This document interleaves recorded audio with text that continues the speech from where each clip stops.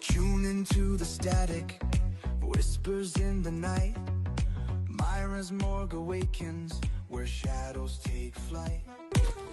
Welcome back, my darling deviant playthings, to Mira's Morgue of Midnight Madness, where the shadows whisper the past refuses to stay buried, and some toys never rest. The morgue creaks open its doors once again, welcoming you into the shadows for another chilling journey into one of the old times radio's most unnerving crime series. Tonight, we unearth a relic from the Black Museum, a gripping program from the golden age of horror, narrated by none other than Orson Welles. Each episode unveils a sinister artifact from Scotland Yard's infamous collection. Objects tied into real crime so disturbing, they earn a place in history. Tonight's tale revolves around an ordinary item, a commonplace object you might have in your home. But in the wrong hands, it could become the key to a crime so shocking it left investigators reeling. With Wells' deep, foreboding voice guiding us through the darkness, the story unfolds piece by piece, leading to an ending as inevitable as it is horrifying. Dim the lights, secure the locks, and listen closely, because once this story begins, you may start to wonder what everyday objects around you have a past you rather not know. This is Orson Welles, speaking from London.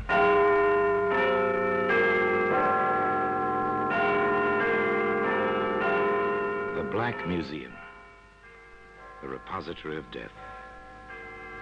Yes, here in the grim stone structure on the Thames, which houses Scotland Yard, is a warehouse of homicide, where everyday objects, a skillet, a screwdriver, a photograph, all are touched by murder.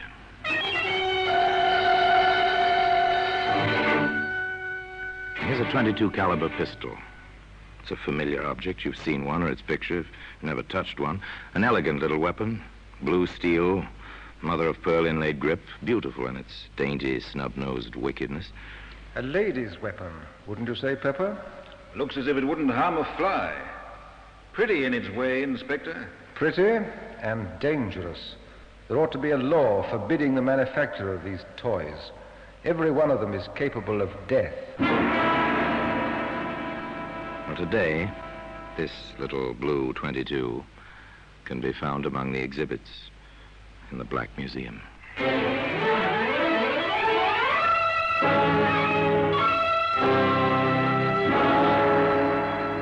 From the annals of the Criminal Investigation Department of the London Police, we bring you the dramatic stories of the crimes recorded by the objects in Scotland Yard's Gallery of Death, the Black Museum. In just a moment, you will hear The Black Museum, starring Orson Welles.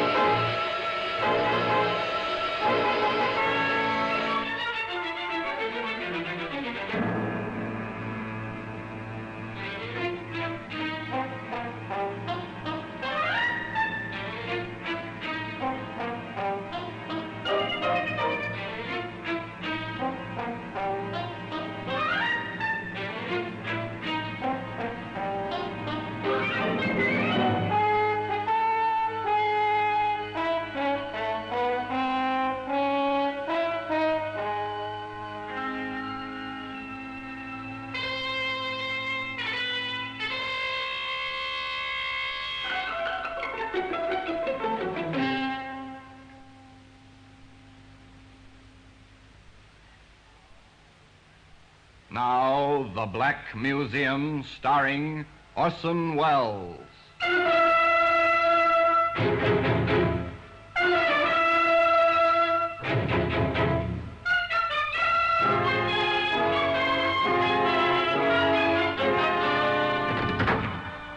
Well, here we are, Black Museum. Scotland Yard's Museum of Murder. It's an impressive place, and the kind of echoing awe which comes from a vaulted ceiling and somber lighting. Weird, fantastic, with a harsh, real fantasy that comes with murder. Here lies death, and so neatly. Each object placarded with a small white card labeled with black lettering, name, place, date, disposition of the case. Here's an odd-looking ashtray, soapstone. It's carved rather nicely with the crouching figure of a woman. Something decorative for your living room, but observe closely now the red-brown stain on the rim. Lift up the tray, hold it by the figure of the woman. Oh, yes, it's comfortable in your hand, and suddenly, this is a weapon. Ah, here we are, the little blue .22. Well, it's silent now. It was silent, too, during Vivian Davis's cocktail party in London's smart, sophisticated West End. In Vivian's quite chic apartment. It was not destined to be silent, though. Not very long. It's a nice place, Vivian's apartment, if you go for ultra-modern glass and metal combinations. Nice people, too. Well, nice looking, anyway. Young men are quite impeccable. The young ladies are lovely, lush, well aware of the well-put-together attractiveness. Oh, yes, these are the chic young people.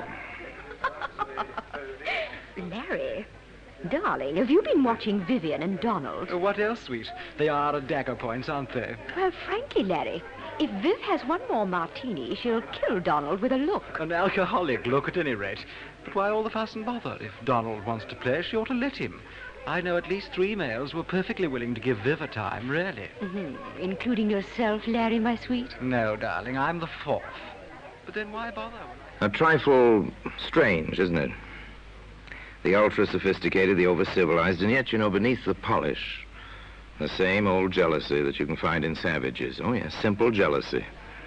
For instance, at this moment, Vivian herself is approaching the chrome and plastic bar where Donald is mixing a drink. Donald, haven't you had enough? You're quite tight, you know. Am I? Really? I asked you, Donald, haven't you had enough? I don't believe I have. Will you have one, dear? I've had enough, let me tell you. This is my party. You might be polite enough to pay some attention to me and a little less to that strawberry blonde. She's quite attractive in a leggy sort of way. Oh, yes, quite elemental beneath the polished surface. An interesting situation. It continues, of course, as long as the party lasts.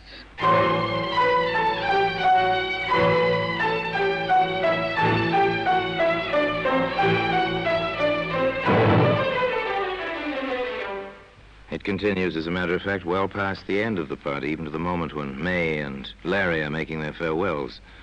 The last of the guests to go. Oh, it was simply marvelous, Viv, darling. Just delightful. I always adore your parties, Viv. The liquor flows like water. Oh, thank you both for coming.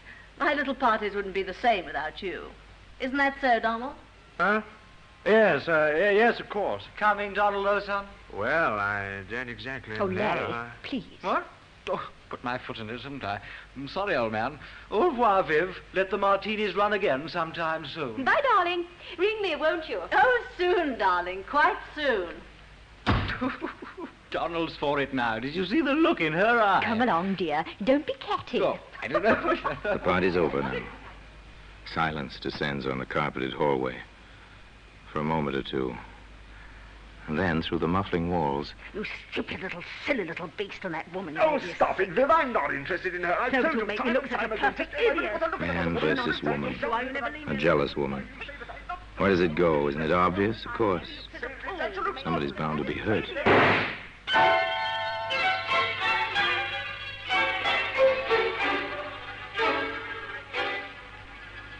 Inspector Summers and Detective Pepper arrive quickly from the yard. This seems to be the weapon, Inspector. A .22. Blue steel, mother-of-pearl grip. A lady's weapon, wouldn't you say, Pepper? Looks as if it wouldn't harm a fly. Pretty in its way, Inspector. Pretty and dangerous. There ought to be a law forbidding the manufacture of these toys. Every one of them is capable of death. Funny. What is? The body, out here, on the landing. Yes. Well, we'll find the reason for that shortly. Not much blood, 22s don't make much of a hole. Stay here, Pepper. I want the pathologist to see the body before it goes to the morgue. You know the procedure. I'll be inside with the prime and only suspect. Yes, sir. I understand.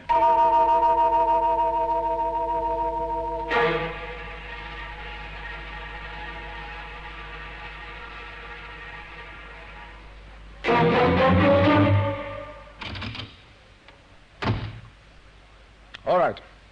Tell me how it happened. Don't you dare to talk to me like that. Take hold of yourself, Miss Davis. I need the answers to a few questions. I'll answer that. Don't you dare. That's my telephone. Yes? No. This is Inspector Summers of Scotland Yard. I see. I'm sorry, Lady Munsey, you can't speak to your daughter just now. Yes, she'll be coming down to the yard. You can come there if you wish. Goodbye. Now will you leave me alone? You know who my mother is. Which do you prefer, to answer my questions here or to come down to the yard? I refuse to answer anything. That won't look well in the report, miss. Oh, get out of here. Get out. Take now. hold of yourself, Miss Davis. I've told you and told you. Donald and I were arguing. I suppose I grabbed the gun from under the pillow where I keep it. He tried to take it away from me. And next I knew there was a shot and he was mumbling something about a doctor. And then he was dead. Oh, now leave me alone. Leave me alone. Inspector Summers felt that further questioning was indicated. The location he chose was his own office at the yard. Where did you get the gun, Miss Davis? My husband gave it to me several years ago. Are you married? I was. I'm divorced. Inspector Summers thought of many questions. Where did you struggle over the gun? In the bedroom. I see. Why do you use linoleum for a floor covering in the bedroom? Oh, because it's easy to keep clean and because it's chic and because... Oh, what has that to do with Donald? I'm asking the questions, Miss Davis. Oh, yes, there were many, many questions. How long have you lived at that address? How long did you know Donald Martin?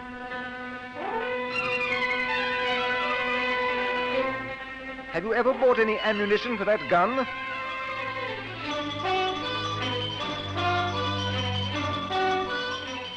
What were you quarreling about? It went on and on. And finally... Very well, Miss Davis. We shan't hold you. But don't leave London. And your mother is waiting for you. You better go home with her. We're sealing your apartment.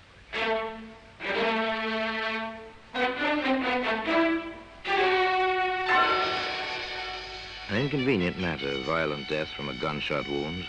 Apartments are sealed, people investigate. One's whole life is turned inside out. And then there are the experts. The scientific facts contradict some of Miss Davis's statements, Inspector. They do? For instance? There's no evidence of any scorching of the clothing round the bullet hole. From that fact and the spread of the smoke stain, I deduce that the gun was held from 3 to 6 inches from Martin's chest. As the blood ran down the chest, he must have been standing at the time.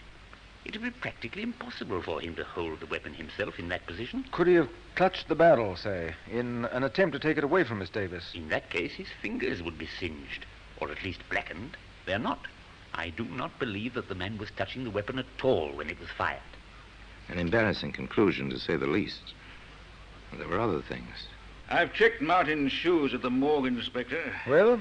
If they struggled in that bedroom, on that polished linoleum floor, his shoes would have had to scratch the floor. They're leather-soled, and they have metal taps on the tips. Very good. Another discrepancy. Now, Pepper, I think we'd better have a bit of a talk with the neighbors. Are you certain of that, Mrs. Merritt? I am positive. It's not the first time they yelled at each other, those two, and the walls are thin. Do you have it down, Pepper? Yes, sir. They had a quarrel about 2 weeks ago. He left. She leaned out of the window, only half-dressed, and shouted at him, "Laugh, baby, laugh for the last time." And then she fired a gun at him. Thank you. Now then, Mrs. Merritt, before the shot last night, did you catch any of the words they said? His? Oh, no, sir. But, well, her bedroom is next to mine, and I heard her say, as clear as day, and at the top of her lungs, "I will kill you." Thank you, Mrs. Merritt. Anything else? No, sir. Very well. Let's go, Pepper. All right, Pepper. I think we have the makings of a case. Pick her up. We'll book her for willful murder. And today, the little blue 22, which was to play such an important part in the case, can be seen among the other exhibits in the Black Museum. In just a moment, we will continue with The Black Museum, starring Orson Welles.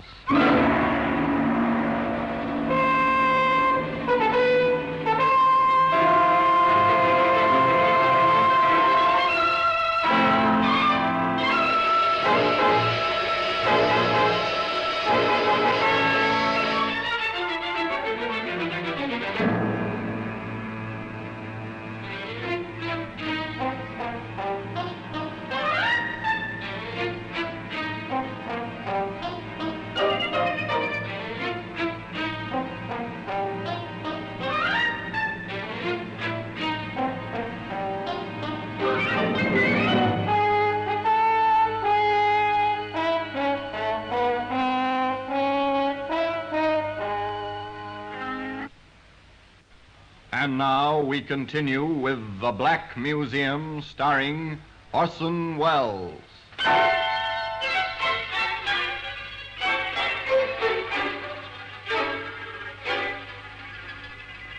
As the inspector said, they felt they had a case. The evidence was piling up. Vivian Davis was arrested. Her defense counsel was a distinguished member of the bar, and the prosecutor assigned was no less brilliant. But some of the conversation about the case was, well, a lot less brilliant. Why, if Larry and I had stayed, we might have seen the whole thing. And darling, those letters. Imagine leaving letters like that lying in your bureau drawer, where anyone might find them. And do you suppose the prosecution will use them for evidence? This is one trial I simply shall not miss. Let me say here and now, if May owns a gun, I'm walking out, and at once. But Viv always was unstable, you know. That's the kind who'll pull a gun on you when you least expect it. Not for me, old man. Not for me. I always said she was no better than you'd think. Wild parties at all hours, firing guns around, drinking. Oh, I dare say the woman wasn't happy. But then who is? Now I ask you, who is? Poor Viv. I understand the food in prison is all starches. Seen the headlines? This is a juicy one, what? I'm to be a witness? You don't say. Really now? You don't say. They tried the case in public gossip long before it came to proper trial. And when the proper trial began, the courtroom was crowded naturally with bright young women and polished young men, the familiars of the defendant. This, however, failed to ruffle the solemnity of a British court. I shall permit no demonstrations. At the least lapse from proper decorum, I shall have the courtroom cleared. And that settled that. The trial proceeded. Vivian Davis, in simple black, sat in the dock between the two wardresses assigned to guard her. On the witness stand, the pathologist repeated his evidence and his conclusions with the prosecution. There was no cross-examination. With Inspector Summers, it was another matter. Inspector, you heard the prison doctor testify that when Miss Davis was admitted to the prison after her arrest, he found bruises on her arms and on one thigh. Yes, sir. And that such bruises might have been sustained in a struggle. Yes, sir. Very well. Now then, in your experience, have you found that when one person handles a gun, that person's fingerprints are usually found on the weapon? That has been my experience. However, if two parties struggled for possession of a certain weapon, would there be fingerprints? In most cases, no, sir. They tend to smudge or eliminate each other's prints.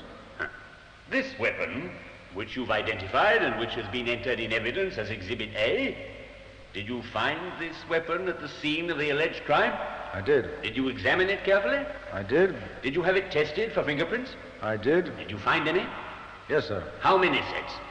Only one set of prints were on that gun. Whose were they, Inspector? Now tell the jury, please, whose fingerprints were on that gun? Only my own.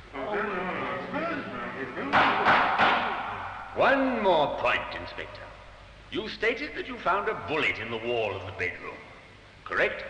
Yes, sir. Have you any reason to believe this bullet was fired on the night of the alleged crime? It could have been fired at any time, I suppose. Thank you, Inspector. That's all.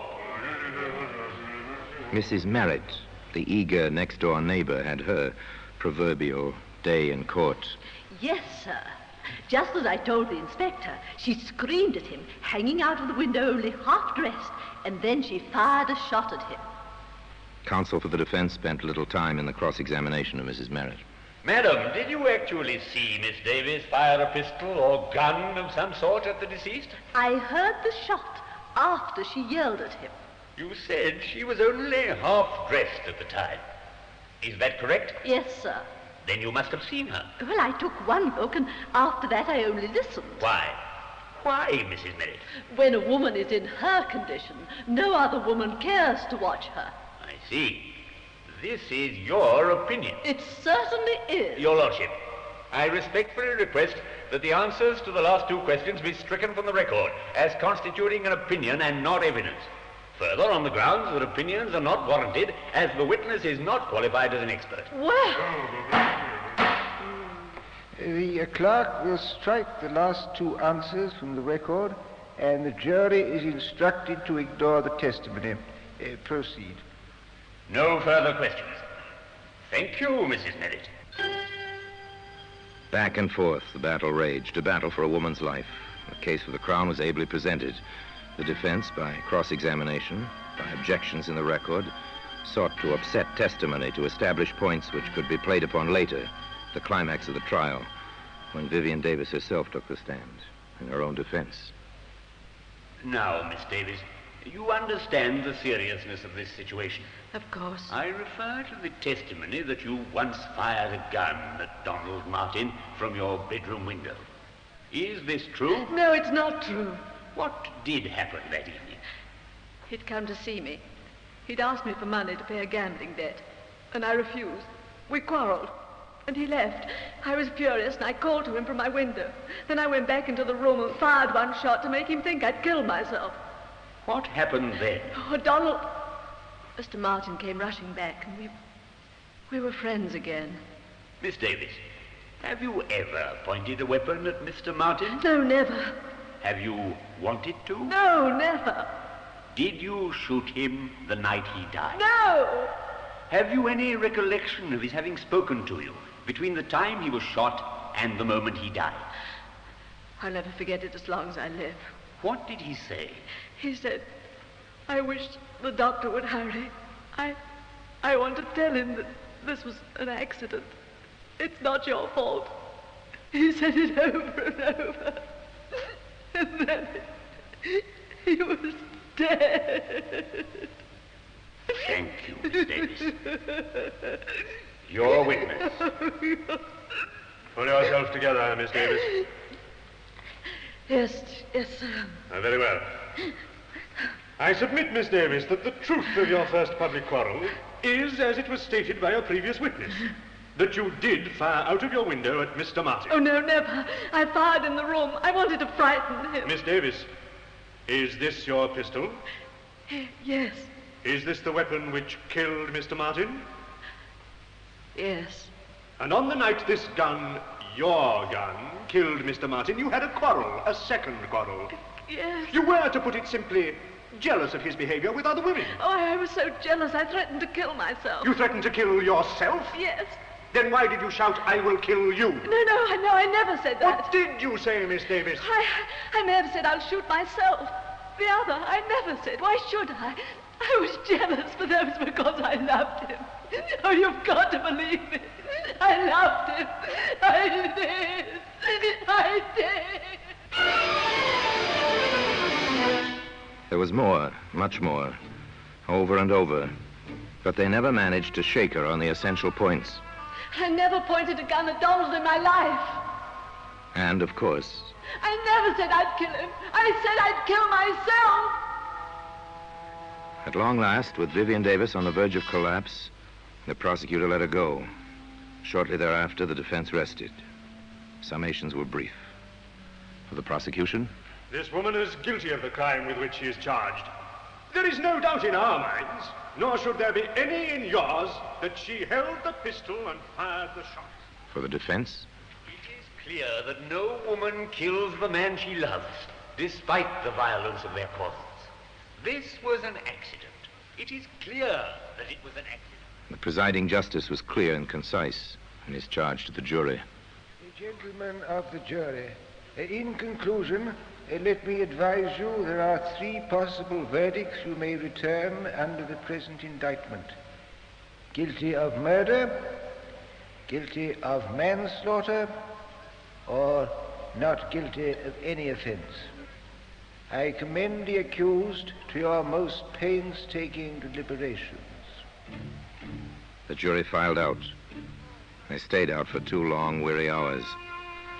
There was chatter in the courtroom. There always is. But even the gossip was subdued. Everybody waited. Waited. It seems perfectly incredible.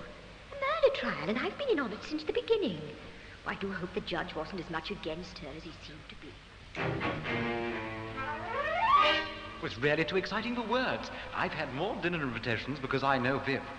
Oh, well, after all, the poor girl might be hanged, you know. Oh, grisly thought.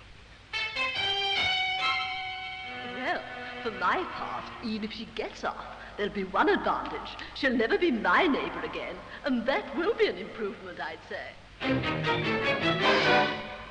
And at long last, the waiting was over. The prisoner arose in the dock, at the judge's request. The foreman of the jury faced the prisoner in the court. The age-old formula was intoned by the clerk. Members of the jury, have you agreed upon a verdict? We have. Do you find the prisoner guilty or not guilty of murder? Not guilty. Do you find the prisoner guilty or not guilty of manslaughter? Not guilty. Yet, despite that verdict, the little blue 22 can be seen today among the exhibits in the Black Museum.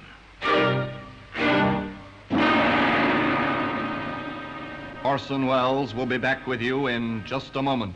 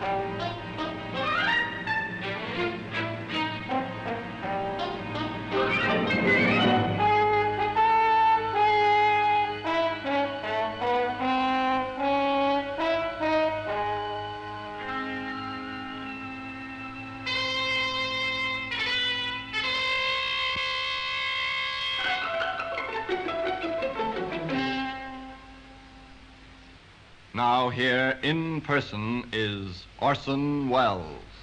Yes, they let Vivian Davis go free. In many minds, the question was, and still is, did Vivian Davis get away with murder? Frankly, I don't believe anyone gets away with murder. Murder stays with a killer, twisting mind and heart and soul, even in the unsuspected and therefore unsolved cases. Where Vivian Davis was concerned, perhaps the real crime was insecurity and the kind of violent jealousy that grows from fear. I don't know. That's for the psychologists, not for you and I to decide. Meanwhile, the little blue 22 remains in its customary place in Scotland Yard, in the Black Museum. And now, until we meet again next time, in the same place, and I tell you another story about the Black Museum, I remain, as always, obediently yours.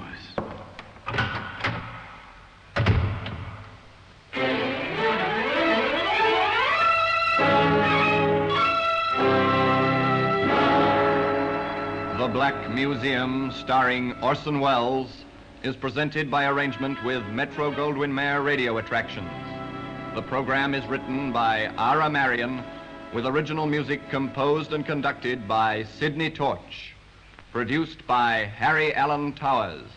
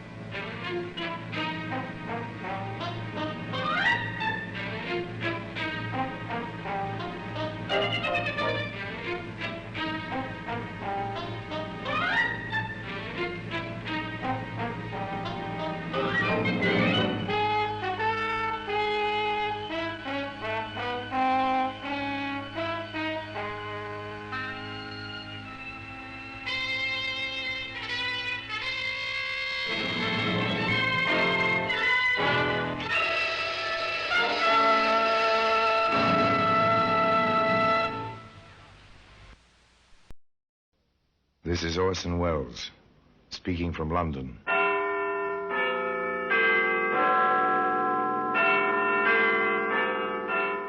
The Black Museum, a repository of death. Yes, here in the grim stone structure on the Thames which houses Scotland Yard is a warehouse of homicide, where everyday objects, a kitchen knife, a roller skate, a violin string, all are touched by murder.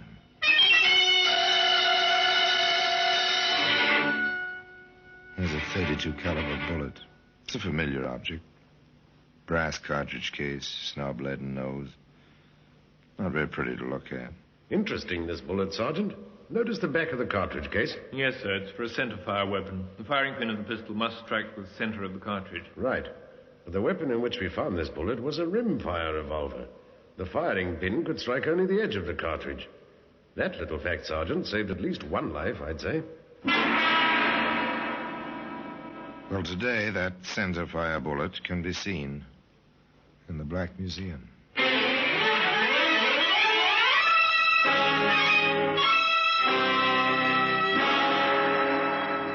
From the annals of the Criminal Investigation Department of the London Police, we bring you the dramatic stories of the crimes recorded by the objects in Scotland Yard's Gallery of Death, the Black Museum.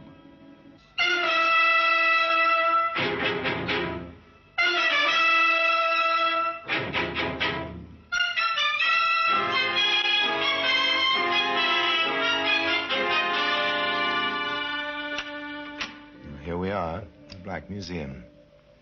Scotland Yard's museum. A museum of murder. Here lies death. So orderly, so well kept. Row and row. A macabre record of the violence of many generations. Each object in its place, each marked, tagged, carded with name and place and date. Each object in this room enjoyed in its life one supreme moment when the eyes of the world were upon it. And it played its silent part in a case of murder.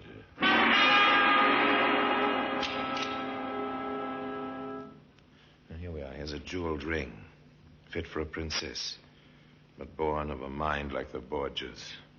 Press the jewel, so, and a tiny point licks out, a fang, dripping death. Shake hands with your enemy. Shortly thereafter, he dies. A bathtub. Yes, a bathtub. White, smooth, shining in the dimness. Once a man floated face down in this tub. He slipped, or he had been pushed. Was the mark on his skull caused by striking his head as he slipped, or by a blunt weapon? In any case, he drowned. I see. The .32 caliber bullet. Even here, lying so quietly, so somberly, it's ugly. This object was made for killing. As a matter of fact, it never did kill. That's the story. It began on a London street. A dark sedan drove slowly into the stream of traffic.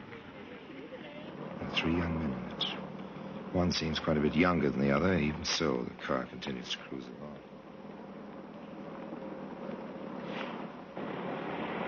You got everything straight, Rod? Sure. Do you think I'm a goon? We just want to be sure, kid. That's all. Now, what did we tell you? I'll stay in the car till you wigwag it's all clear. Then I'll go in with you. Hey, there's a chance to park the old bus. Kinky. Watch the fenders now.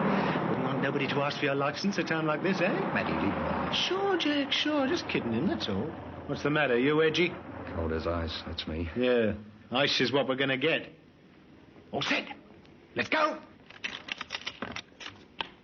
Two young men leave an automobile, stroll up the street, hands in pockets, cigarettes dangling loosely from their mouths. They walk past a busy jewelry store. Pretty crowded. Maybe we ought to wait. Could be. No use taking chances. They stroll a few steps farther on. They turn, start back, quite casually. Hey, what's the kid doing? Oh, the guy's going into the store. Come on. A goon must have thought we made the signal. Got your gun? What else? Slow down now. Here we go. Rod, what's the idea? You wigwag, didn't you? Never mind. Let's do it. Right. All right, everybody. This is a hold-up. Over against that wall. Everybody. These guns are loaded. No! You don't take my stuff! No! Shut up, you. Quiet! Anybody talks, I'll give it to him. Rod, grab the junk on the counters. You there. Stand still. He's got the button. Rod's the car. Start the engine. Maddie, scream. Stop them! Please! Stay in that store! Maddie, Jack, the truck. It's double parked. We can't get the car out. We're stuck behind that truck. Run for it, kid. That way. I can't get the car out. I can't. Come on, Jack. Keep moving. Stop, you. Stop. You're the thieves. Stop. Get out of my way, you. I've got you. Please. Now it's in the fire. Run, Maddie.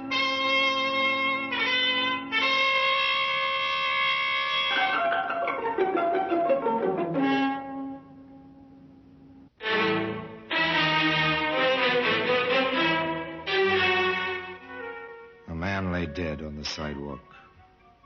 The crowd milled around him. The black sedan stayed in its place.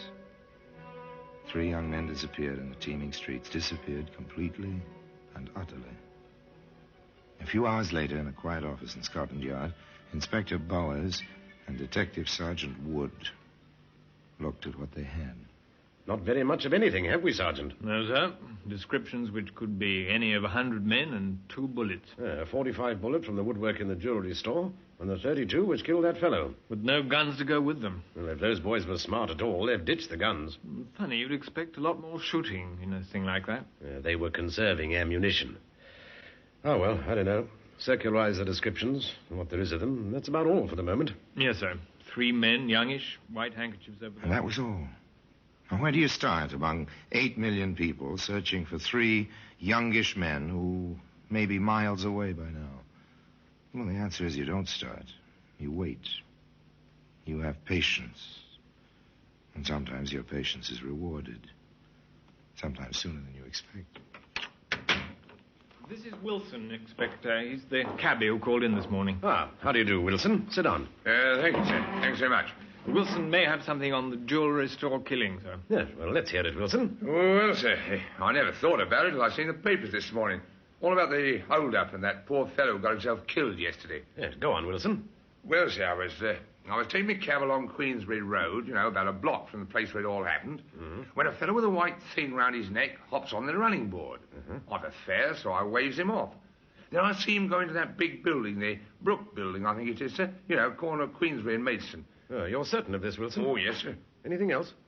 I'm not so sure of this, Inspector, but I think I saw another fellow run in the building after the one what jumped onto my cab. Oh, very good, Wilson. Well, you may have been quite helpful. Thank you very much. Thanks. Get your hat, Sergeant. We're going exploring. The reward of patience. And sooner than expected, but only a bare and vague beginning. This kind of investigation takes long hours and hard work. And endless questions. Up and down the hallways of the large office building, in and out of business offices. Did you notice any commotion in the hall yesterday around 3 o'clock? Did a man with a white scarf around his neck take your elevator around 3 o'clock yesterday? Did you hear any running or anything like that around 3 o'clock yesterday? On and on, upstairs, downstairs, nothing. No one noticed anything, nothing irregular, no commotion. What was that? Did the porter notice anything? Two fellows. One of them had a raincoat, I think. Both of them had white rags round their collars, sort of. Oh, you're sure of this? Oh, yes, sir. They seemed in a hurry, sort of. Where did they go? Which office, you mean? That's right. Well, I wouldn't know, sir. They went up the stairs just as I was putting some empty waste cans on the service lift. Oh, did you see the men again? Well, now you mention it, yes, sir, I did. Where? On the 3rd floor it was. I was taking my mop to the hall. One of them was sort of half sitting on the stair rail. The other fellow was looking out of the hall window that opens onto Queensbury, sir. They didn't have the white rags, sir, but they were the same fellows. Uh-huh. Anything else? No, sir, not that I remember. Old Pop Saunders might know something, Inspector. Oh, who's this Saunders? Oh, he drives a van, sir. Been making deliveries to this place every afternoon for years. Ah, thank you. Right, well, let's go, Sergeant. Maybe Mr. Saunders does know something. We have your address. They reached the street outside, just as a large, rather decrepit truck, driven by an equally decrepit elderly man, pulled up to the curbstone.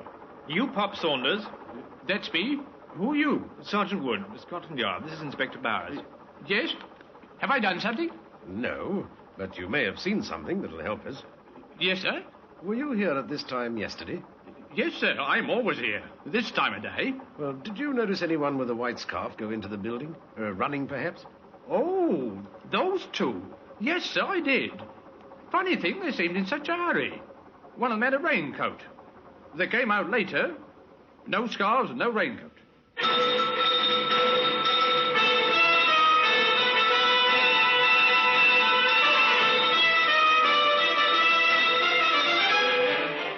Now the search is on for a raincoat. Scarves or handkerchiefs can go into pockets, not raincoats. The Brook building swarms with police. Every nook and cranny is inspected. In the cellar, in a dark corner. This must be it, Inspector. Every other raincoat in the building's accounted for. Not a mark on it. Nothing. Yeah, try ripping the lining, Sergeant. Nothing, sir, except the manufacturer's stock tag under the armpit. Not much, but a little at any rate. Check the manufacturer. From there to the jobber who bought the lot on which that coat was packed. From the jobber to the retailer. It's times like this I thank heaven for rationing. At least they have to keep a record of the clothing coupons and the names of everyone who buys anything. A thin, tenuous trail and a mountain of sales slips to go through. But nothing strikes a chord of memory. And then the sergeant thinks of something. Inspector, when they make out these records, don't they write the last names first? Yeah, you're right. They do. Oh, well, back over it again. Here, how about this, Sergeant? Mac Stanley. The other way, Stanley Mac. Remember that name, Sergeant? Stanley Mac. Not a usual name. Yes, sir, I do. Didn't he testify at a trial about 2 years ago? He did. The trial of Jack Georgeston. He was sent away for armed robbery. First offense. Light sentence. Pal Georgeston ought to be out by now. All right, let's get his dossier over here, Sergeant, and then invite him in for a talk. It may be interesting, if nothing else. Well, today, that center fire bullet can be seen in the Black Museum.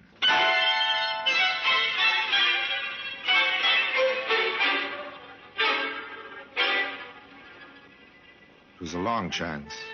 One man buys a raincoat. This man happens to be a witness at another man's trial. The defendant is sent to prison for armed robbery under circumstances similar to the case under investigation. The inspector in charge sends for the convicted man's dossier and finds. Well, so Jack Georgeston was released from prison 6 days before the Queensbury killing. Well, let's have the young man into the yard, shall we, Sergeant? You'll be able to find him easily enough, I think. If not, we can suspect flight because of guilt, can't we? Send a pickup order out for him. Jack Georgeston was found. Found quite easily in London. Look, you haven't that thing on me, Inspector, and you know it. Maybe, maybe not. Sergeant, show Mr. Georgeston the garment. Here it is, Georgeston. Do you recognize it? There's a million raincoats like that. Yes, but not bought by Stanley Mac. That coat. You know it? Yeah. Yeah, I didn't have nothing against the rain last week when I got out. So Stan gave me the coat. Oh, where did you lose it? I didn't lose it. I never lost nothing. Except a little time recently. Yeah, we know about that. I figured you did. Keep a civil tongue in your head, Georgeston, understand? Okay. Okay, I said. Right, now, since you didn't lose this raincoat, how is it that we found it? I loaned it to a fella. How should I know what he did with it? Oh, who had it? I don't remember. No. You receive a raincoat as a gift against the rain. Within a matter of days, you loan it to someone, but you don't remember to whom. That's right. I don't remember. You try him, Sergeant. Yes, sir. Speak up, man. Who had that coat? I don't remember. Well, maybe I can refresh your memory. The coat's hooked up with a murder. Now, who had it? I don't remember. I don't remember. That was Take the it or leave refrain. it, I don't remember. Nor could they make him remember. Finally, they let him go. There was nothing to hold him on. But Inspector Bowers said... I want a tail on him, Sergeant. 24 hours a day. We'll pick up his friends one by one and see where he leads us. One of those friends was a boy named Rodney Hamilton. Let me alone. I never did nothing. How old are you, Hamilton? 17, and you got no right. Well, we happen to know that you've been away to a reform school, Hamilton. You were caught snatching ladies' purses 2 years ago. So what? I did me time. You don't keep very good company, son. Georgeston has been out of prison about a week. Well, we like each other. I'll pick my own friends. Where were you day before yesterday, about 2:30 in the afternoon? Home, in bed. Ah, sleeping late, huh? Well, I was sick. Had a fever. We can check that, you know. Go ahead, check it. I was at home in bed. All afternoon, all morning, and all night. I was sick. Yes, we know. You said that before. Now, look here. But it didn't do any good. The boy was obviously afraid. But whether of the police or of the men he knew, it was impossible to tell. Still, the patience of Scotland Yard was rewarded once again.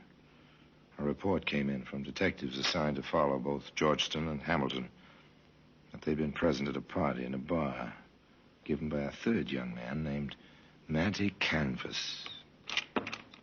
Dossier on canvas, Inspector. Ah, thank you. Oh, nice lad. Stole a car when he was 11. Convicted, assault with intent to rob. Convicted, jewel robbery. Convicted, armed robbery and assault. Nice little trio, our three friends, aren't they, Sergeant? Not exactly. Do you want canvas brought in, sir? Yes, do that. Oh, and, Sergeant, bring the other two along, but keep them separated. Don't let any one of them know that we have the other two.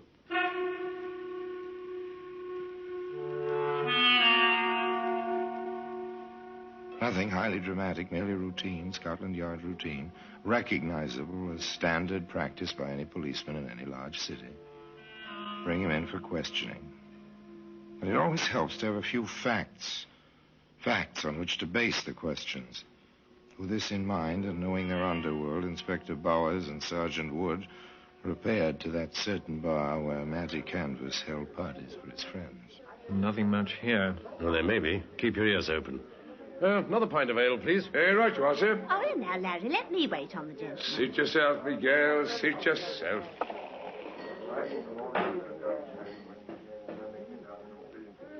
Oh, well, down the hatch. Right.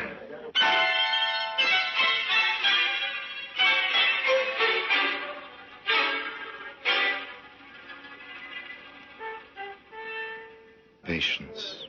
Frequent the bar. Wait. Keep your ears open. Don't talk. Just wait.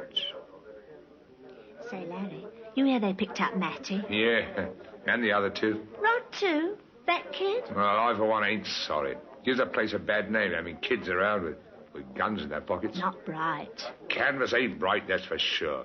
Lets himself get bunked out of 5,000 quid's worth of stuff.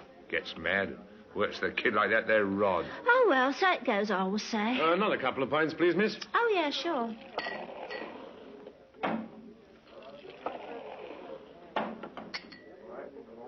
There you are. Do you know a lad named Canvas? Me? I don't know nobody. How about a kid named Hamilton? You think I'll keep track of everybody comes in here? Yeah, that would be difficult. I thought I heard you mention Mr. Canvas by name. So did my friend here. Then you thought wrong. We don't encourage conversation with the elder. No, I don't suppose you do. Care to have a drink on us? I'm not certain that I drinks with cops, mister.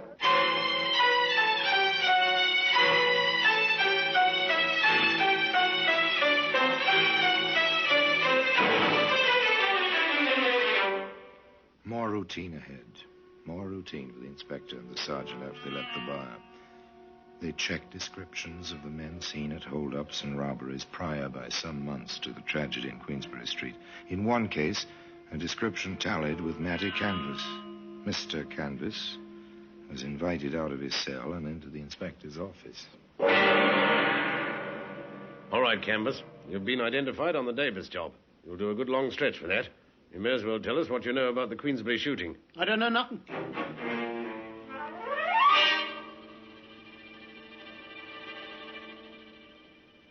Turn King's evidence, Canvas, and you'll get off easily.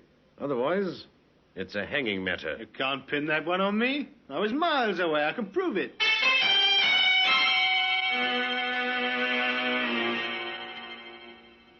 Well, suppose I told you the kid's been talking his head off. Rod? Talk? Not in your life. He's too scared somebody will cut his liver out. Oh, all right, Canvas, if that's the way you want it. Take him back, Sergeant. We'll give him plenty of time to think. No luck with Georgetown either. But the kid, there was a chance he'd break. Just a chance. The inspector took it. Look, boy, your pals are saying that you held a gun that killed the fellow in the Queensbury holdup. I never had a gun. Maybe they're framing you, lad. After all, you're pretty young, 17. You won't hang. They will. So naturally, they say it was you. I didn't. I never touched the gun. Canvas says you did, that you had the .32 all the time. I never did. They can't say it. They can't. But they do. Both of them told me. Looks to us like they got together to put the job on you. Well, why shouldn't they? They might have to die. There were only 2 guns. They had them. You've got to believe that. You've got to. We don't have to believe anything except evidence. If you had the guns, if I told you where they were, I said it. I didn't mean to talk. I did. Keep talking, lad. It's the only way to save your neck. My neck? If you held that gun and pulled that trigger... All right, we threw the guns away, both of them. The 45 Matty had and the 32 Jack had. We threw them in the river from the quay at the Lancashire Wharf. If you can find them, you'll see. Maybe there'll be fingerprints. You've got to find them guns. You've got to.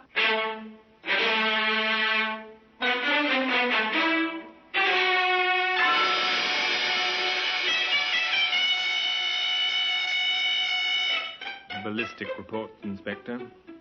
The 45 fired the bullet we found in the woodwork. The 32 killed the man in the street. And it's funny, half the cartridges in the 32 were rimfire. The other half was centerfire. Those didn't go off. If they had, chances are there'd have been a lot more murder. And today, if you're interested, you can find that centerfire bullet in a place of honor in the Black Museum.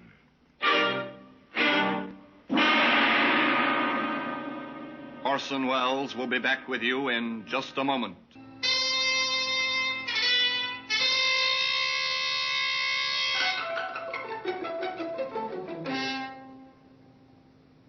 It's an accepted fact in police work that 80% of the occupants of our prison either were taught there or talked themselves there. In this case, it was patient police routine plus the talking of young Rod Hamilton, which put Rod behind bars for the rest of his life and brought Georgetown and Canvas to the 13 steps and the rope one morning at 8 o'clock. There's a postscript to this story. The use of a gun by an English criminal is rare. Nor in England do the police go armed in their normal course of duty. The Hamilton case was one of the more obvious symptoms of a post-war disease of violence. The death of Georgetown and Canvas was not without its effect on this disease. For days, weeks, and even months after their execution, pistols, guns, knives, many of them perhaps innocent wartime souvenirs, others of more dubious origin, were found by the police on rubbish heaps, disused gardens, on the mudbanks of the River Thames. The criminal world of London had come to terms with their traditional enemies at Scotland Yard. And perhaps, after all, the innocent man had not died in vain. The bullet that killed him, the centerfire bullet, remains in its customary place in the Black Museum.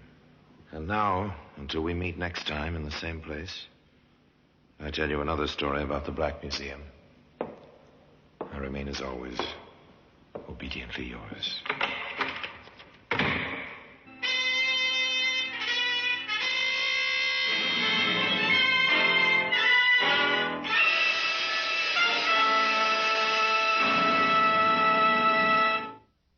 This is Orson Welles, speaking from London.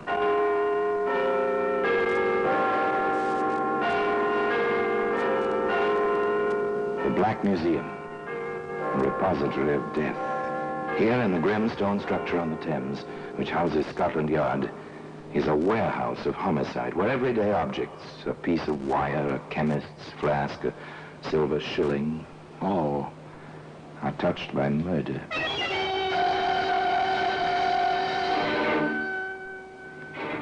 Here's a bathtub. It's a familiar object. This is an old-fashioned one, a ball and claw-footed bathtub without plumbing connections. It's the kind our fathers and mothers knew about. Into this they poured the Saturday night water by hand. Some liked it cool. Others liked it hot. There we are, dear. Is that hot enough? If you think so, darling. Oh, you're the sweetest. I wonder how I had the luck to marry you. Part of my job, dear, taking care of you. And one day soon, we shall have a tub with taps. One of the new ones. You'll see. Well, today, the bathtub can be found in the Black Museum.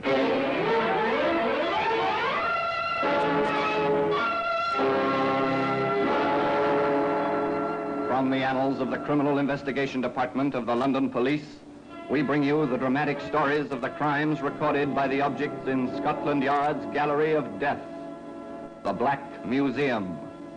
In just a moment, you will hear The Black Museum, starring Orson Welles.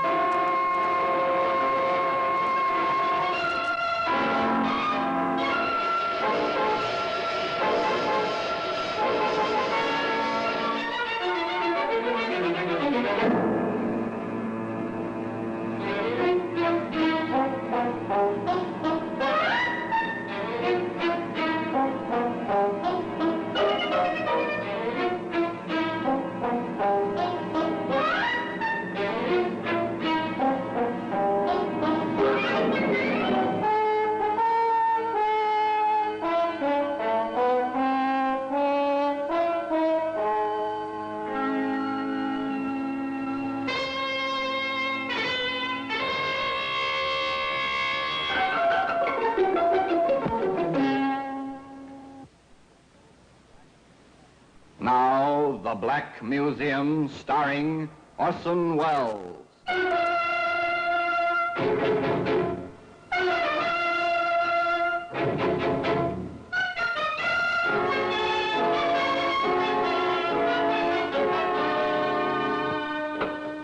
Here we are. Here we are in the Black Museum, Scotland Yard's mausoleum of murder. Here lies death. Like the ordered rows of markers in a military cemetery, the white cards of the black printing line the silent shelves, the cabinets, the crowded floor, each card identifying a means to murder. A lovely wine glass here, beautiful ringing crystal. Yet in that sound was terror. In this glass was poison and horrible writhing death. Now here we are, here's the bathtub. So innocent, even comical. Basis for 1,000 jokes, foundation for laughter, circa 1910.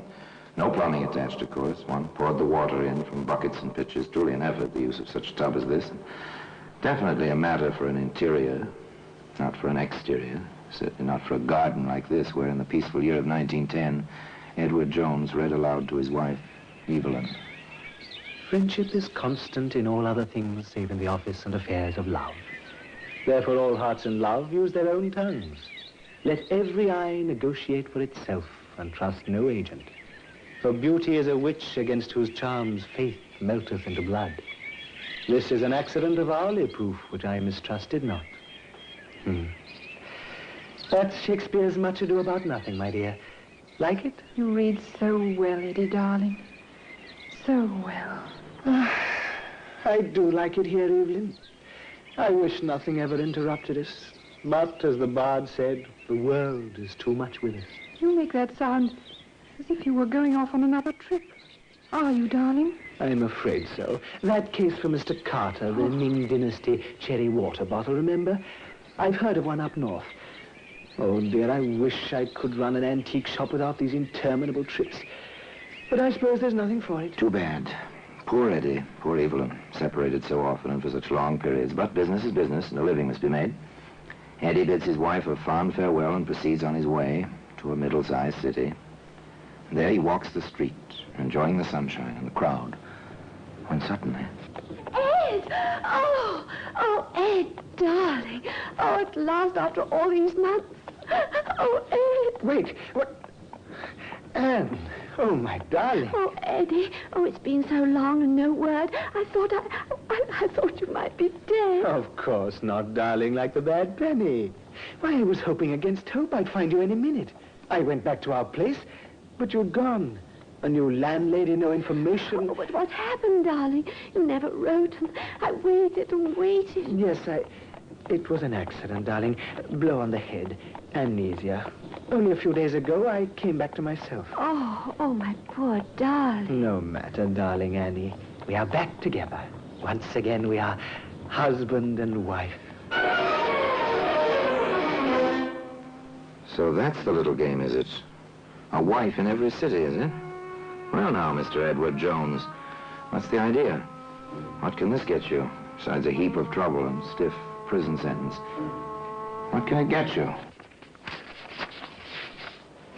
There we are, Anne, my dear. I've signed mine. Now you sign yours. You see? Ladies are first, except in getting off trolley cars or signing wills. Oh, Eddie, you are sweet. There we are.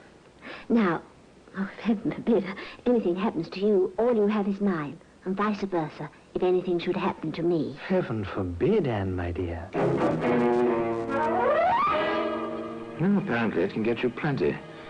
If your wife has plenty, and Anne was, well, decently off with an easy income from her father's estate, although she was not allowed to touch the principal. However, there was a proviso concerning her husband's rights, if and when. I'm horribly upset about it, Doctor. Here she is, apparently in perfect health. She has an awful fit, and all she remembers about it is a slight headache.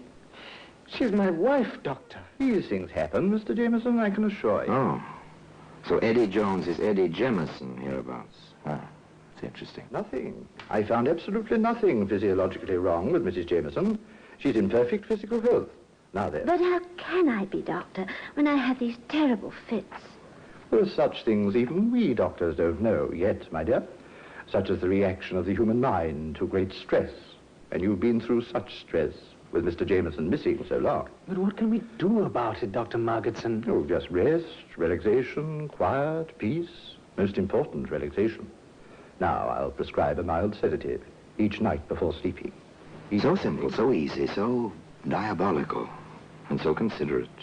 No, Anne, darling, you mustn't even fetch your own bathwater.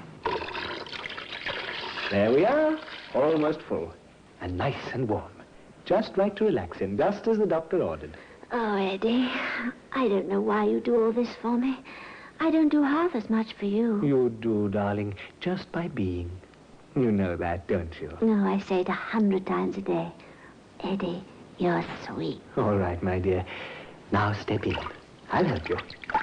Take care. The water may be hot, and the tub may be slippery. There we are, dear.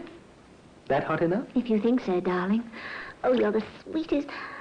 Oh, I wonder how I had the luck to marry you. Part of my job, dear, taking care of you.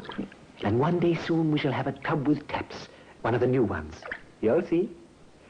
Ready to sit down, darling? Mm-hmm.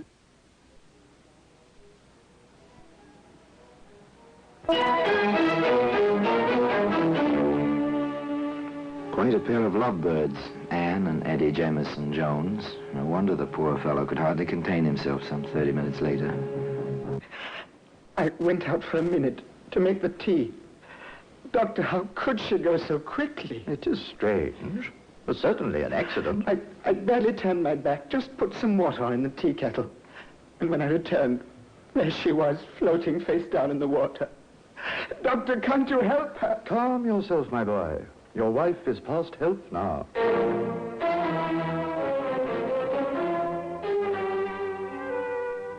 Such tragedy, such tears, and a will by which Eddie came into something over 800 pounds. In 1910, that was a fair amount of money. Enough for a man to live on with his wife for quite some time. while he read Shakespeare aloud in a quiet garden. Shall I compare thee to a summer's day? Thou art more lovely and more temperate.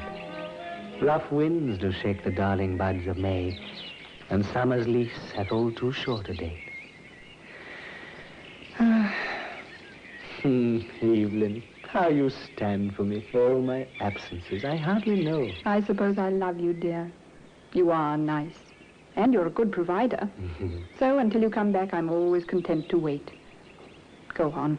Read some more, darling. Yes. Yes, of course. Nor shall death brag thou wanderest in his shade, when in eternal lines to time thou growest. So long as men can breathe or eyes can see, so long live. Nor shall death brag, the young man read aloud, but where were his thoughts? On his next trip? On the story he would invent? And which story? To which woman? His ever-faithful Evelyn, or young Libby, whom he took to wife some 2 months later? So this is the bride, Mr. Jameson. This is Mrs. Jameson. Isn't she lovely? Oh, Eddie, stop it. We're only married a few hours, and you're embarrassing me already. My deepest apologies, darling. Are our quarters ready? Oh, they certainly are. I'll have my boy help you with the bags. It's not every night we have a bride and groom in this house, you know. No, not every night. This promised to be eventful indeed, particularly if you knew Eddie Jameson Jones. Oh, Mrs. Grundy. Yes, Mr. Jameson? I hate to bother you, but could we have enough hot water for a warm bath? My wife hasn't been well. Some kind of spell, almost a fit. Took her to a doctor yesterday. Oh, dear. And so young she is. Nothing serious. Just needs relaxation. That's what the doctor said. She insisted on going through with the wedding, even though I thought it might be better to postpone it. So a good warm bath. Nothing quite so relaxing, is there? I'll set the fire going right away. You shall have all... Oh, yes. Aria da capo. Repeat the theme, this time with a variation. And the variation was a bag of tomatoes.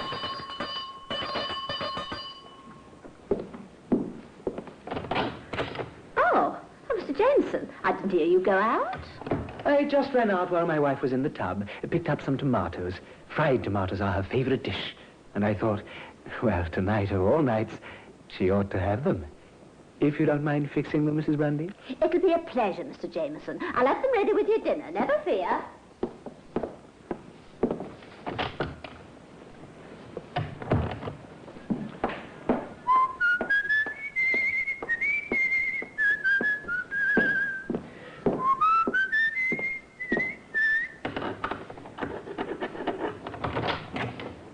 It's me, Libby, darling. I'm back. Libby! Libby, are you there?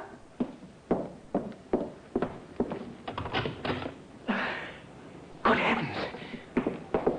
Mrs. Grundy, help! My wife! My wife is floating face down in the tub! She's dead! My wife is dead! And today, you can see that same bathtub in the Black Museum.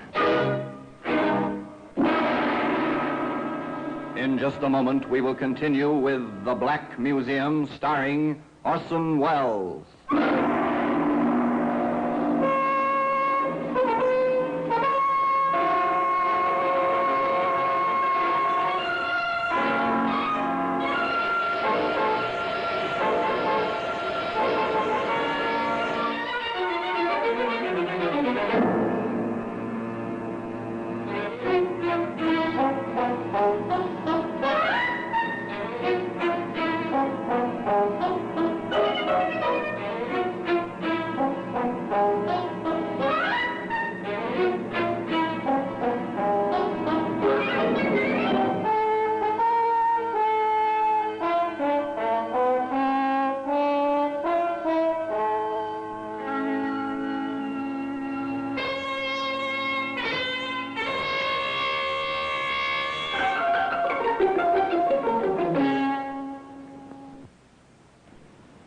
And now we continue with The Black Museum, starring Orson Welles.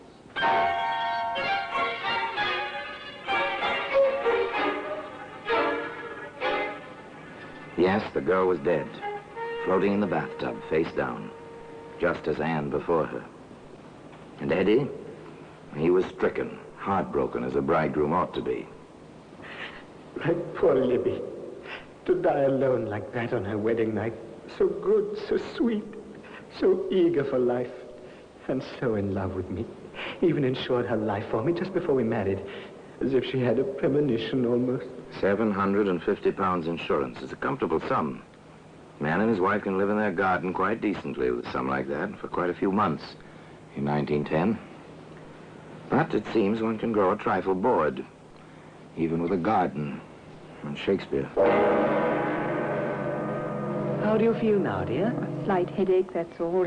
It'll go away. Evelyn, you've got to go back to the doctor or find a new doctor. A slight headache, that's how your fit started yesterday. No, he's not trying the same thing again. But he seems to be. Of course, he's had two quite successfully accidental deaths in his life so far.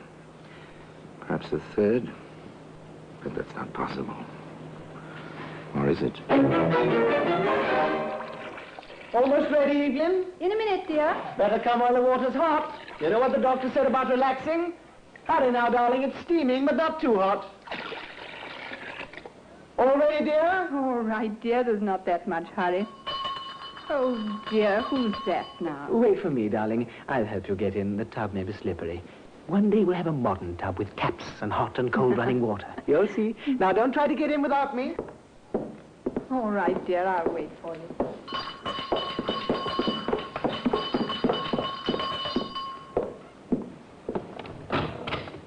Yes? Are you Edward Jones? I am. We're police officers from Scotland Yard. We have a warrant for your arrest. The charge is murder. I must warn you that anything you say may be taken down in writing and used in evidence.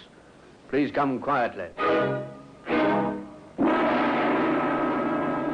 No, Evelyn Jones never took that bath. She never had another fit, either. Though she sat in the courtroom for the entire trial.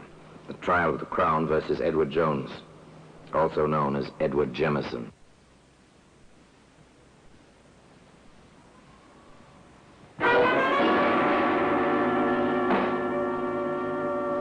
May it please your lordship, gentlemen of the jury, this is a peculiar case.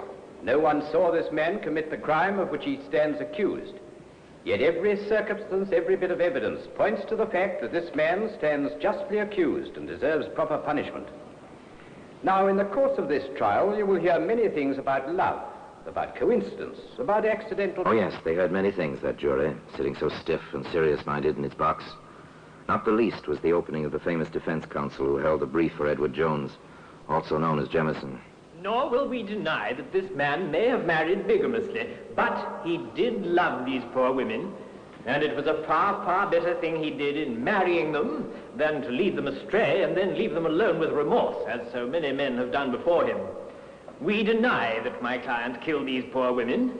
We claim only that he was the victim of a set of circumstances and the interference of a busybody. Yes, a male busybody. A male busybody? Well, perhaps. But how could a policeman, in the proper course of his duty, fail to check on so obvious a coincidence?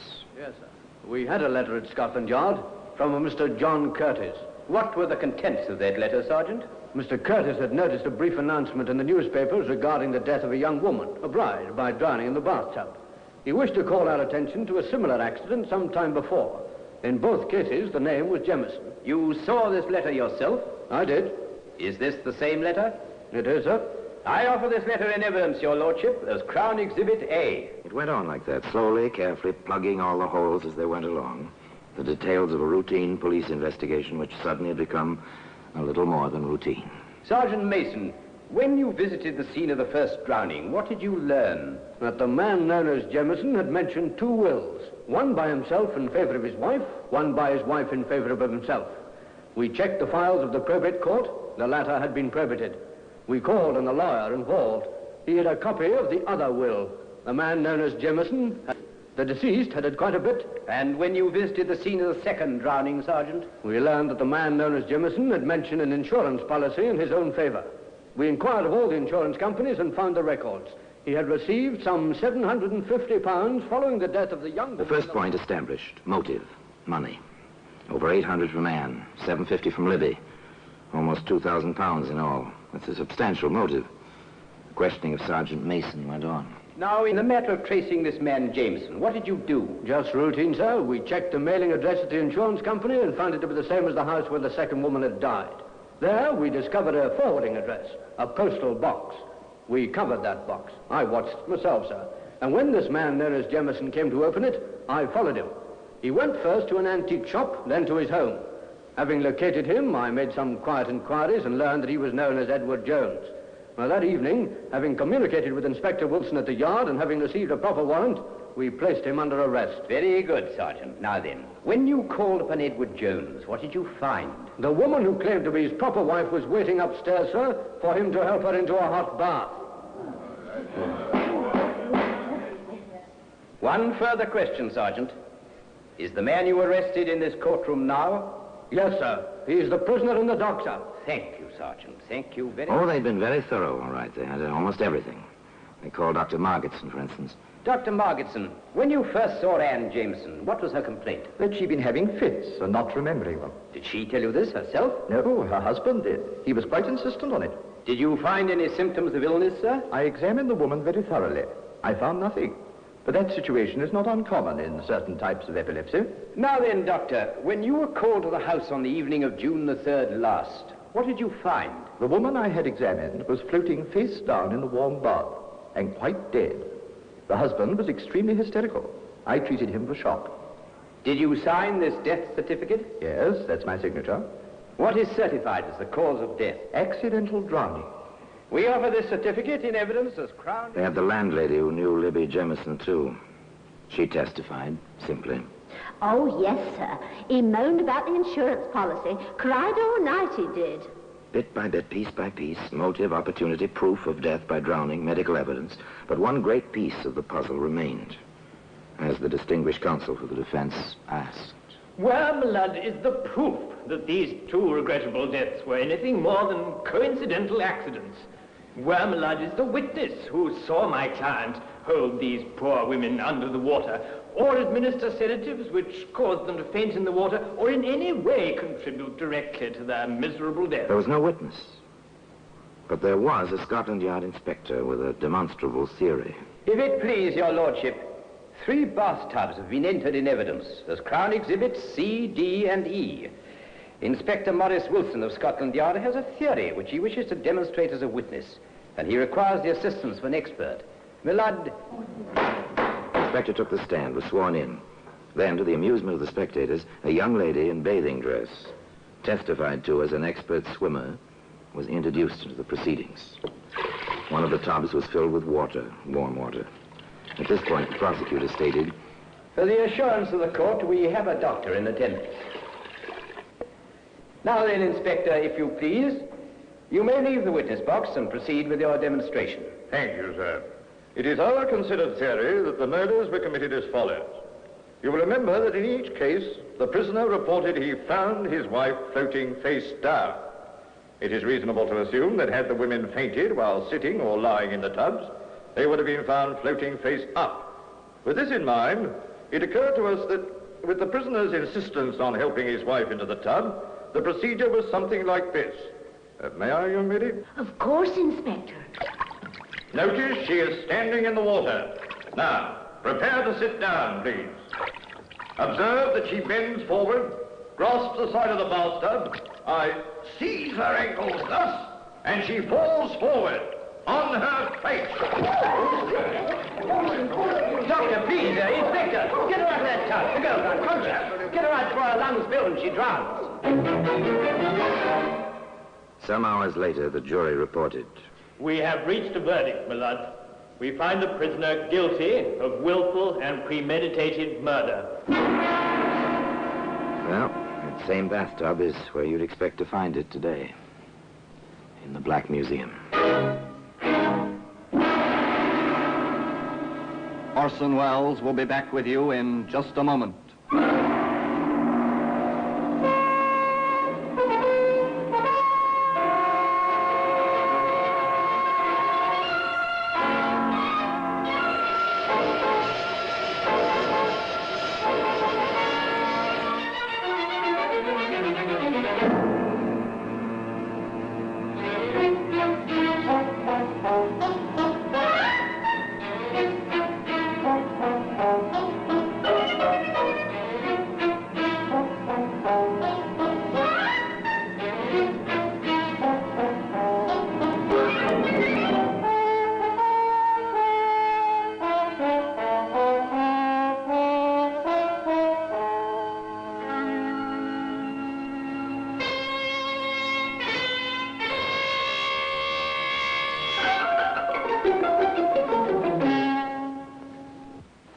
Now here in person is Orson Welles. Eddie Jones, in spite of his common name, was an uncommon man.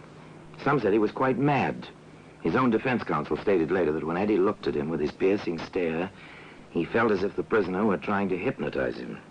This, of course, we'll never know. We can only wonder if those poor women were truly hypnotized by Eddie's eyes or merely by his charm and personality. In any case, one woman did not succumb to that charm for long. She was Eddie's real wife, the predecessor of Evelyn. This woman was swindled by Eddie, but found him out and sent him to prison for 2 years. Eddie swore to kill her. She fled to Canada when Eddie left prison that time. But she came back to England and was in the courts the day Eddie Jones was sentenced to hang. And now, until we meet next time, till we meet in the same place and I tell you another story about the Black Museum, I remain, as always, obediently yours.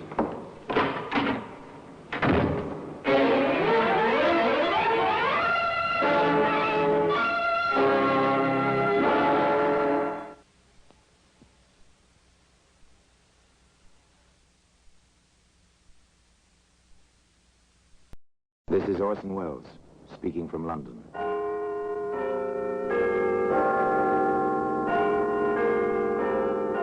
The Black Museum, a repository of death.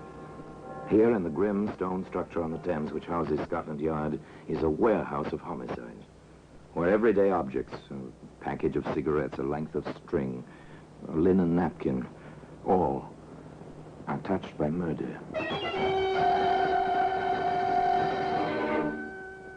There's a Gladstone bag. It's a familiar object. Every railroad train carries several, inevitably useful, compact, and expandable. They always hold more than they seem. Perfect for vacation. Perfect also for... If you look inside, Inspector, just pry the two halves apart at one end, as I did. Yes, I see. Odd objects to have in a valise. Not if one had every intention of disposing of them, Inspector. Today, that Gladstone bag can be seen in the Black Museum.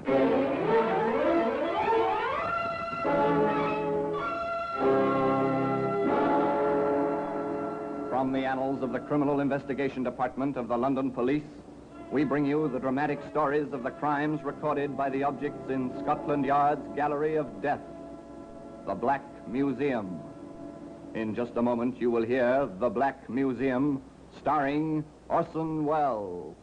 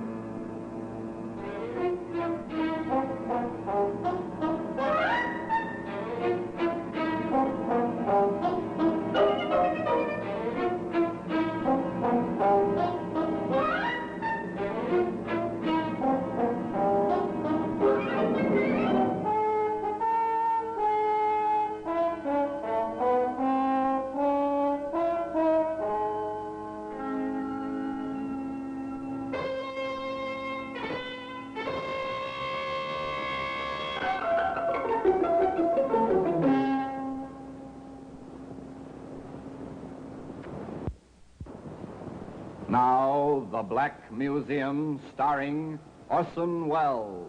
Well,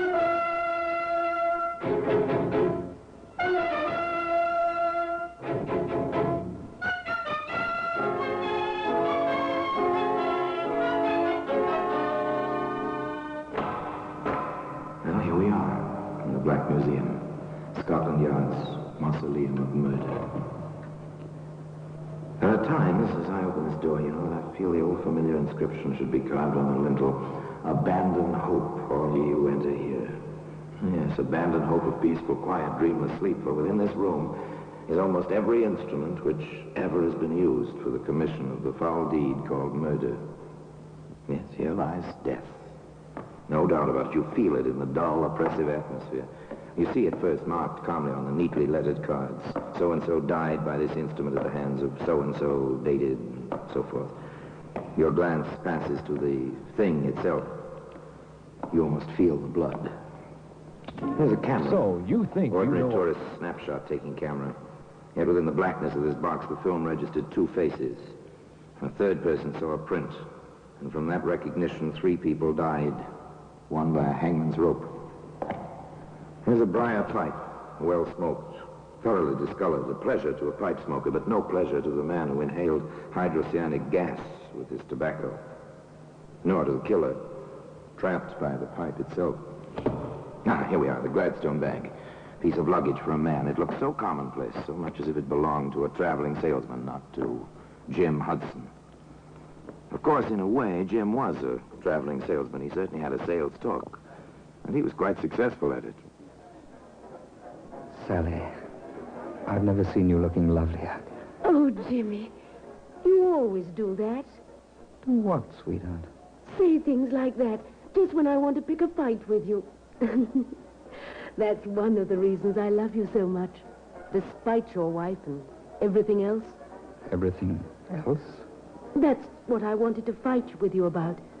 We just can't go on like this, Jimmy, darling. Why not? We're as happy as circumstances. Don't you see, Jimmy? A woman wants at least a snatch of domesticity, not just clandestine meetings with the clock ticking away her happiness in the background. It'll come, darling. The girl was right, of course, from her point of view. Granted that the relationship between her and the man she loved was, well, outside the recognized bounds. Granted that they found each other when it seemed too late. Still, the girl was right. She wanted a certain sense of security, which can come to a woman only through the small things of making coffee in the morning while a man was shaving within earshot. And Sally James was the kind of girl who took action when she wanted something badly enough.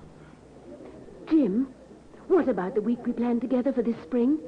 I probably could get away, darling, if we had a place to go. I have the place. Anyway, the ad about it. You are something, aren't you? Here, darling. I found this in the Sunday paper. Go on, read it. For rent. Bungalow. The beaches. Pevensey Bay, Eastbourne. Reasonable by the week. You've got your heart set on this, haven't you, sweet? Can we do it? The week of April 12th. All right? All right. Oh, Jimmy, it'll be heaven down there by the sea.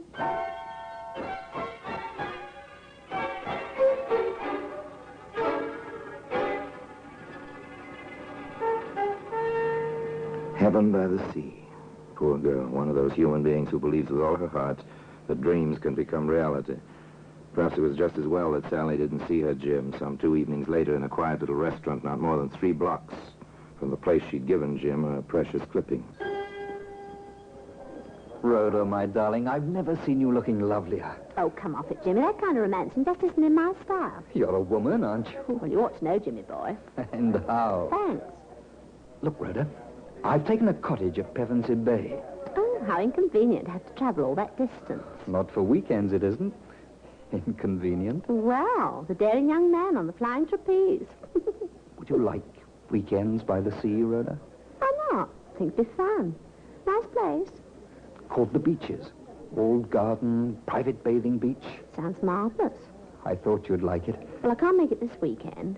Neither can I. How about the weekend of the 16th? We'd go down Friday afternoon, come back early Monday morning. There's a very early train. It's a deal, Jimmy. It really is a deal. A clever rascal, Jim Hudson, without a doubt. Knows his way with the ladies. But he cuts his margins rather close, doesn't he? Note the dates. April 12th, the week, with Sally. Friday the 16th, with Rhoda. And that's hardly a full week with Sally. But, of course, Sally doesn't know about this on Friday noon the 9th as she stands in the doorway of the railway carriage in Waterloo Station. You will be down by Monday, won't you, Jimmy, dear? Sooner than that, if I can. You know that, darling. I guess I feel like a little girl on her first trip alone. I'm sorry it has to be this way. Oh, I don't mind, really. I'll have a chance to put the cottage in shape. Have it all clean and comfortable for my man. When I saw it, there weren't any tools there. And there's always something to fix. I'd better add tools to my shopping list. Oh, and don't forget the traveling iron I asked you for, dear. And please hurry to get down. And... oh, kiss me. Quick, Jimmy, the train's leaving. Oh, Jimmy, dearest. Bye, darling. See you Monday. Monday it'll be.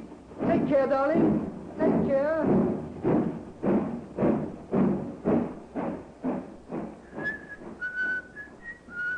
Watch him as he walks up the platform. The train is already disappearing from the track. Jim has his hands in his pockets. He's whistling merrily, a man with nothing on his mind except his love affair and the prospect of the week ahead. He leaves the station, walks up the street a ways, pauses before a hard wish. What was it he added to his shopping list? Oh, yes, tools. He enters the shop. May I assist you, sir? Yes, I think you can. What do you wish? You've got some fine-looking knives in the window. May I see them? Any particular blade size, sir? I think, yes, the 10-inch carver will be about right. Very well, sir. There we are, sir. Best Sheffield steel, hollow ground, razor sharp, and guaranteed to hold temper. It will take very little honing to keep the edge, sir. Very efficient looking. Do you prefer the bone or the plastic handle? Bone, I think. Very good, sir. Is there anything else? I think, yes, a small cross-cut saw. Small, about 18 inches? Perfect. Excellent quality, as you can hear. Good. Would you wrap them, please? Then that will be 6 and 4, sir. I'll just make up the slip. You'll have your package in a moment.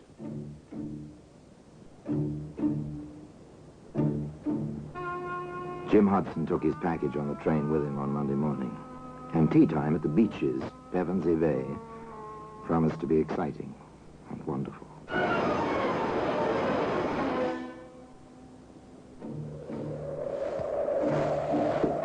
Isn't this wonderful, Jimmy? I discovered the pastures at the top of the cliff on Sunday.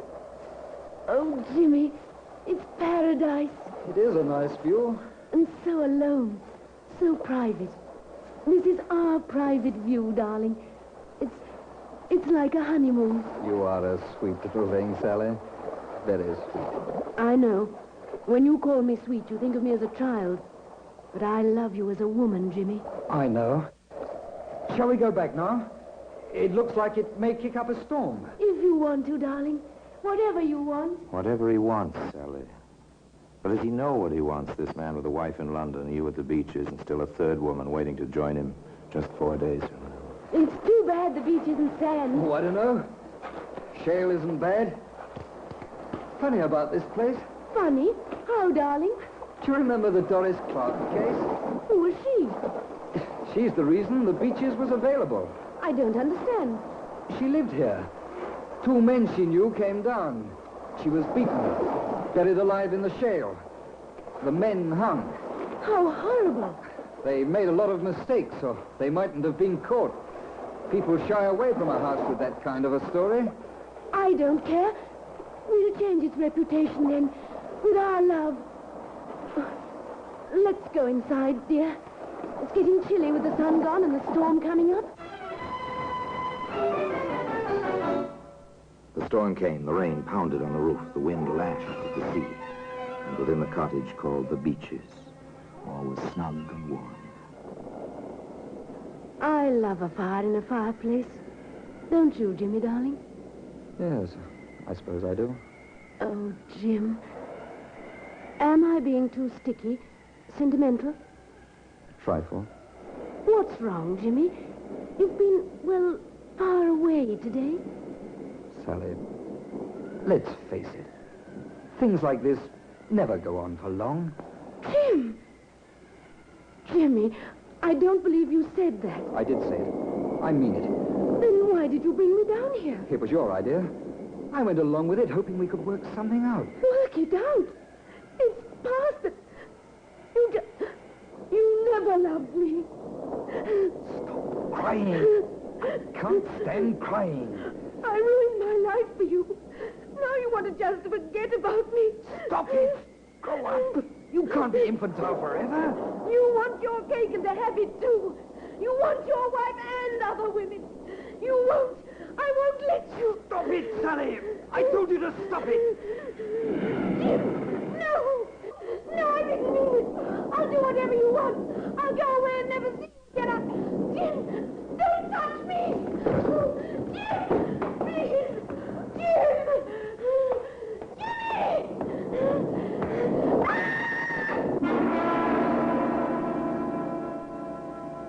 The scene was set, save for one vital piece of evidence. A black Gladstone bag, which can be seen today in the Black Museum. In just a moment, we will continue with The Black Museum, starring Orson Welles.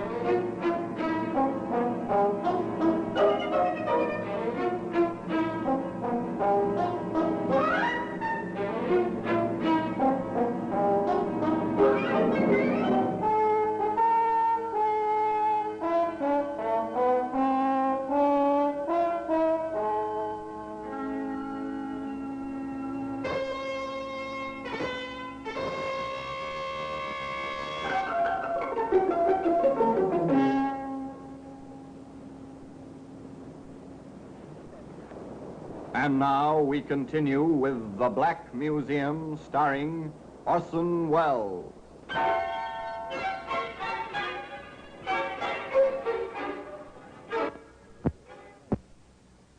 Friday, the 16th of April, dawned fine and clear.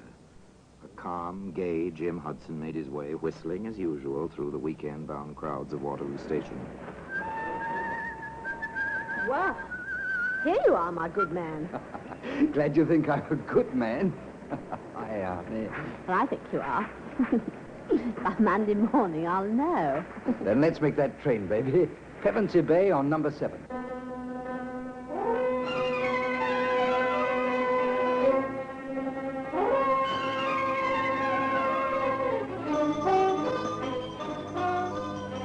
The train to Pevensey Bay was none too fast for Jim and Rhoda. It was a fine spring day. It was a beautiful spring evening. Moonlight made the rollers on the beach gleam with a lovely phosphorescence. On the porch of the cottage, known as the Beaches. Know something, Jimmy boy? I know lots of things, old girl. What, for instance? Oh, this. If I were the romantic type, this place would make me go, oh, gooey. But you're not? No, I'm not. All your misconceptions of women notwithstanding. Then you want to waste all this moonlight and romance? Oh, come, darling. If you must whisper sweet nothings, come and whisper them. Why not out here? Because I don't feel comfortable on the shale. Come along now.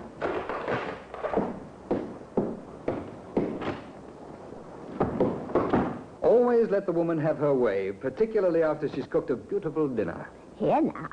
I'm the only beautiful thing around here this weekend. You are, Rhoda. Wow. What a way you have. In here, darling. No, not in there. It's a spare room, not made up. I want to see it. Oh, nothing in there. Oh, are you going to deny me anything, darling? It's locked. Oh, Jimmy. No. Say, what are you? Bluebeard or something? Maybe I am.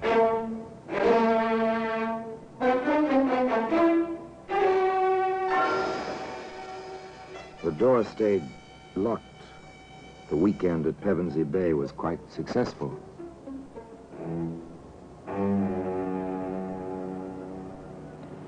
But now, the scene changes to a London street lined with somewhat shabby buildings, which house somewhat shabby offices. Into one of those buildings, a woman hurries, almost furtively. She climbs the stairs, one flight, walks into an office, door of which announces in gold lettering, Cross Detective Agency. You are Mr. Cross? I am. What can I do for you, Mrs. Mrs.? My ring. Yes, an old trick. Sit down, won't you? Thank you. My name is Lillian Hudson, Mrs. Lillian Hudson. I see. Well, how can I help you? I want some information on my husband, James Hudson. Go on, please. I saw your advertisement. Were you formerly with Scotland Yard? I was. Advancement seems slow.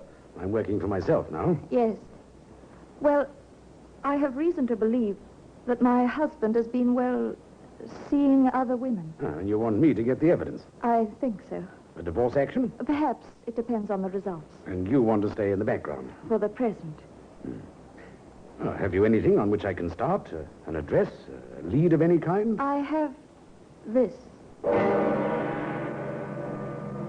A baggage check. Waterloo Station baggage storage.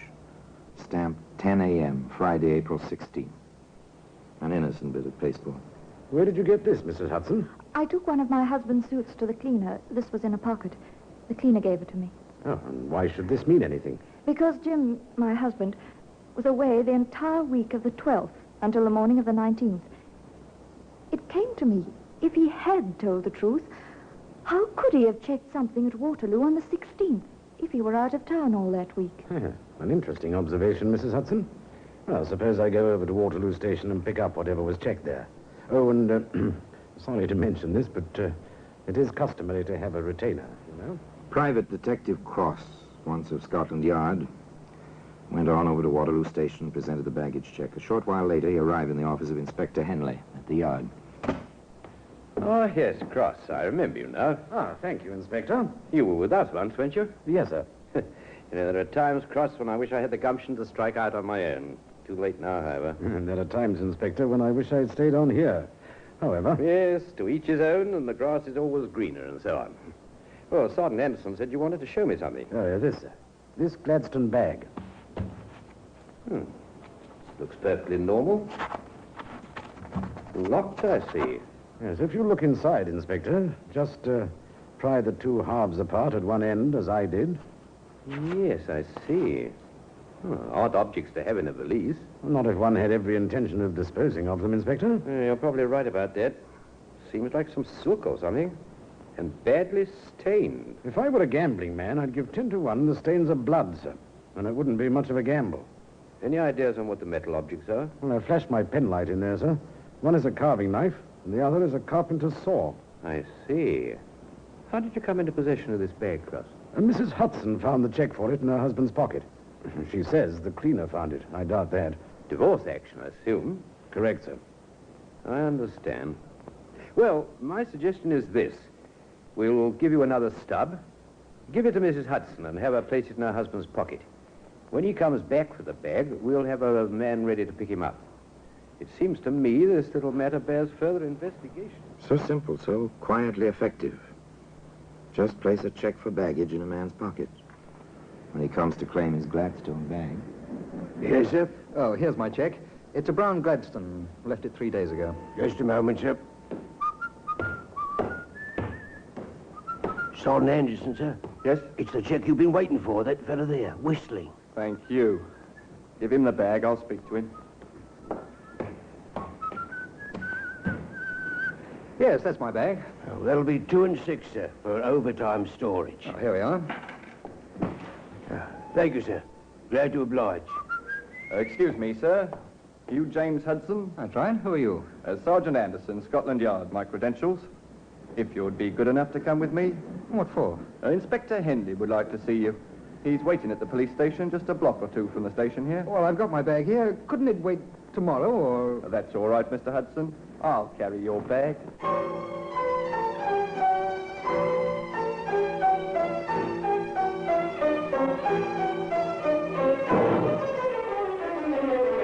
The squad room at the police station near Waterloo was very quiet. Inspector Henley sat behind a battered desk. On the desk rested the Gladstone bag, open now, and next to it a file. A familiar dossier from the Criminal Records Office.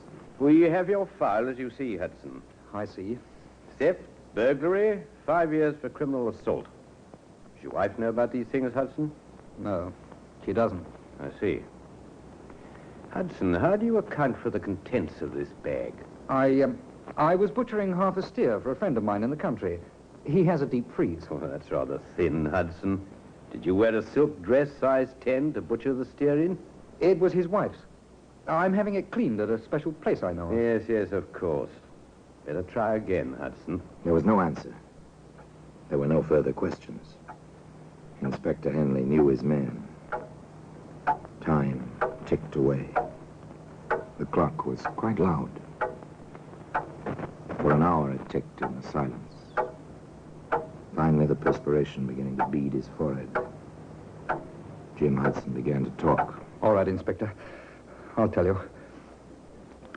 I guess I lost my head when she flew at me. Oh, size 10 and she flew at you, Hudson. I told her we were through, that I was going back to my wife. She heaved the coal scuttle. Then it was at the beaches at Pevensey Bay on April 13th, sir. She grabbed the poker. I defended myself. We had a devil of a struggle. She fell, struck her head on the andiron. She was dead. I must have gone completely crazy. I went into town, but that knife and the saw, I was afraid to tell anyone. I mean, my record and...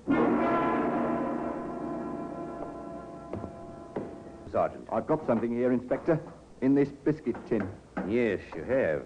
Neat packing job, I must say. Not much left of the poor girl, is there?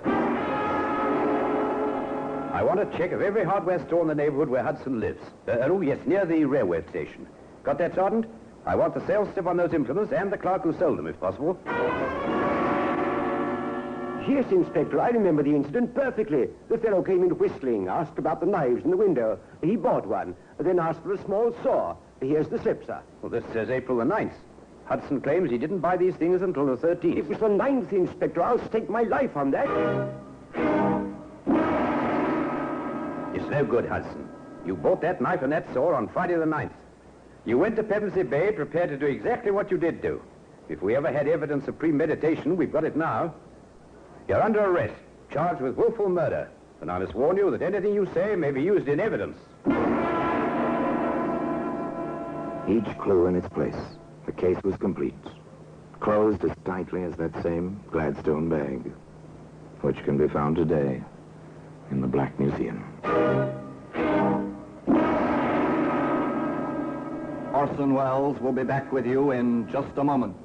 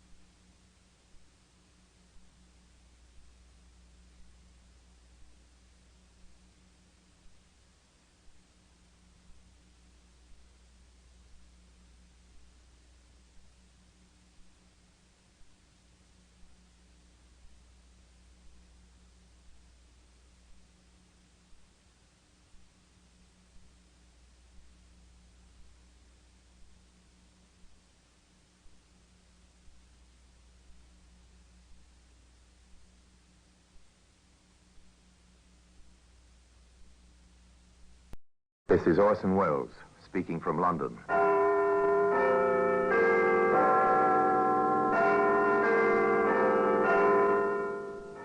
The Black Museum.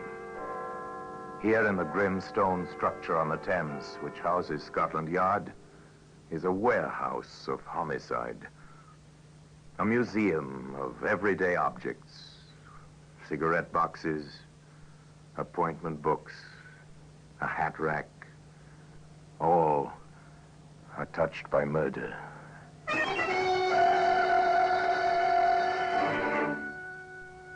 Now here's a brick bat. Coarse-grained, rough-edged, familiar. Perhaps your own home is built of bricks, exactly like this one. In this case, however, no home was built by such a brick. Rather, a home was destroyed by it. Destroyed forever. It's still such a normal-looking object, Inspector. Is it really? With that broken corner? With the stains still on its edges? I suppose you're right, sir. If there's one thing that can upset normalcy, it's spilt blood. today, that blood-stained brickbat can be seen here in the Black Museum.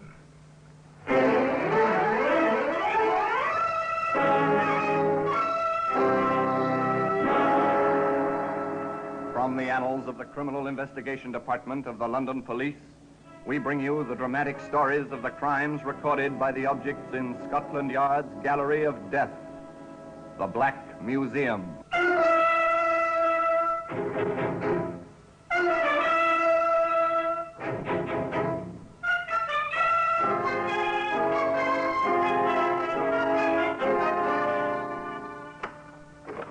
Well, here we are in the Black Museum, Scotland Yard's Museum of Murder. Yes, here lies death. Upon these tables, within these cabinets, the files of death, labeled with day and date and name of victim. Here's a hat rack. It's odd to find such a commonplace object here, perhaps, but observe. Here where the wood curves from base to shaft, 3 brownish stains. Blood dripped here from a weapon concealed within the lining of an overcoat. 3 stains, which placed a murder at the scene of crime. Broken alibi. That's another story. Here's our brickbat. Of such bricks are garden walls built. Later, the ivy or some such creeping vine grows over them, hiding the sharp edges, softening the 4 square contours. This brick, too, was meant for such bucolic purposes. But as it happened, things didn't work out that way. We might say it all began when young Anne Friskin composed an advertisement and told her much older husband, James, about it. So you're placing an advertisement. Wanted, boy, about 18. References, handyman work. Some such thing? Exactly, dear. Oh, very good. Only don't let him get too close to Alma. It might not be good for her. A simple domestic scene. Wife cooperating with husband, or the other way around, if you prefer. Some small mention of the husband's cousin who stays with them. That's all. The advertisement appears in the usual help wanted columns. Several young men apply. One is Dick Terry. Yes, ma'am, I've had some experience during the summer at my uncle's place in Dorset. The money's all right? Oh, quite generous, ma'am. What with the room over the garage and all. Well, your references seem quite good. And a good school report, too.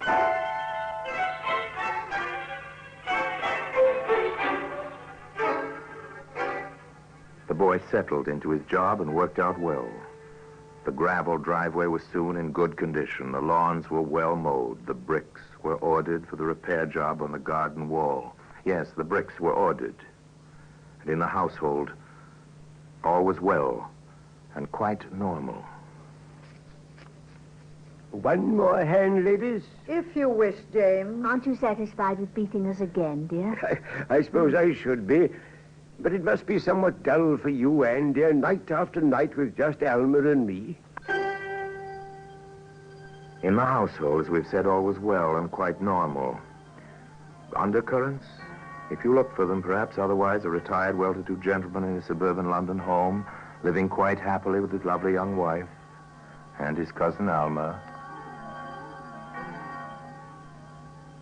Still, one never knows, does one?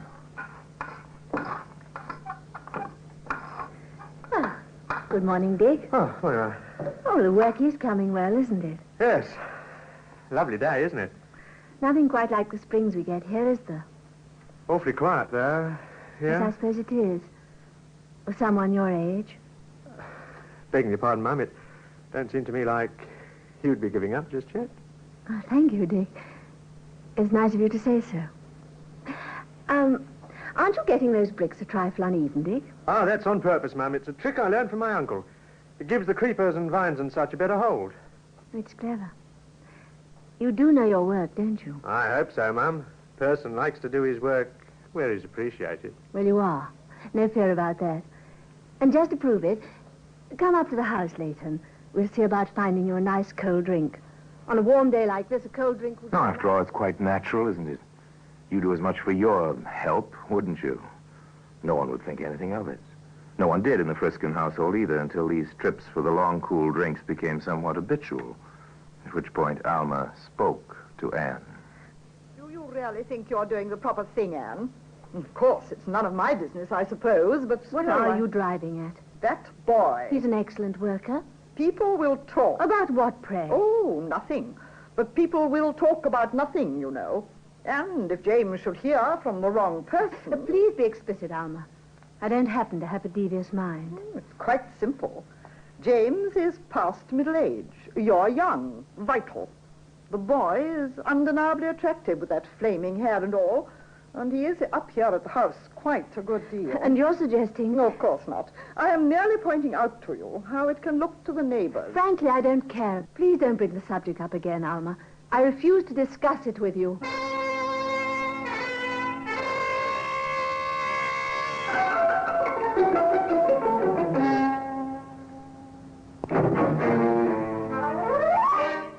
Alma did not bring up the subject again, not with Anne. However, she waited for an opportunity and then... James. Yes, Alma? I want to talk to you. Aren't we rather formal today? Closed doors and all that sort of thing? I'm not speaking behind anyone's back. I've already taken this up with Anne. Oh? What's the trouble? It's that boy, Dick Terry. Dick? Alma, don't tell me he's been making advances. That's not funny, James. Oh, sorry. What then? Anne is letting him spend too much time at the house. His place is in the garden and the garage. People will talk. Aren't you doing a bit of talking yourself, Alma? I'm doing my duty as I see it. Then you've mistaken your duty. I'm fully capable of protecting my honor, as you doubtless would call it. And I'll thank you, Alma, not to bring this up again.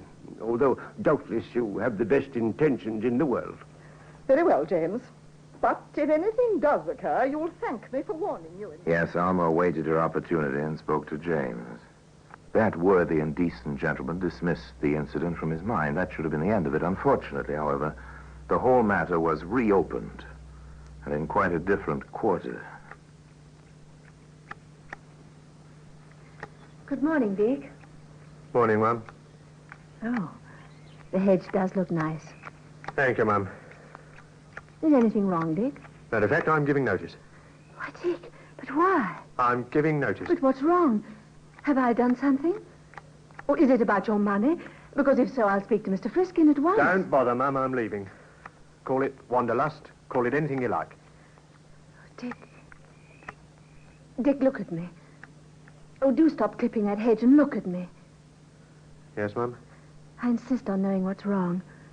I thought you were happy here. I know I've been happy to have you here. I'd rather not... All right, Mum, but you asked for it. I asked for what? It's you, Mum. I'm crazy seeing you day in and day out and having you nice to me. Just nice to me and thinking of you with him and me not having a ghost of a chance. I can't stand it, Mum, that's all. You'll have to let me go. Poor Dick. You've held this inside you all this time. Yes. Oh, Dick, I'm so sorry. So terribly sorry. Come here. Fire in the garden, flash fire in dry grass on a warm summer morning, perhaps in any case. The boy stayed on his job and nothing further was said in the household. Everything was routine, quite normal. Even the bridge games in the evening, three-handed bridge, of course. July moved on into August. Hot, muggy August nights. Well, I'm going up to bed. Coming in? Not just yet, dear. I think I'll read a while. It may be cooler in the library. Good night, dear. Good night, then. Good night, Alma. Good night. A hot, muggy August night. Dark. No moon. Barely a breath of air. James tossed restlessly, sleeplessly. Anne, that you, Anne? Coming to bed, dear? Go, go, go, go! Oh.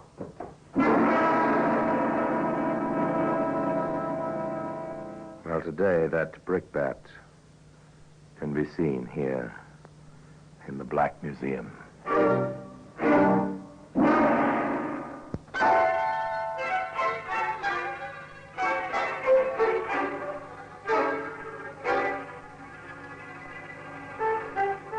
It was Anne's screams which brought Alma and then some of the neighbors. James was not dead, but nearly so.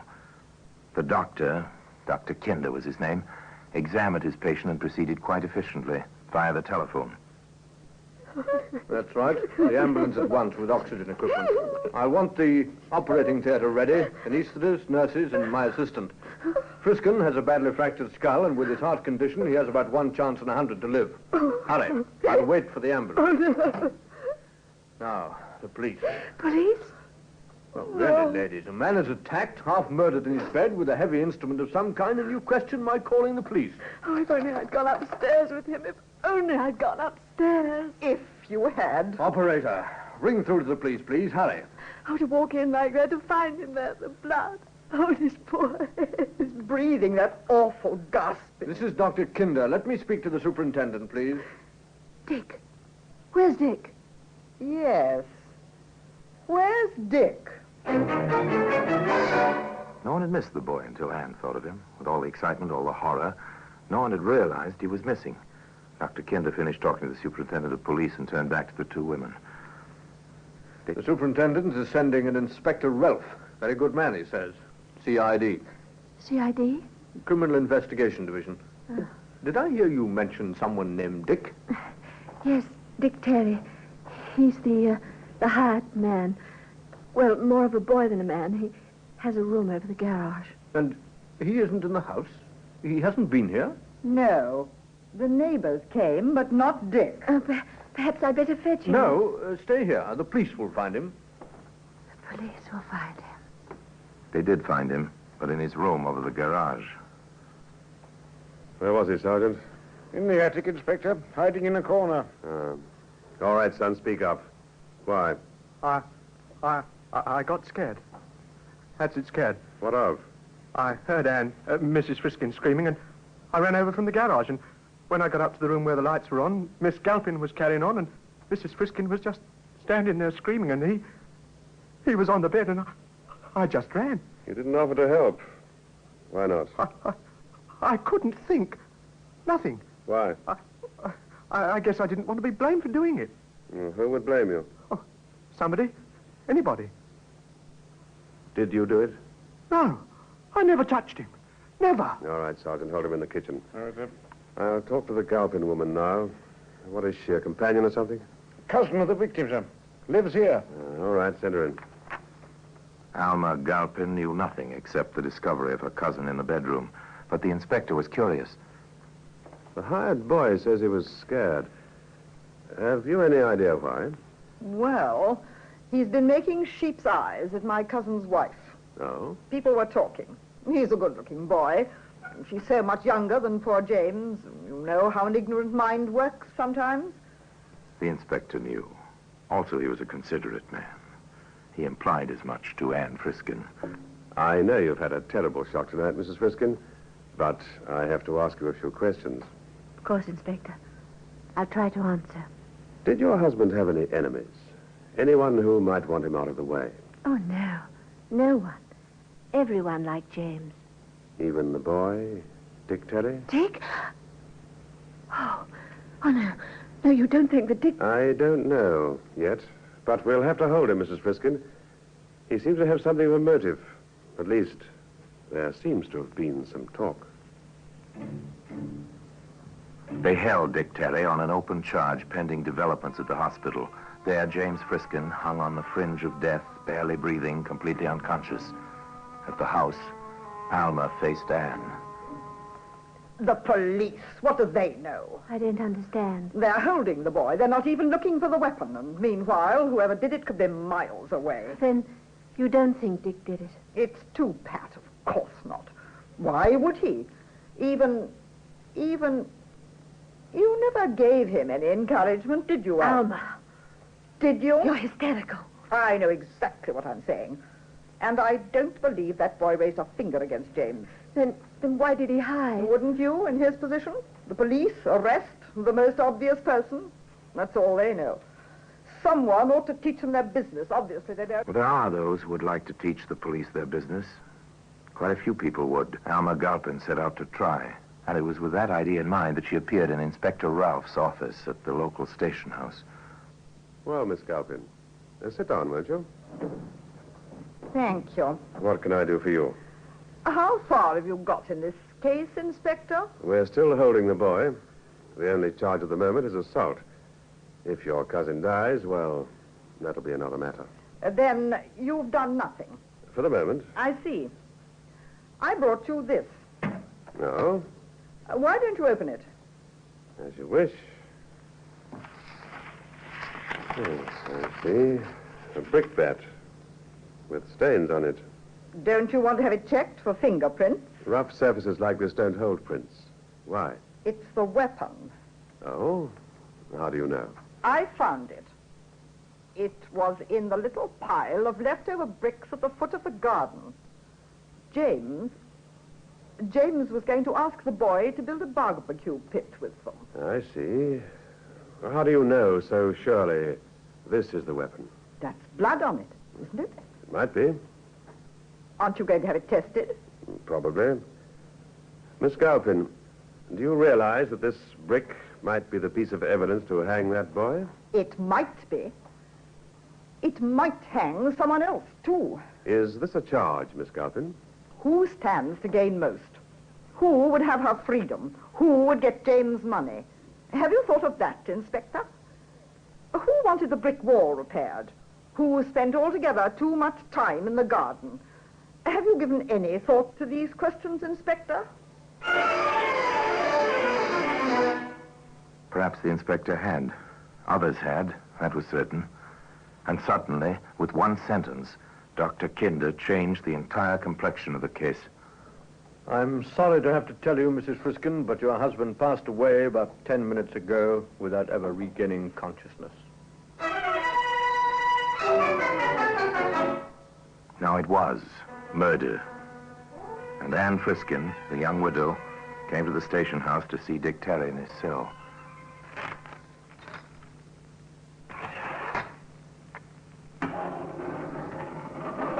Here, dear, ma'am. You have 10 minutes. Yes. Thank you. I'll be back in 10 minutes. Oh, Dick. Oh, Dick. I didn't do it here. I'm stuck for it, but I didn't do it. Oh, Dick, you don't think for 1 minute I believe you did do it. How should I know what you believe? Well, you know me better than that. I want to help you. I know you better. Do I? Do I know any more about you than you know about me? Oh, Dick, don't talk like that. Please let me help you. With what, an axe or blade? I'll get you a lawyer. I have money now. I'll take care of you. Sure. You've got money now. You've got it all now, and I've got a murder charge.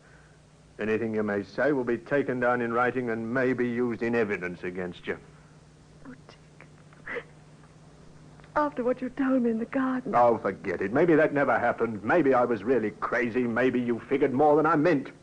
Well, what's the difference? He's dead and you've got everything. You keep saying that. I've got everything. Well, haven't you?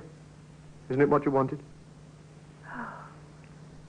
You think I did it? Oh, do I? All I know is I didn't, but I'm stuck in this rotten jail. I won't peach on you if that's what you're worried about. Not unless my own neck can't be saved any other way. Oh, maybe you did, maybe you didn't. Not a very pleasant scene. Not a very pleasant circumstance. The young woman, the boy, the sadly tender phrases of a summer morning shattered between them. However, in the offices on the floor above Dick Terry's cell, Inspector Rolfe and Sergeant Hopkins were more interested in facts than in phrases. So pathology reports it's Friskin's blood type on that brick. It's the weapon, all right. But who used it? The boy had a crush on the wife? Badly enough to kill for her? No, I doubt it. There aren't any alibis, sir. That's the trouble. He says he went to bed as usual. No one saw him anywhere that night. The Galpin woman says she went to bed. The widow says she read for a while, went upstairs and found her husband. Could all three of them have been in it together, sir? How do you figure that, Sergeant? Well, Mrs. Friskin could have promised Galpin money, and Mrs. Friskin would have had the boy. They might have planned to have the boy actually do it. Come in. I'm sorry, Inspector. Not at all, Mrs. Friskin. Come in. Sit down. I believe you know Sergeant Hopkins. Yes. I have very little to say. It might be easier standing. As you wish, ma'am. I just saw Dick downstairs. Too bad about him. He seemed a nice lad. Yes, sir. Inspector, this is not the easiest thing for a woman. I understand. You have an alibi for the boy? And yourself? Yes. Yes, I do.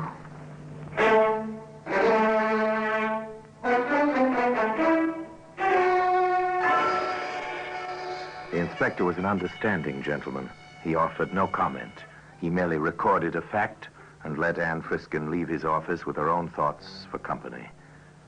Later that same day, he arrived with Sergeant Hopkins in tow at the Friskin house. Ladies, we've done some further checking and investigation. We thought we'd apprise you of the situation. I see. Thank you for that, at least. We're letting the boy go. He's in the clear. I knew that all along. I told you so. Yes, you did. I remember. The day you brought me the brickbat. Where did you find it? In the pile at the foot of the garden. I see that you know, Mrs. Friskin. There is no pile of bricks at the garden. It happens to be in the rear yard, near the back door, close to the foot of the back stairs. The stairs which reach the second floor quite close to the door of your room, Miss Galpin. Now, Sergeant, if you'll stay quite close to Miss Galpin and take down what she has to say. Taken down and may be used as evidence. Yes, the usual warning. Well, Miss Galpin? Why did you kill your cousin, Miss Galpin? She had everything. Even the boy with his sheep's eyes. I had nothing. I thought if I got rid of James, who was too dull to care, she'd be blamed. After her, I'm next of kin. I'd have everything. I saw the little pile of bricks. I meant to put them in the garden later. A brick is heavy. It hits hard! Today, the brickbat can be seen here in the Black Museum.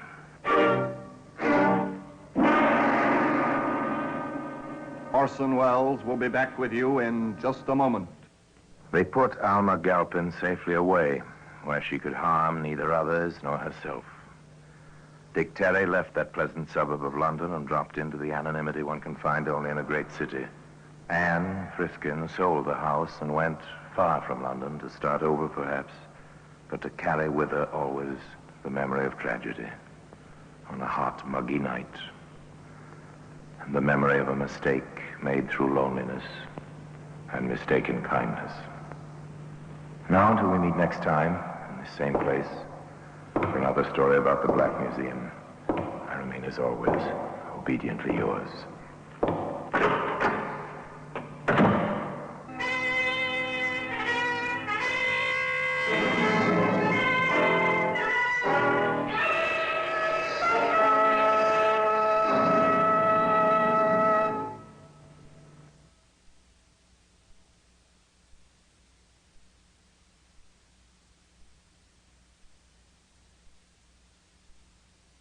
This is Orson Welles, speaking from London.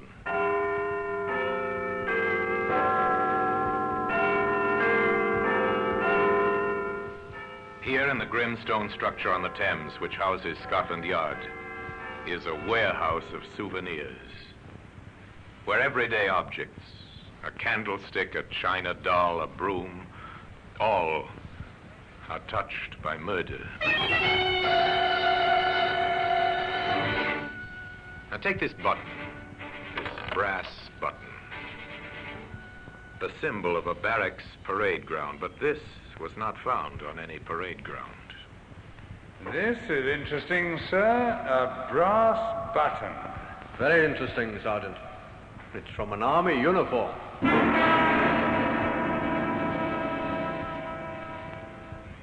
Today, that button can be seen in the Black Museum.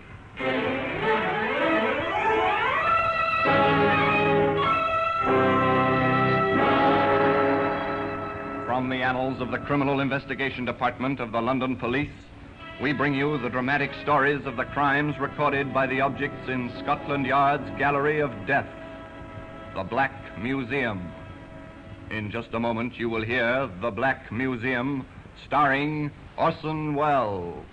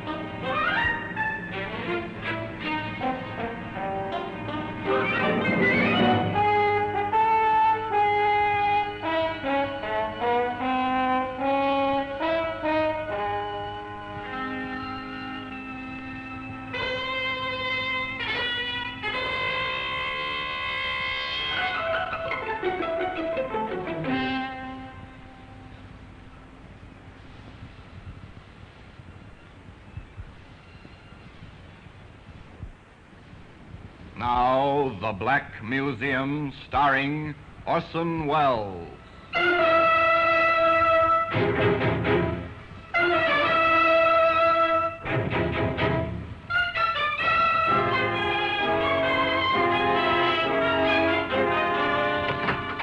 Well, here we are, in the Black Museum. Scotland Yard's Museum of Murder. Shelf upon shelf of curious and repellent objects. The urge to kill, illustrated in many, many ways. Here lies death. Here in the echoing stillnesses of the long room, one stands and looks at violence, expressed by the exhibits that line the shelves, the tables, and the walls. Repellent they may be, but by reason of their association only, for most of these tokens of murder are very ordinary objects. It's a medicine bottle. The drug it contained was beneficial in small doses. But since a woman was forced to drink the whole contents and died shortly after, the jury called it murder. Here's a kitchen knife. No household is without one, but this knife was not used solely for kitchen tasks. It was found embedded in a man's heart. Now, here we are, the brass button. It is. It's an innocuous, ordinary brass button. This was found near the dead body of a woman. But come back with me to the beginning of this story, to a day some years ago on the common outside the Kentish village of Wayfield. A girl was sitting beneath a tree, busily sketching. She was too engrossed to hear the approach of a young soldier until he spoke. Hello? Oh. Hello? Sorry. Did I frighten you? A little. I didn't hear you coming. Oh, I made enough row. You were so busy with whatever you're doing. What are you doing? Sketching. Can I see? You'll probably laugh. No, I won't. Show me. That's very good. Do you really think so? Well, it's fine. You must be the one they call the Swamp Girl. That's what they call me in the village. Poor, routine, dull people. You don't like routine ways of living, do you? From what I've heard, you're something of a rebel. Am I? You seem to know a lot about me. Oh, I've heard things. What kind of things? About how you live in an old shanty at the edge of the swamp and how you roam the common and sketch and paint. You're well informed. Well, people talk about you sometimes. I was interested. And so you came down to see for yourself. What's the matter? Couldn't you find a girl in town? Don't say that. I wanted to meet you, to talk to you. And now that you have, will you please go away and let me work? Oh, you can work any time. I'll go away soon, if you're nice to me. Go now. I've no intention of being nice to you, whatever you may think. Come on. Get away. When you found out so much about me, you might have also found out that I'm not interested in men. Least of all, soldiers. That's not very kind. Come here. No. Go away. Come Go on. here. No. No, please don't hurt me. No, please. No!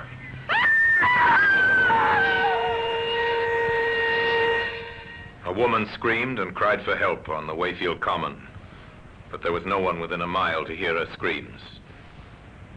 2 days later, in the post office at Wayfield, a letter was returned by the postmistress. Mrs. Riley? Yes, Jimmy? That registered letter you sent me out with, there was nobody about to sign for it. Oh, wasn't the swamp girl at home? No, Mum. I called out Miss Morgan, but there wasn't any answer. All right. You can deliver it tomorrow. Yes, Mum. Her name was Jeanette Morgan, but people of the town called her the Swamp Girl because of her vagrant, strange way of living. The next day, Jimmy, the postal messenger, rode out on his bike to deliver the registered letter, but once again, the Swamp Girl was not at home. Then, on the way back, taking a shortcut, Jimmy found her. Miss Morgan!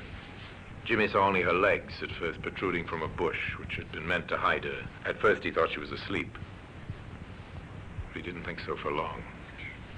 She's dead. I've got to get the police.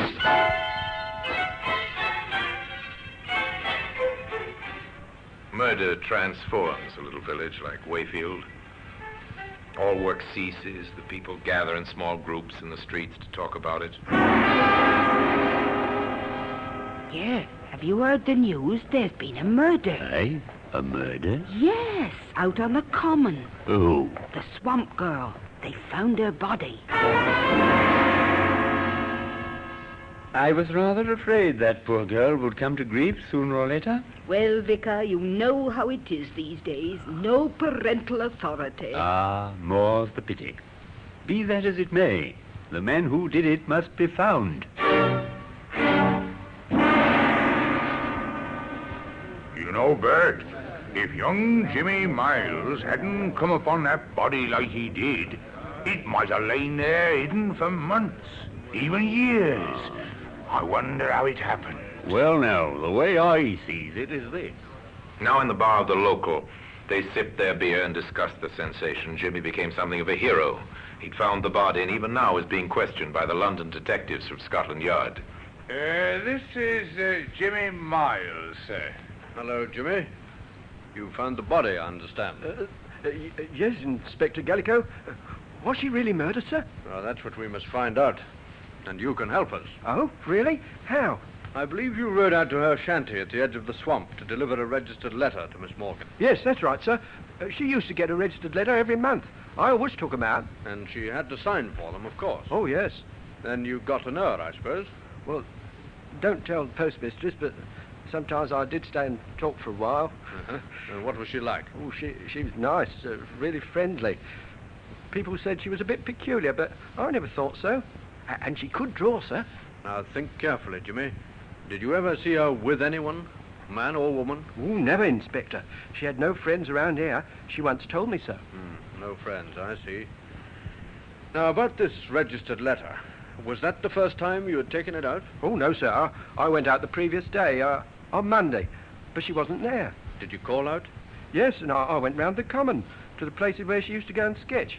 I knew most of them. And she wasn't anywhere about? No, nowhere at all. What time of the day was this? Well, I just left the post office just on 10. It's about half an hour's ride. So you were out there by 10:30? All right, Jimmy. Thank you very much. Is that all, Inspector Gallico? That's all for the moment. You've been very helpful. A lucky witness, young Jimmy Miles. A break for Inspector Gallico early in the case. For with the evidence of the police surgeon, certain facts could be established. What's your verdict on the post-mortem, Doctor? Well, the cause of death didn't give us any trouble, Inspector. She was strangled. What about the time of death? That's not so easy. I'd say she died 48 hours ago, at least. Wait a minute. That means before noon on Monday. It ties in, Doctor. Good. But at what time before noon, I would not care to predict. The contents of the stomach indicate she'd had breakfast. Then sometime between breakfast and noon, she met her death. And she was nowhere about... 10:30, when the postal boy brought her letter. What about that letter, Sergeant? I have it here, sir. Who is it from? It's from Mrs. Morgan of Tunbridge Wells, her mother. Money, I suppose. £10, sir. And a plea to come home and live a normal life. Poor Mrs. Morgan. Her daughter couldn't even die a normal death. The pattern of the crime begins to make itself clear. The victim's identity is known. The approximate time and the cause of death is known. Now the hunt will begin for the killer. Here is a police message. The body of a woman named Jeanette Morgan has been discovered on Wayfield Common. Evidence suggests that she met her death by strangulation sometime before noon on October the 19th. Any person who was in the vicinity of Wayfield Common on that day, or can give any information, should communicate with the nearest police station in order to assist in the search for the murderer. And in this, the police will be aided by a brass button. That same brass button that today can be found in the Black Museum. In just a moment, we will continue with The Black Museum, starring Orson Welles.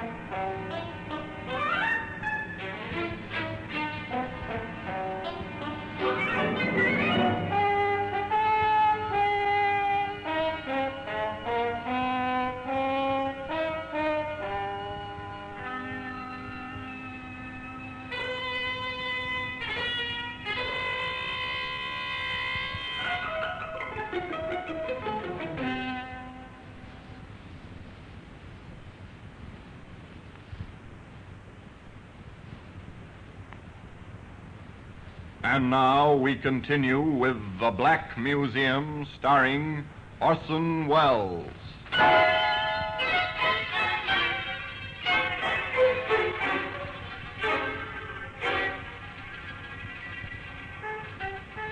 To a small cottage in Tunbridge Wells now go the detectives from Scotland Yard. To a house with the blinds drawn where a thin, bitter woman answers their questions in a strangely lifeless voice. Yes, I knew. I knew it was Jeanette when I saw the newspapers. Why didn't you get in touch with us, Mom? Oh, I knew you'd get in touch with me if you wanted me. Besides, what business is it of mine? But she was your daughter. Was she? Jeanette's younger sister lives here with me. Works at a shop nearby. She's my daughter. Yes, I see what you mean. I warned her. I told her it had come to no good end, living that strange and unnatural kind of way. Mrs. Morgan, we won't trouble you any longer, but could you tell us, did your daughter have any close men friends? Men friends? Yes. Jeanette? I wish she had. But a boyfriend would have been too ordinary for her. She had to be different. She had to be the swamp girl. I'm sorry. Why did it have to happen to her? To me? Why? Why?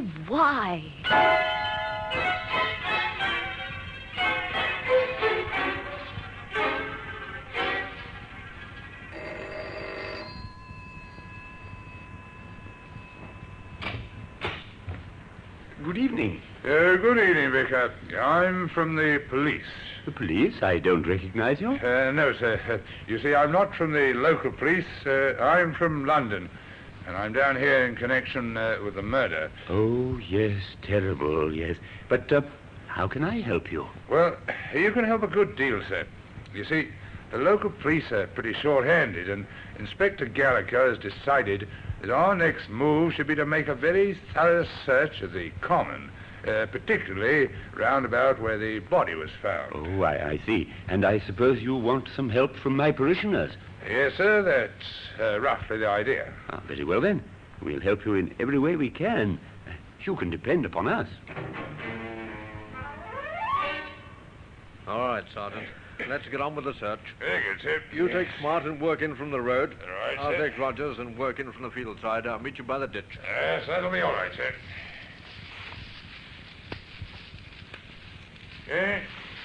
Here's a sketch, sir. It's a pencil drawing of that view across there, I'd say, sir. Yes, it is. Unfinished, too. She might have been working on it. What else have you got there? This is interesting, sir. It's a brass button. Very interesting, Sergeant.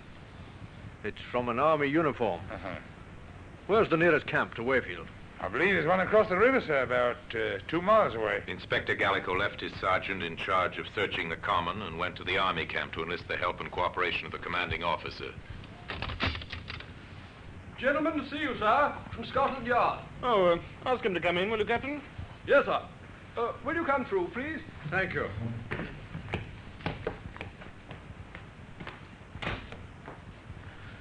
Major Curtis, I'm Inspector Gallico from Scotland Yard. Oh, how do you do, Inspector? Sit down, won't you? Well, now, how can I help you, Inspector? I'm here to investigate the murder of Jeanette Morgan. Oh, the Swamp Girl mystery. Yes. Yes, tragic business. Major, not far from where the body was left, we found this. An army button. That's why I'm here. I see. Well, I'd be glad to assist in any way I can, but permit me to hope that it wasn't any one of my men. How many men are there in camp here, Major? Well, at the present time, our unit's strength is 120. We're an engineer section, as you may know. 120 men, huh? Mm-hmm. I wondered if any of them has a button missing from his tunic. Well, if you wish, I'll order an immediate inspection. Not yet, sir. You can assist me in another way first. Oh? How, Inspector?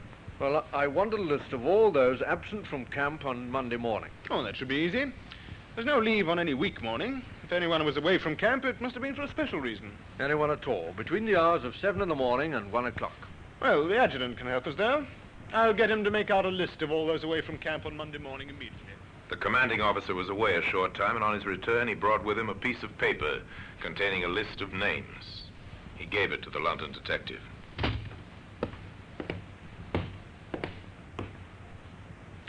Yes, there you are, Inspector. 5 men were away from camp during the time you asked about. Sergeant Willis, A Company. Yes, he's our caterer at the present time. We're understaffed, of course. Sergeant Willis and Private Fields were in town with a provision truck. They were together? Yes, we can always check that with one or the other.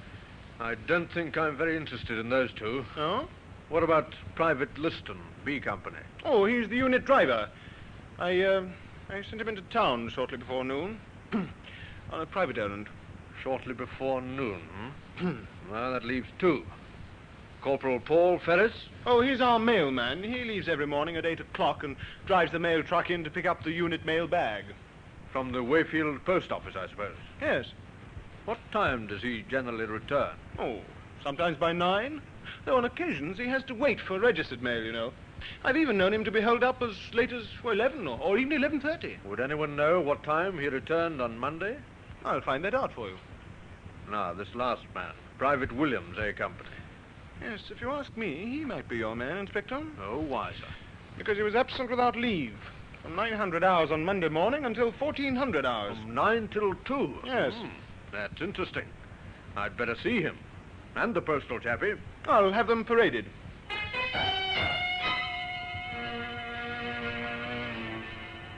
Corporal Ferris, Private Williams, this is Inspector Gallico from Scotland Yard. He has some questions to ask you both. Thank you, sir.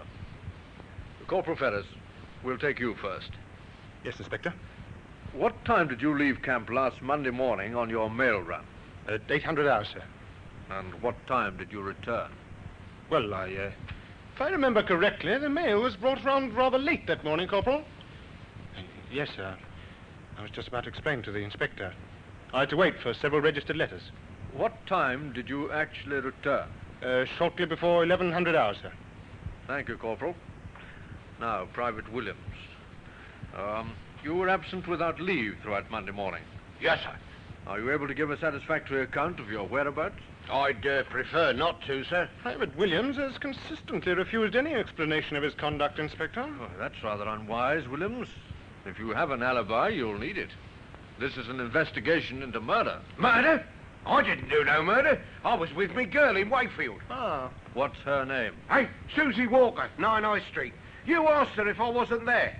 Oh, I didn't want to get her into any trouble, you understand, that's all. But murder? Oh, I don't know nothing about the girl who was killed. Honest, I don't. Well, we'll check your statement, Williams. I've finished with them now, sir.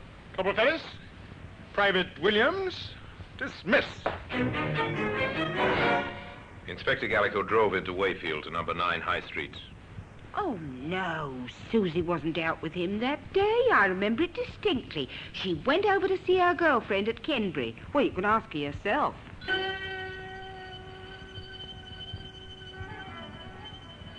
Susie Walker was a small, frightened girl, the counterpart of Private Williams.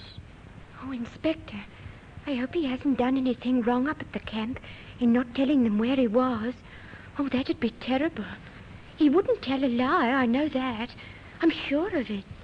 You see, we'd had a quarrel, and he wanted to see me. I didn't dare let Mother know, so I made up a story about it. She confirmed his alibi, and Gallico went next to the post office to interview Mrs. Riley. Just one inquiry I'd like to make, Mrs. Riley. Oh, anything at all, Inspector. Anything. To think of that poor girl. And my Jimmy Miles finding a body. Mrs. Riley, can you recall offhand whether you had any registered mail for the Army unit on Monday? Registered mail on Monday. Well, I couldn't remember offhand, Inspector, but I'll have it here in the book. Wait a minute and I'll look it up. No, there was nothing on Monday. There hasn't been a registered letter for the Army since last week. Then the postal corporal wouldn't have been delayed on Monday morning. Oh, not him. He was in for his mail bag and out again quick as you like. Didn't even stop for a chat. I remember that now. What time would he have left here, Mrs. Riley? Can you give me any idea? I can give it to you right on the dot. It's come back to me quite plainly. We open at 8:30. Corporal Ferris was here waiting when I arrived to open up. 8:30. And he didn't stay? No, not more than a few minutes.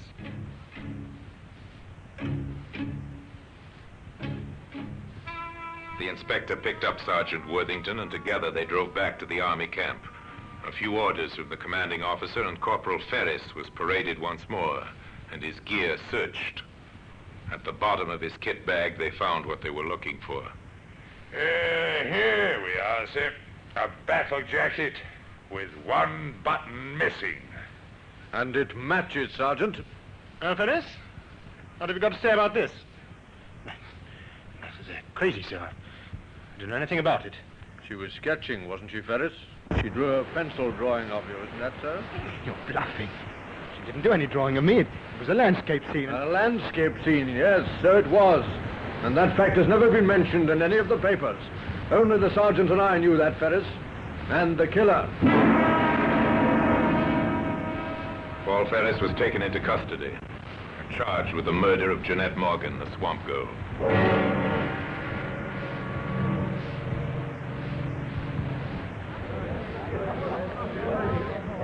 Silence in court!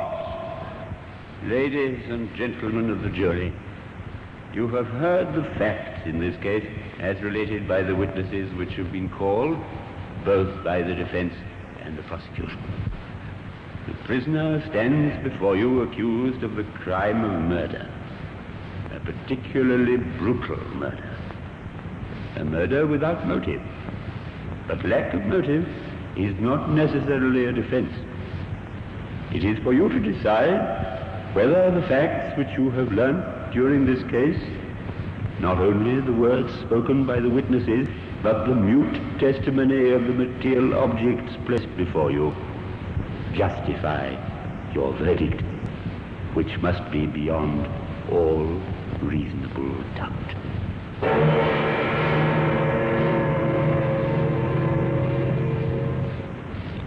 a brass button and a slip of the tongue led to his downfall.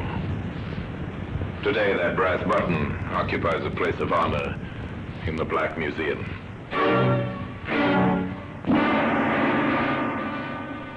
Orson Welles will be back with you in just a moment.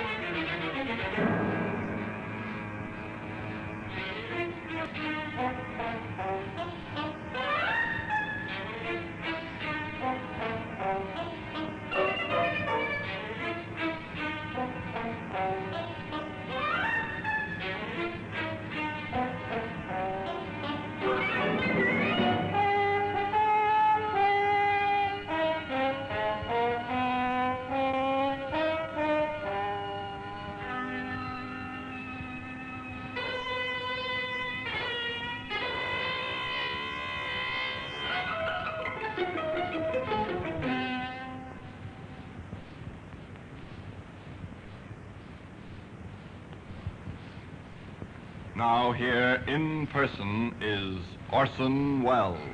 The picture was completed when the tracks of a vehicle were found some 50 yards away from the scene of the crime. The tracks were identified as those of the mail truck, of which the driver had been Corporal Paul Ferris. The defense did their utmost to prove insanity, but the jury were in little doubt that the man was sane, and that his advances repulsed, he'd strangled the swamp girl to death. They took 17 minutes to find him guilty, and the brass button which had led to his arrest was Exhibit A on the courtroom table, from where at the end of the trial and the pronouncement of the inevitable death sentence, it was taken to its present resting place in the Black Museum. And now, until we meet next time in the same place and I tell you another story about the Black Museum, I remain, as always, obediently yours.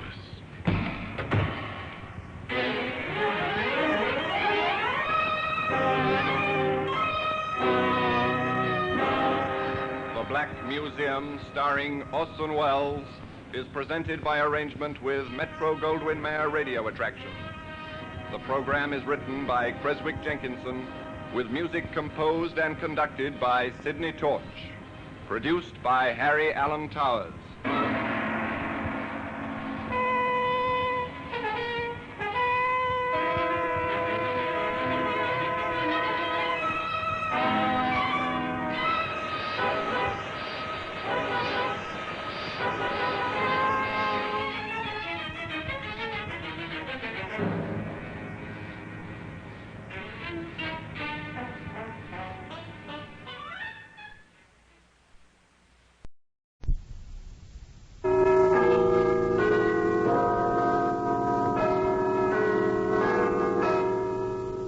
Black Museum, a repository of death. Here in the grim stone structure on the Thames, which houses Scotland Yard, is a warehouse of homicide, where everyday objects, a goldfish bowl, an automatic gas range, a child's perambulator, all are touched by murder.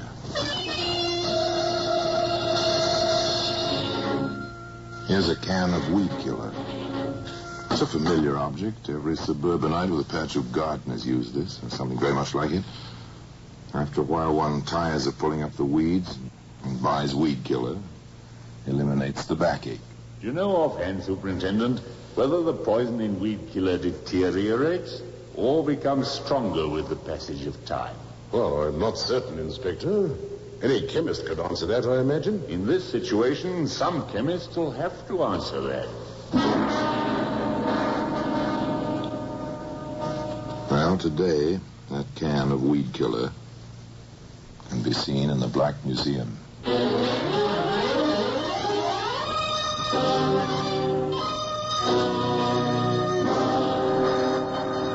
From the annals of the Criminal Investigation Department of the London Police, we bring you the dramatic stories of the crimes recorded by the objects in Scotland Yard's Gallery of Death, the Black Museum.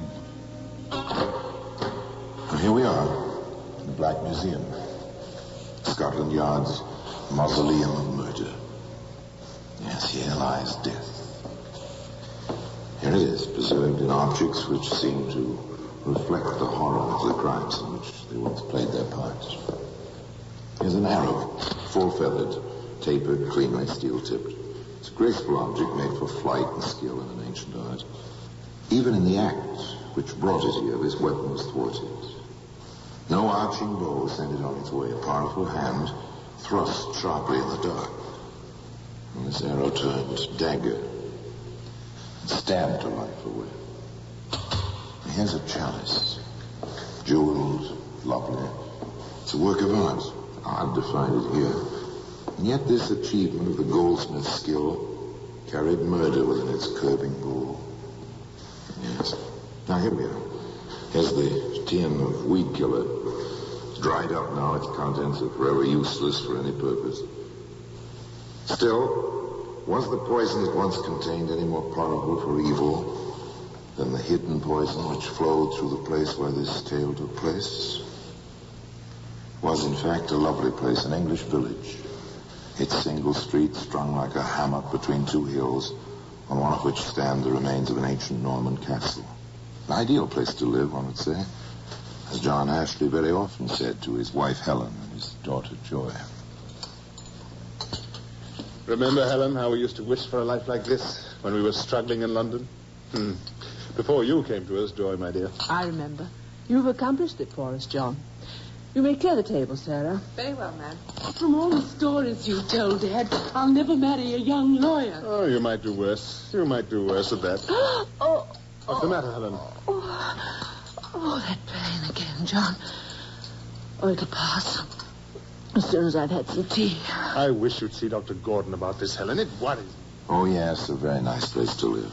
And a nice family in the house on the slope of the hill. An occasional complaint, of course.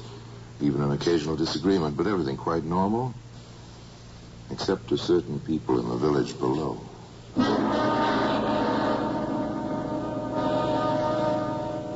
Why he won't let his wife join our garden club, I never understand, never. And she does exactly as he tells her. And the way she's under his thumb, no woman would permit it unless she was deathly afraid of something.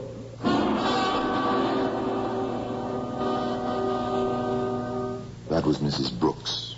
Very interested in gardening is Mrs. Brooks.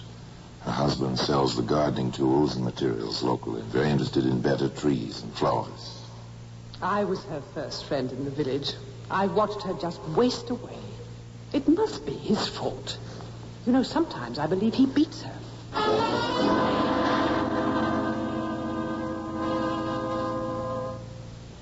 Miss Goodson, that was. A worthy soul. If she read more books, perhaps she'd have less time on her hands. As it is, she has a bit too much time on her hands.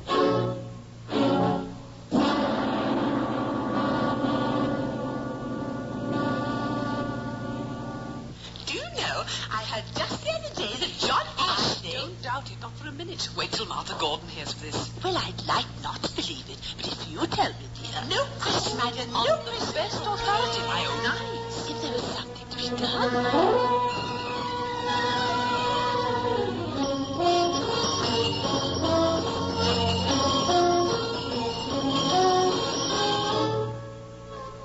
That was, well, the climate of public opinion. At least on the distaff side at the time of the Sunday luncheon in the Ashley household. An excellent luncheon, Helen, my dear. You must compliment cook. Oh, John. What? I think I'm going to faint. Helen. Mother! Oh, it's taking me to the side. I can't breathe. Oh, the pain. Helen, the wine. Mother, let me get you. Try quickly. Get Dr. Gordon here. At once. If you have to, take the car and fetch him. All right, Dad, of course. Helen, I'm getting you to bed. Sarah, please help me. Mrs. Ashley is taken ill. That was a poor woman. Take her arm, Sarah. Gently now. Carefully, gently, they took Helen Ashley up to her bedroom. The doctor came at Joy's urgent, even tearful call. Please, Dr. Gordon. My mother's taken terribly ill. Please, hurry. But the doctor wasn't half as alarmed as the family. So I don't believe there's really anything to worry about. Gastric disturbances can be painful, but my prescription will ease her. In the meantime, company will take her mind off the pain, or what's left of it. Then it will do her good to see Miss Goodson? A little gossip never hurt any woman. If you need me, I'll be available, and I'll drop you. However, the good Miss Goodson was not as easily satisfied as the doctor. She stayed with Helen Ashley some 15 minutes and then entered the living room to announce... Of course, it's really not my business, except I've grown so fond of your wife since you've been living here. What is it, Miss Goodson? Well, since you ask, she's a lot more ill than you or David Gordon seem to think. I suggest a nurse at once. Do you really think so? But the doctor said... I don't use words lightly, Mr. Ashley. And I've been around illness all my life.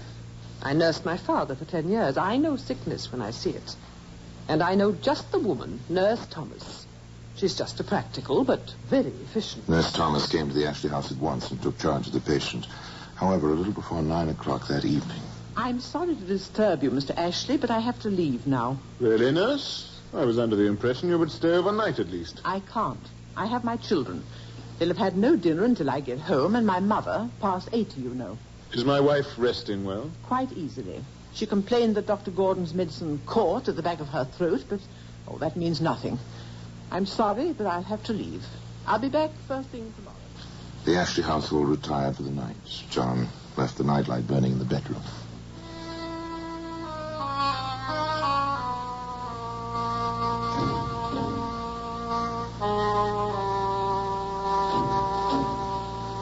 At 2 a.m., John awoke, looked at his wife. Then he stumbled to the door of Joy's room and knocked. Dad, what is it? Joy, your mother is dead. Helen Ashley passed away in her sleep. There was mourning in the house on the slope of the hill. In the village below. I knew it. I told him she was desperately ill. I told him.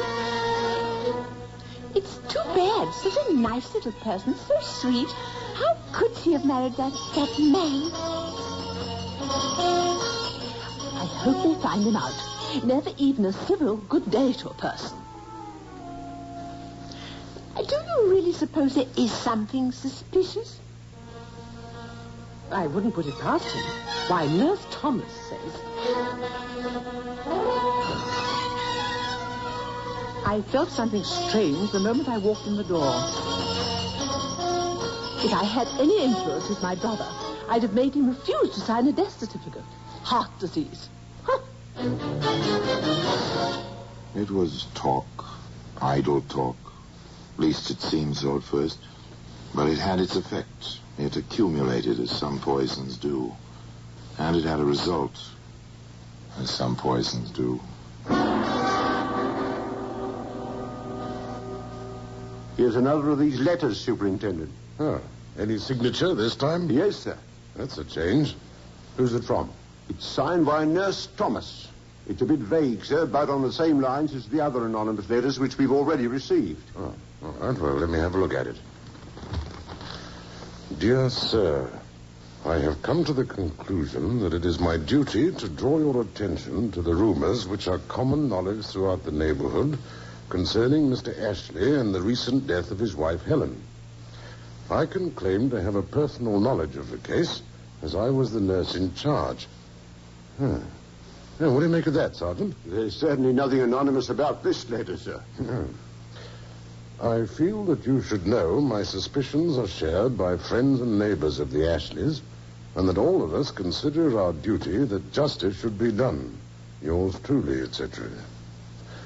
That justice should be done. Oh, well, we shall see. Sergeant. Yes, sir? I think we'd better have a little talk with Nurse Thomas.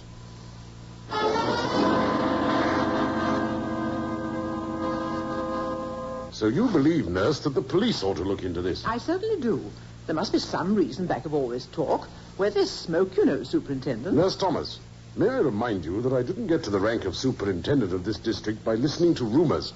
Have you any facts? Well, I'm not a detective. Well, tell me what you know, nurse. Sarah Freeman, she's the Ashley housemaid, swears that he didn't drink any of the wine at lunch. That was hardly his custom. Go on. I've been on a good many cases. This one was really peculiar. The doctor wasn't disturbed any more than her husband was. But she died at 2 a.m. The whole thing is highly suspicious. And Sarah thinks... Now, never mind the rumors, nurse. However, I may make a few inquiries. The superintendent knew his duty. He took the liberty of asking John Ashley to stop in and chat with him. You realize, of course, Mr. Ashley, that this is strictly on an informal basis. I can think of no reason why it should be formal. Well, there have been reports, rumors. I dare say you've heard a few. I've heard all of them. In fact, to spare my daughter, I've sent her up to London to stay with a cousin for a while. Yes, it is most distressing. I assume, Mr. Ashley, you would like to set all this gossip at rest. Put an end to it once and for all. Nothing will be a greater relief to me. Have you any suggestions, Superintendent? Yes, I have. It's drastic, but, well, if all is well, as I have every reason to believe, it may be unpleasant, but it would certainly be effective. What is it, sir? Exhumation of your wife's body and a post-mortem, with your express approval. As you wish, sir. I shall be glad to cooperate in every way possible. The vital step had been taken. From now on, John Ashley was engaged in a fight for his life. Much was against him, and not the least was the tin of weed killer, which can be seen today in the Black Museum. And now we continue with The Black Museum, starring Orson Welles.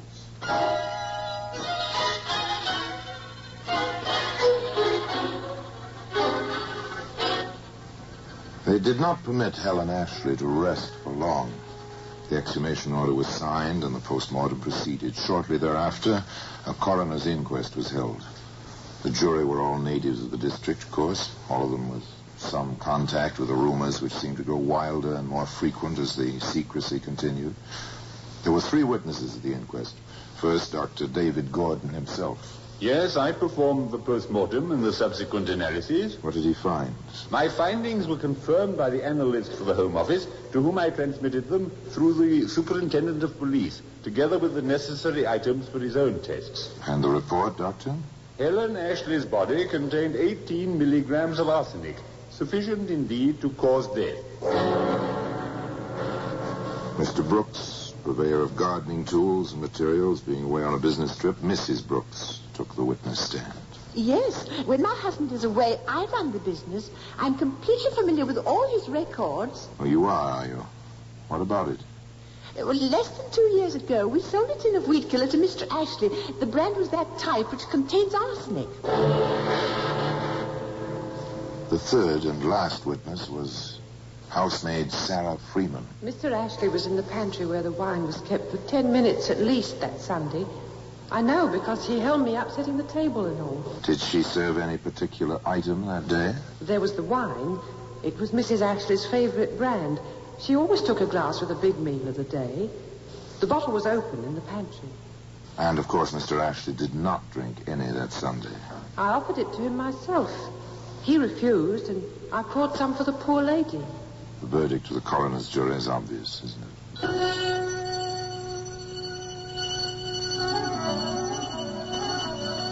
Well, here's a pretty kettle of fish.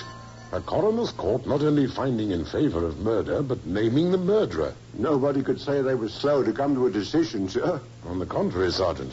I only hope they haven't been a little too fast. Oh, well, we shall see.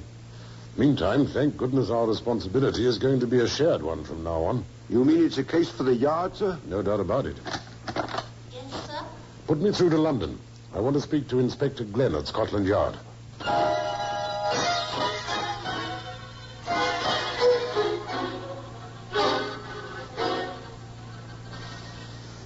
Glenn here? This is Superintendent Maxwell. You remember the case I sent you the papers on last week, Inspector? The Ashley case? Oh, yes. Any developments? There certainly are. If possible, I'd like you to come down here straight away. I'm glad Scotland Yard has come into this, Inspector. What with the verdict and all, we're hardly equipped down here to complete the evidence. The verdict, yes. We find that Helen Ashley died of acute arsenical poisoning and that the poison was administered by her husband, John Ashley. I've seen a few cases with more complete evidence in my time. Yeah, no doubt. So have I. But what can we do? Besides arrest Ashley and have him arraigned? Nothing, I'm afraid. Nothing at all. Well, he hardly seems the type to obstruct justice by running away. Far from obstructing justice, John Ashley helped the authorities in every way he could. I understand, Inspector. What did you say your name was? Glenn. Inspector William Glenn, CID. Yes, of course. I assume you'll be looking for the weed killer there's been so much talk about. Yes, we will. Yes, well, you'll find it in the garage with the gardening things. It's in there somewhere. Exactly where, I'm afraid I can't tell you. Thank you, Mr. Ashley. Now, if you're quite ready, shall we go along? Yes, why not? If you'll just precede me. It's quite warm out, I gather. I doubt if I need a top coat. No, and my car's at your door. There he is!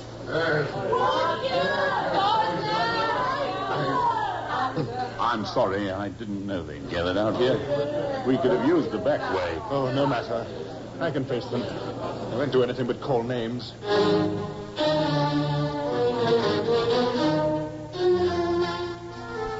John Ashley was formally charged the next morning and held for the next assizes.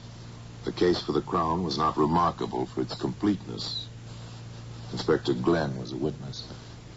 The defendant admitted possessing the weed killer. In fact, he helped us to find it in his garage. Have you uncovered any evidence, Inspector, to indicate that my client did, in fact, administer the poison? Poison is almost always given in secret. One rarely has a witness to the fact. Dr. Gordon repeated his testimony at the coroner's inquest. There was no cross-examination. Sarah Freeman, on the other hand, was the subject of quite intense questioning by the defense. Why did you find it worthy of remark that Mr. Ashley spent some time in your pantry? I'd never known him to be in there before. I say to you that almost every Sunday before luncheon, he did go into the pantry from the garden to wash his hands. No, he didn't. Many, many times. No, he always went upstairs. I submit to you that it was a long way to the bathroom upstairs. Not very. Do you realize that Mr. Ashley is in peril of his life? Yes, sir, I do. And you stand here swearing that it was unusual for him to use the pantry to wash his hands? Yes, sir, I do. Sarah Freeman, are you telling the truth? I swore on a Bible, sir. Are you telling the truth? Yes, sir, I am. No further questions. Next in the parade of witnesses was Nurse Thomas. She told her story, her experience, and her suspicions. Once again, counsel for the defense took over. You are a practical nurse, is that correct? I am. You are not registered. Your training has not been formed. I know my job. Answer the question. I know my job. But you are not a registered nurse. I am a practical nurse. When you left the Ashley house at 9 o'clock, were you satisfied that the patient was in no danger? I had to go home. If you felt she was in danger, would you have gone? I had to go home. For personal reasons? My mother is past 80. My children needed their dinner. I suggest to you, Mrs. Thomas, that a registered nurse would not have left. Then you were satisfied that the patient was in no danger? I had to leave. I told Mr. Ashley. Did the patient complain to you about the medicine? She complained to the maid. The maid told me. What did you do about it? I tasted it myself. Did the medicine affect you? Not at all. What was the dose? 2 teaspoonfuls and a little water 3 times a day. Did you give the medicine before you left? I did. And you were satisfied there was no danger to the patient? I had to go when I did. Very well. You had to go when you did. That is all. The stubbornness, the slight irregularities in behavior of this nurse seemed to be having their effect on the jury. There was a feeling of impatience, even of doubt, in the courtroom as counsel for the defense called Miss Joy Ashley, please. The girl, quiet, composed, took the stand in her father's defense. Miss Ashley, I know you realize that your father is on trial here for his life. I do. Can you say without reservation that you're going to tell the absolute truth? Yes, sir, I am. If you had any doubt of his innocence, what would you do? Tell the truth. My mother is dead. If I thought for a moment that my father had done it, even then I would tell the truth. Very well. Now then, the 3 of you had luncheon together that day. We did. At the same time, from the same main dishes? Yes, sir. There has been some doubt cast on the contents of a certain bottle of wine. Your former housemaid has testified that the bottle was nearly empty at the end of the meal, that she threw the bottle away. Was this common practice, do you know? It was. I see. Now then, what do you recall concerning the serving of that wine that day? Sarah, the maid, offered it to my father first, as she always did. Did he accept it? No, he did not. What did the maid do next? She offered it to my mother. Mother took some. And then? Then Sarah offered it to me. I let her fill my glass. It was excellent. I asked for some more. I remember Mother expressing her surprise that I should drink 2 glasses of wine. Thank you, Miss Ashley. That is all. It was dramatically staged. The Crown had no questions for Joy Ashley. The defense rested. After a brief recess, he began his summation. Quickly, he reviewed the evidence as presented, never denying the fact that Helen Ashley had died of arsenical poisoning. But he did conclude. We have made no attempt to deny the scientific facts of this case. But I suggest to you, ladies and gentlemen of the jury, that at no time has my client's behavior even suggested guilt. More, I suggest that at no point has my honored colleague proved motive, much less the actual administration of the lethal dose. And I go on to suggest that there exists a reasonable doubt concerning my client's guilt in this matter. He has pleaded not guilty. I suggest that not guilty is the only proper verdict in the case of the Crown versus John Ashley. The jury was out for 3 hours. The verdict was brief. We find the prisoner not guilty. John Ashley was a free man.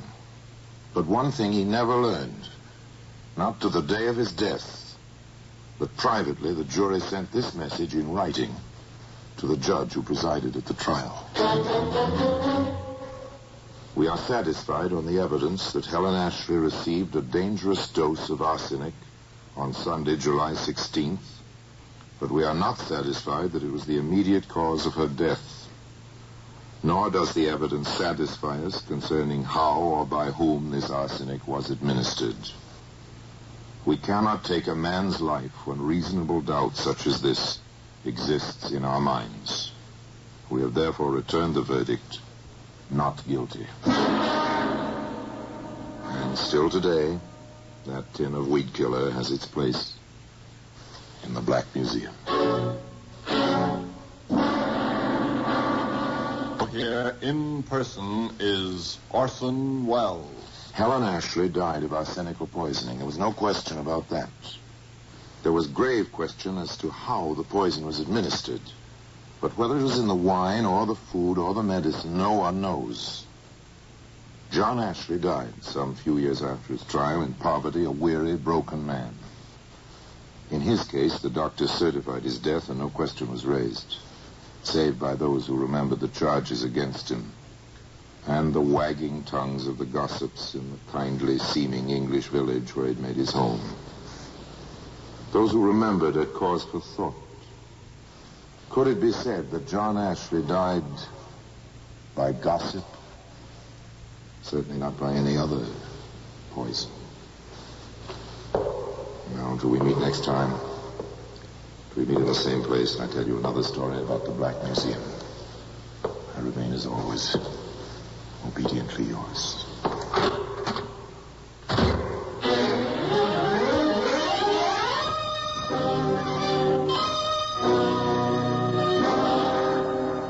The Black Museum, starring Orson Welles, is presented by arrangement with Metro-Goldwyn-Mayer Radio Attractions.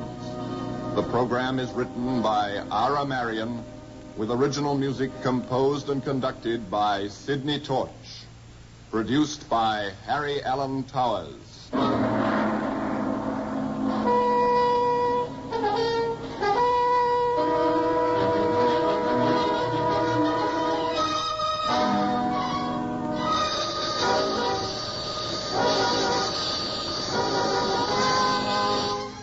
There's the Black Museum.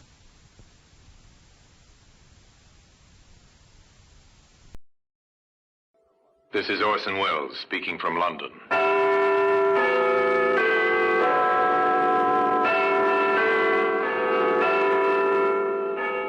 Here in the grim stone structure in the Thames, which houses Scotland Yard, is a warehouse of souvenirs.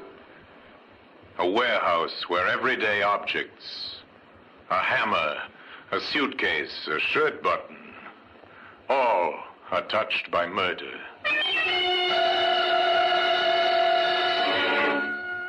You take this canvas bag. This canvas bag might give us a lead, sir. What's that writing on it, Sergeant? It's the name of a local merchant, J. Gregory, Northampton. Well, today, that canvas bag can be seen in the Black Museum.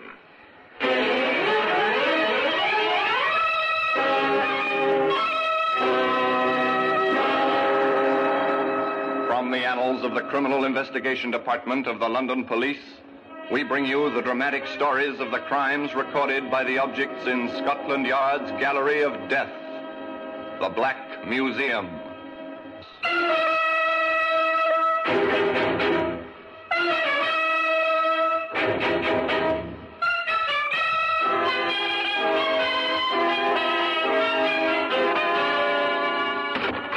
Well, here we are in the Black Museum, Scotland Yard's Museum of Murder. Yes, here lies death. All the ways and means of death. Guns, of course, abound in plenty, but there are other simpler objects, things that were never meant for murder. Now, this gold trophy. A famous sportsman climaxed a great career by winning this. Later, it was an exhibit in his trial. It was proved he had used it to batter a man to death. Here's a knitting needle, perhaps used to knit for absent friends, for children not yet born. And it was put to more lethal use, to end a life. Here we are. Here's the canvas bag. It was once a bag used to hold provisions in a Northampton grocery store. Later on, it became more famous, but we anticipate. Let's begin the story not with a canvas bag, but with a certain young woman who at her home in Birmingham was packing her suitcases.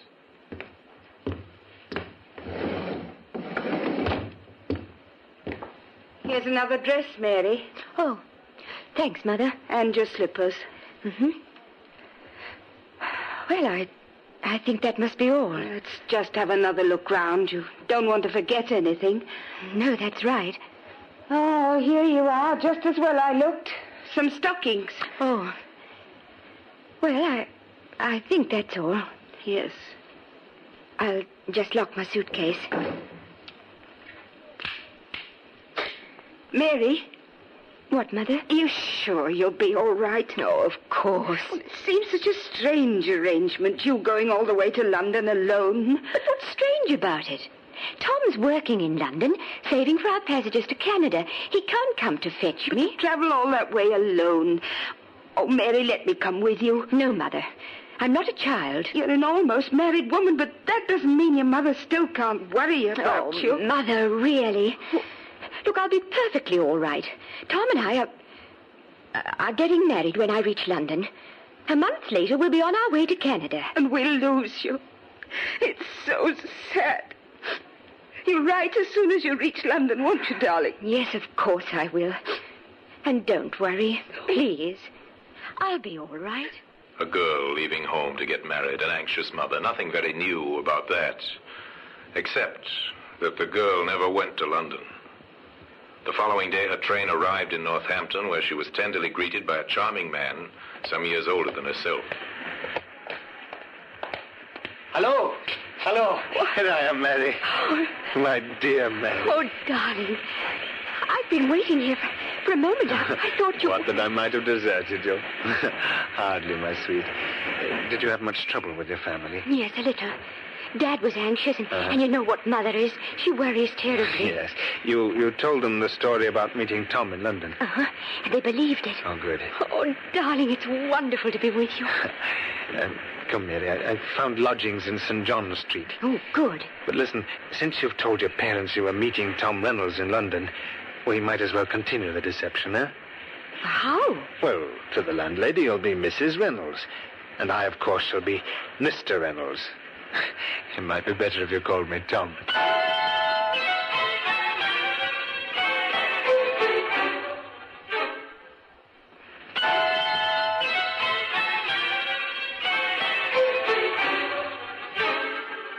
The landlady found Mr. and Mrs. Reynolds a charming couple, so devoted, so very much in love. Good afternoon. Good afternoon. I'm Mr. Reynolds. I wrote to you about a room. Oh, yes, Mr. Reynolds. I was expecting you today, just like you said in the letter. And this is my wife, Mary. Pleased to meet you, Mrs. Reynolds. I expect you'd like to see the room right away.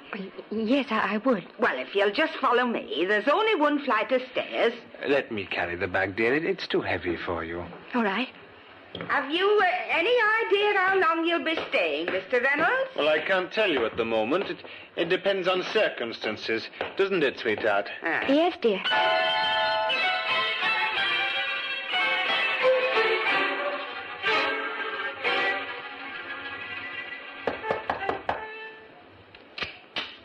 Why, it's Mr. Reynolds.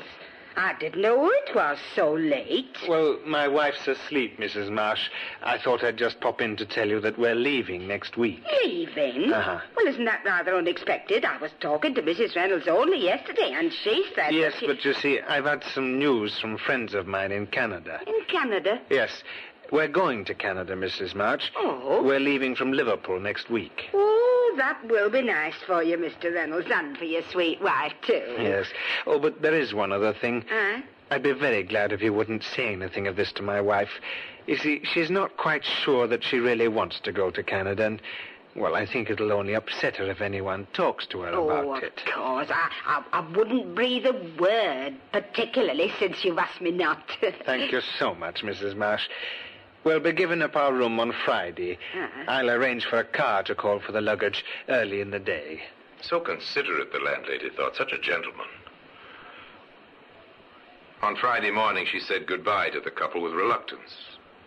At least she said goodbye to Mr. Reynolds, who explained that his wife had gone ahead to the railway station. But even the nicest of lodgers are only a passing memory in a landlady's mind, and she might never have thought of the young couple again if it hadn't been for the events that occurred some weeks afterwards. On the high road from Rugby to Northampton, two men were walking home after work. Well, Bert, what do you think of the team's chances on Saturday? They wanted to be better than last week, eh, Sam? Yeah, I should say so. Hey, look down there in the ditch beside the road. What do you see? Oh, wait a minute. Oh, it looks like a canvas bag. Well, there's something inside it. Well, what's that all over it? Lime, isn't it? Oh, probably a dead dog. Come on, I'll buy you a pint. Hey, ain't no dead dog. Bert, look, will you? An arm. I can see it plain. Oh, crikey. Come on, Sam. This is for the police. The local police recovered the body and Scotland Yard was summoned. Inspector Courtney, accompanied by Detective Sergeant Finlay, arrived in Northampton. They met the doctor who had conducted the post-mortem. The body was that of a woman, Inspector. Have you any idea of her age, Doctor? Youngish. I'd say in her 20s. In height, a little over 5 feet. Slight build. And in what state was the body? Dismembered and partially decomposed. And the cause of death? Have you any idea about that? There's no way of telling, Inspector. The only thing you can take for granted is that she was murdered. The yard men had a dual task there. They had to track down the murderer, but first and foremost, they had to find out who had been murdered. They set out to examine the evidence. This canvas bag might give us a lead, sir. Yes. Now, what's that writing on it, Sergeant? It's the name of a local merchant, J. Gregory, Northampton. Yes, the name's clear enough. Luckily, the lime didn't rot it away. As I'd say it was meant to, sir. Yes, I'd say so too, Sergeant. I think we'll call on Mr. Gregory. Was this a lucky break early in a difficult case? It seemed not. For when the London detectives interviewed J. Gregory in his Northampton warehouse, the merchant could give them little help. Yes, it's my bag, all right, Inspector. No mistaking that, but how did it get in there? Well, we thought you might be able to tell us that. Well, I assure you I can't. These canvas bags are used for transporting groceries between this warehouse and my several shops in the town. And they're, handled by your employees? Yes. Are they ever given out to the public? Oh, no, they're not. Were you aware that one was missing? Well, hardly, Inspector.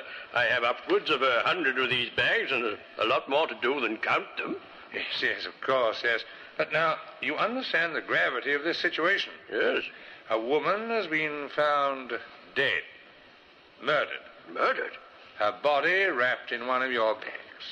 Inspector, I can only assure you I know nothing whatever about it. At this stage, Mr. Gregory, not knowing the identity of the murdered woman, the bag is our only clue. Now, you do appreciate that?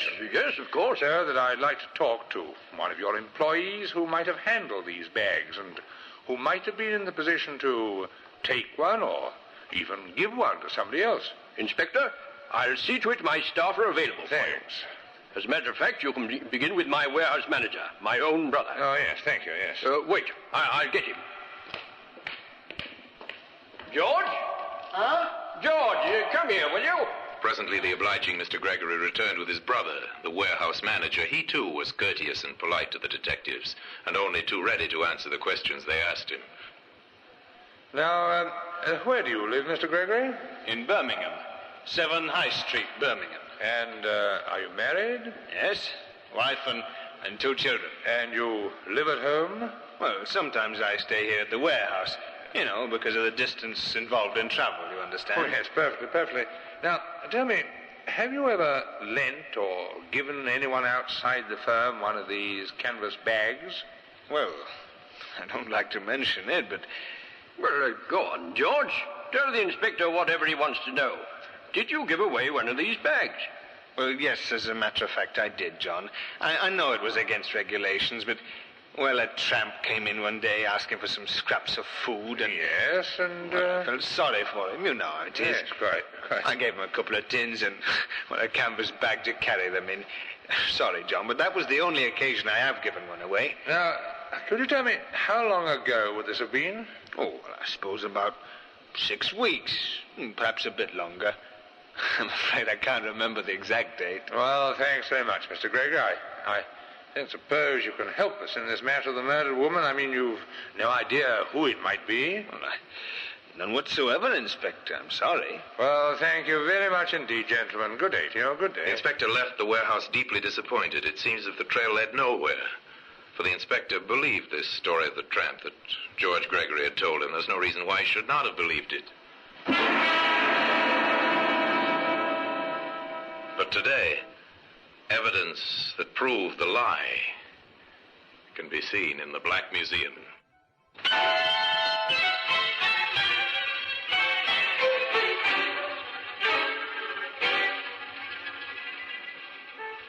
There are hundreds of women reported missing every year throughout England.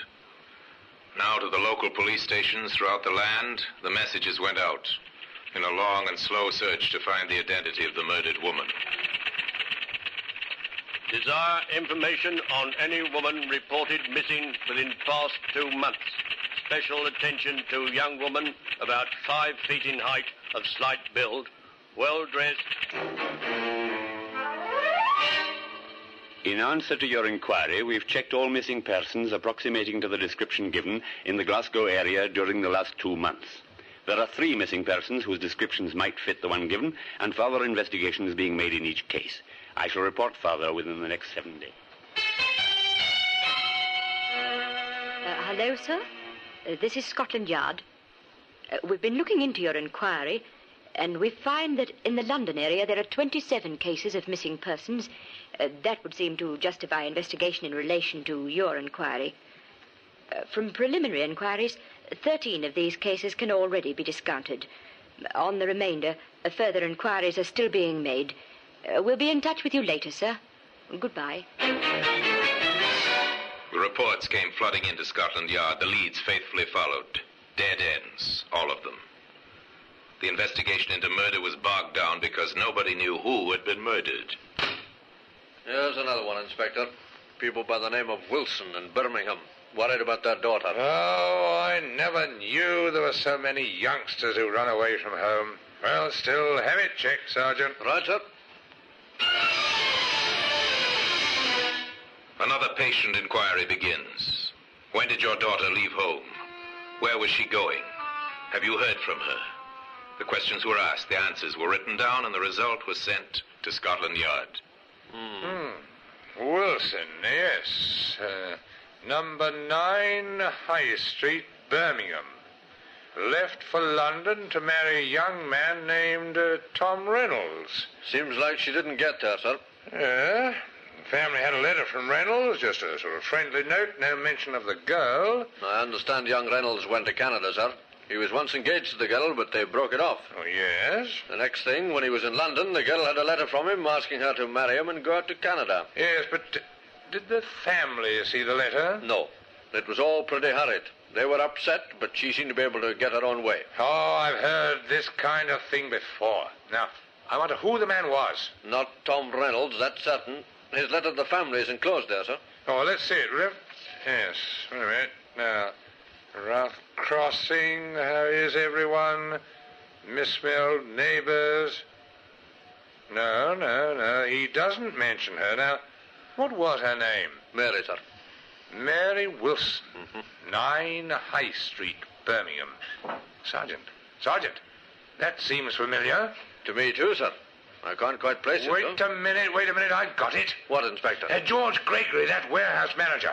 His address is 7 High Street, Birmingham. Number 7? Well, that means he lives next door. Patience had paid off again. Careful and painstaking methods had given them a new lead, or rather, the renewal of an old lead. For the canvas bag had first led them to the Gregory warehouse. The detectives went back to Northampton, back to interview George Gregory.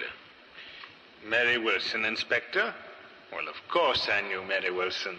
Now, tell me, when did you last see her, Mr. Gregory? Oh, some time ago. She went to Canada, you know. She married a young chap named Reynolds. Yes, but did she marry him? Well, to the best of my knowledge, she did. You said, I knew Mary Wilson. Mm-hmm. Why the past tense? I don't know. Well, don't you always use the past tense when you're not likely to see a person again? Oh, you don't think you'll see her again?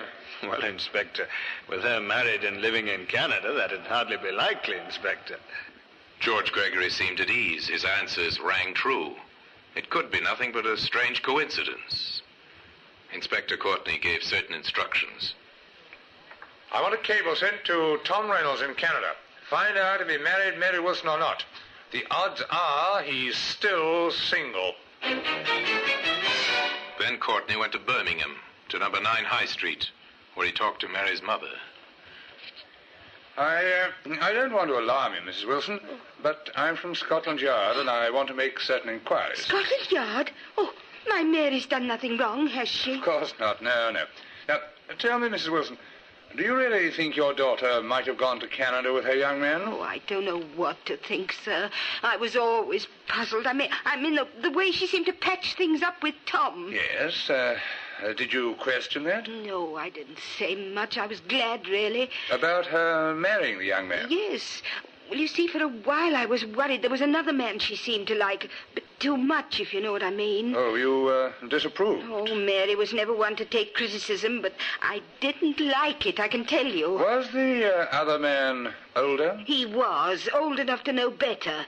Him with a wife and 2 children of his own. I tell you, I was relieved when I thought Mary was going away to marry Tom Reynolds. Now, there's one more question I must ask you, Ma'am. Yes, Inspector? The name of this attentive gentleman. Well, I don't like to make anything of it, mind. No, but I'd like to know his name. Well, he happens to live next door, and his name is George Gregory.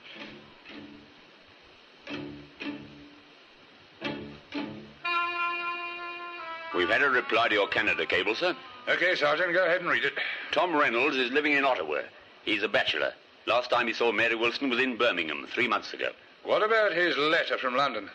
There was no letter from London. It was beginning to add up. Point by point, link by link, a chain of circumstantial evidence was being forged. Forged by the patient police. I think he's our man, Sergeant. And imagine it, sir. He's been here under our noses since the very first clue you picked up. Yes, the canvas bag. Led us right to him. But we haven't tied it up yet. What's the next move, sir? Mary Wilson left for London to meet Reynolds. Or so it seems she told her parents. Yes, it seems more than likely, sir, that they came here. So they must have lived somewhere, she and the man she met. Now the detectives went through the town, front streets and back streets, fashionable hotels and cheap boarding houses. They went wherever there was a sign, rooms to let. Well?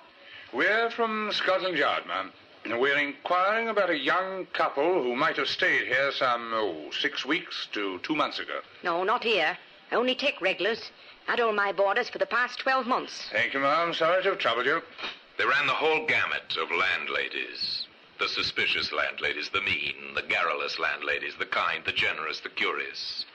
Then in a lodging house in St. John's Street, their work paid off. A young couple? Yes, I've had a few. What was their name? We're not sure what name they might have been using. Oh, you mean crooks? Well, let me see. Oh, it couldn't have been that nice young couple, Mr. and Mrs. Reynolds. Now, What was that name? Reynolds.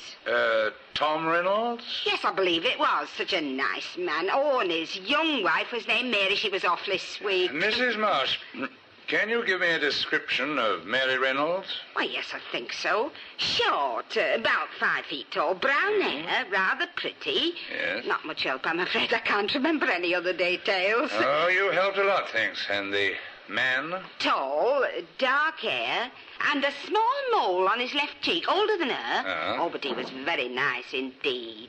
Oh, surely they couldn't have done anything wrong. Mrs. Marsh, can you, I want to attend the police station tomorrow morning at 10? Me? Why, sir? Well, we'll be having an identification parade at 10 sharp.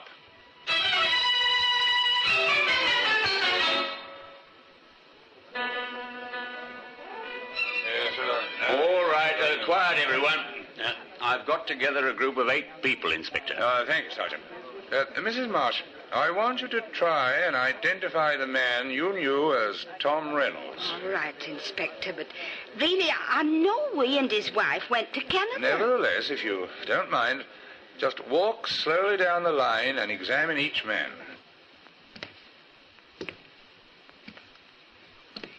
Eight men. A couple of detectives, 2 men taken out of the cells, 1 recruited off the street, and in the middle of them, a protesting, indignant George Gregory. It's not this man. No, this. No, not him either. Why, Mr. Reynolds. Gregory, grab him, man. I got him. There were enough policemen present to overpower the hastily departing Mr. Gregory, who was immediately arrested on a charge of having murdered Mary Wilson. Today, the evidence that brought about his downfall, the canvas bag that first directed police attention to him, occupies a place of honor in the Black Museum. George Gregory killed the woman, he said, because she was too much in love with him to let him go, but he couldn't afford the scandal that might arise if he continued his association with her. Not a very nice reason, but then, the reason for murder seldom are. Anyway, George Gregory was tried and convicted, and paid for his crime one morning at 8 o'clock. And now, until we meet next time in this same place for another story about the Black Museum, I remain, as always, obediently yours.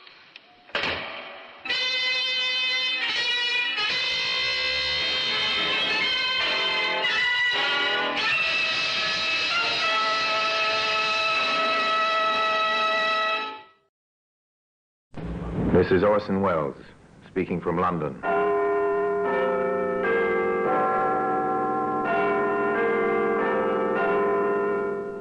A repository of death.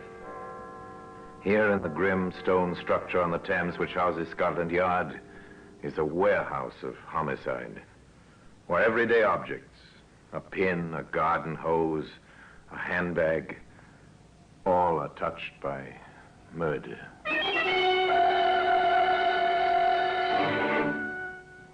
Here's a car tire. There were 3 others, all attached to a sedan. They were removed. Great Scott, Inspector. Those vandals, they've stripped the car of everything. Even the 4 tires, sir. There's nothing left. Except evidence. Now, today, one of those tires, the one that became a vital clue in the case, can be seen in the Black Museum.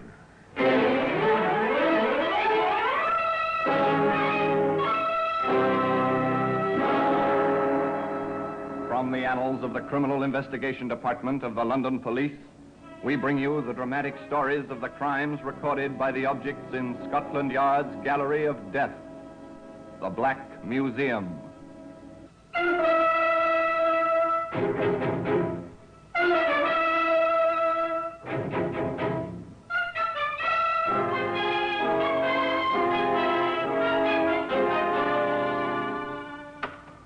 Well, here we are, in the Black Museum. Scotland Yard's Museum of Murder. As here lies death. On the shelves, around the walls, death in many disguises. Here's a length of electric wiring. The protective insulation has been stripped away. The man touched it. He died. The jury found it was murder. Here's a card. Invitation to a party. The invitation was accepted. Death was the end of that. Here's the tire. It's an ordinary car tire. Once it belonged to a sedan that stood in a garage at South End. On a certain night some years ago, 2 men entered the garage quietly, after first forcing the lock.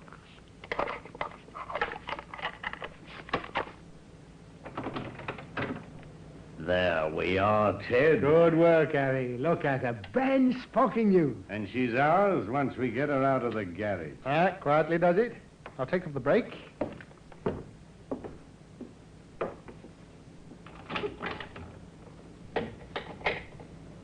Right. We'll push her out into the street and down the road a bit. Okay, I'm ready. The object of this stealthy midnight visit was a new car. The 2 men pushed the automobile down the slope of the road, jumping in when the car began to gather speed. All right, Harry. Get in. Oh, nice going. Get her started, Ted. Right.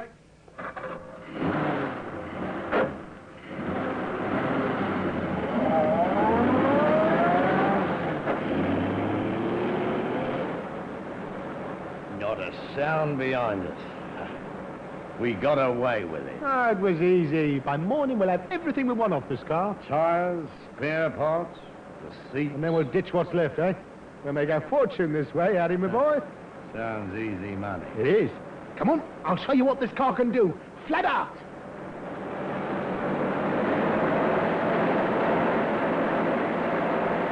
A car traveling fast along the road to Eastwood. Its twin lights cutting beams in the darkness of the night. And a policeman cycling homeward.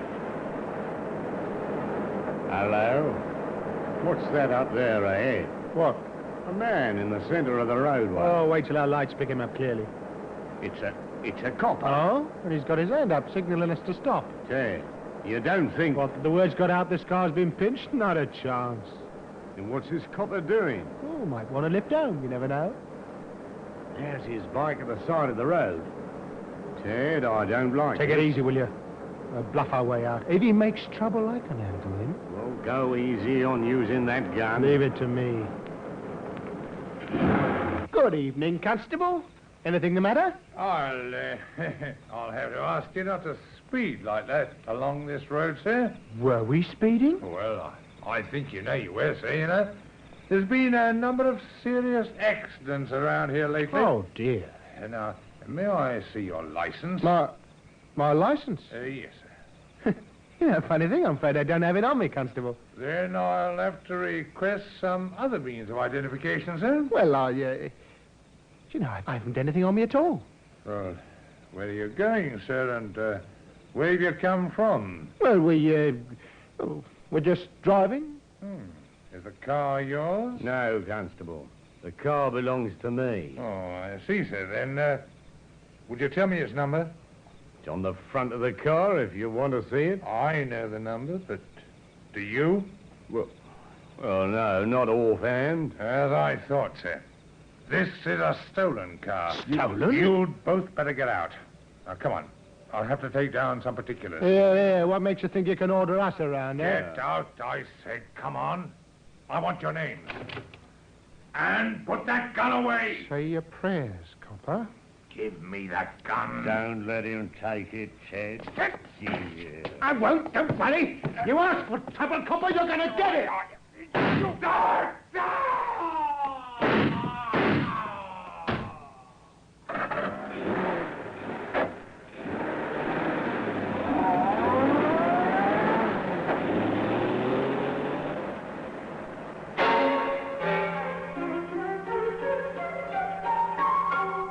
A car drives away. A man lies dead on the roadway. A murder has been committed. Murder of a policeman.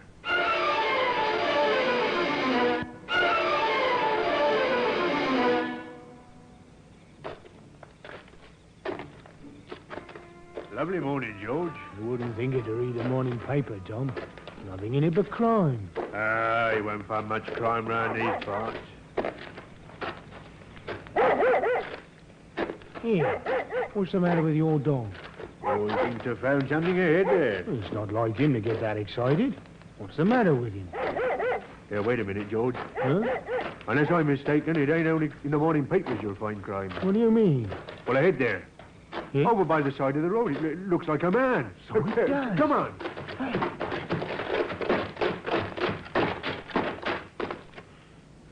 Why, it's Charlie Acker. He's dead. By morning, Scotland Yard was represented at the scene of the crime by Inspector Clancy and Detective Sergeant Redding. He was shot 3 times, Redding. Nasty business, sir. Oh, here's a notebook lying on the ground beside him. Yes, and he was holding a pencil in his right hand. Well, that seems fairly straightforward, sir. He was about to take down some particulars from a person or persons whom he'd met. The evidence suggests that, Sergeant. But wait a minute, Inspector. His torch is here in his pocket. Is it? And there's no street lighting nearby. How could he have been writing? By the light of a vehicle, presumably. Of course, sir. Either the headlights or the interior lighting of a car or a truck. More likely the interior lighting, don't you think, Inspector? Well, we'll work on that assumption first. Which means it was a car. Yeah, there are some tracks here. You can see the skid marks. Now, they might be caused by a car starting fairly fast. I want those tracks photographed. The photographs were duly sent to certain experts at Scotland Yard, and a report came back to Inspector Clancy. Report from the yard, sir. Yes, Sergeant Redding? Those tracks were made by an Evans car. An Evans, eh? Get a full list of all stolen cars within a 50-mile radius. We'll see if there was an Evans amongst them. There were 2. One was found. Inspector Clancy interviewed the owner of the other. Yes, it was taken the night before last, Inspector. Some bounder picked the lock of my garage and got away with the car. I'll get a full description from you, sir. Certainly, but I say, Scotland Yard doesn't usually go chasing stolen cars, does it? Not usually, eh, Colonel Fentress? Oh, there's something else behind it, is there? Excuse me a moment. Hello, Fentress speaking. Yes, just a moment. It's for you, Inspector. Thank you, sir. Hello? Yes, Redding? At Raleigh. I see. Yes, I'll come down right away. Something happened, Inspector? An Evans car's been found, sir, abandoned in a ditch outside Raleigh. A new Evans. Index mark TW6120. But that's mine, by Jove. Then you'd better come along, sir. They found the car, the police going over it for fingerprints. Curious crowd gathered around it. It was a vastly different car from the one Colonel Fentress had locked in his garage 2 nights earlier. Great Scott, Inspector, those vandals, they've stripped the car of everything. Even the 4 tires, sir. There's nothing left. Except evidence. What do you mean, Inspector? This was the car concerned in the murder of Constable Hacker on Eastwood Road. My car? Concerned in that killing? Come with me, Colonel. I'll show you the evidence to prove it. That car is the first link in a long chain at the end of which is the murderer. And a further link is the missing 4 tires, one of which became the vital clue in the case. That tire can be seen today in the Black Museum.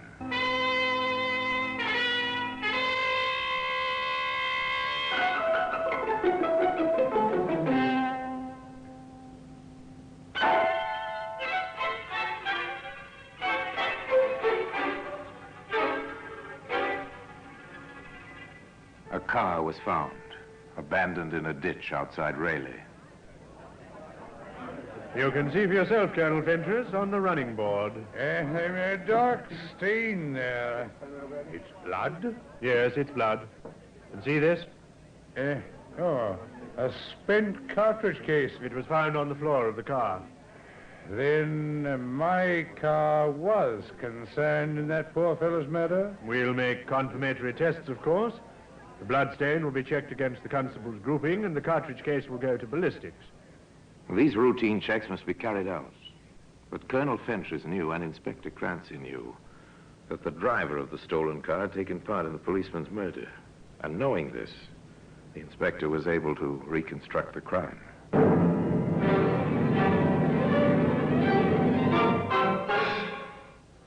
We don't know why Constable Hacker pulled the car up, Sergeant.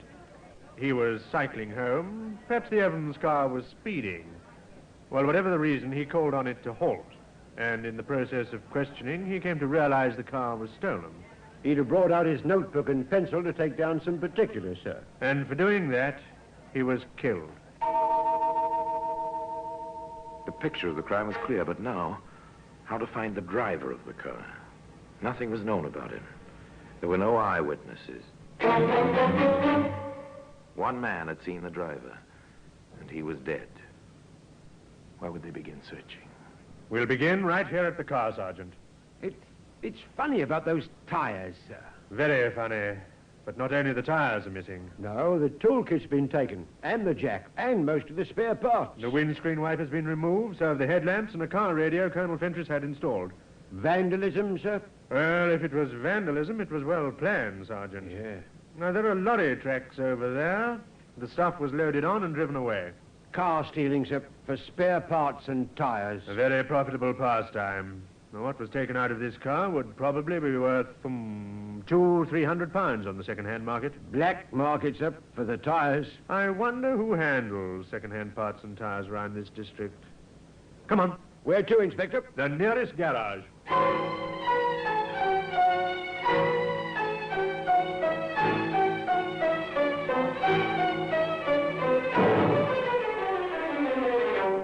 They found a garage less than half a mile away. The proprietor, reassured that he was not under suspicion, proved to be helpful.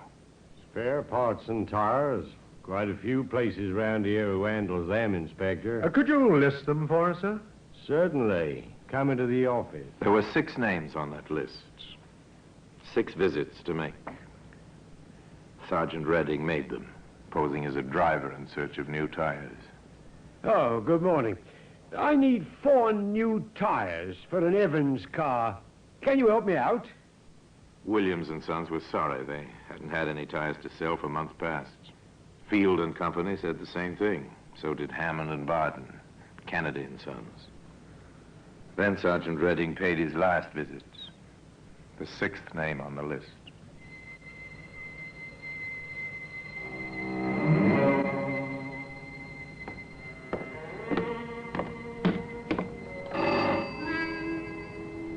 A small motor workshop on the road out of Eastwood.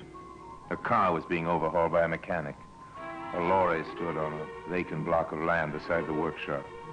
A sign at the front of the building said, Randolph and Burns, motor engineers and spare parts. Yes, sir? I need 4 new tires for an Evans car. Can you help me out? An Evans? Do you own an Evans car? Oh, not me, chum, no. That's for the governor. I've been everywhere trying to get these tires. Well, I might be able to set you up. Of course, they're in short supply. We'll pay whatever you ask for them. Okay. Ted! What's that? Here a minute, will you? What is it?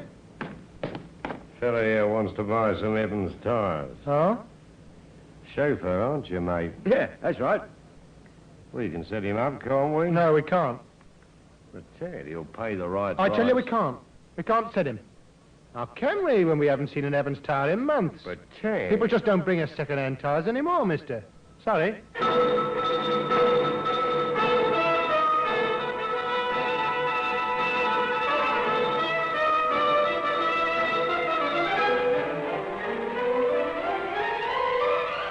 The sergeant went back to where Inspector Clancy was waiting for his report. Something he'd seen deep in the eyes of the man called Ted told him the search was at an end. I don't know what spoiled it, Inspector. Perhaps he recognized me. Perhaps he was just being cautious. You say the other man was ready to sell you the tires? Ready and willing, sir. I think they're the ones we want. I'm almost sure of it. All right, we'll make some further inquiries about them both. Now, first of all, their business registration. We'll get their full names from that.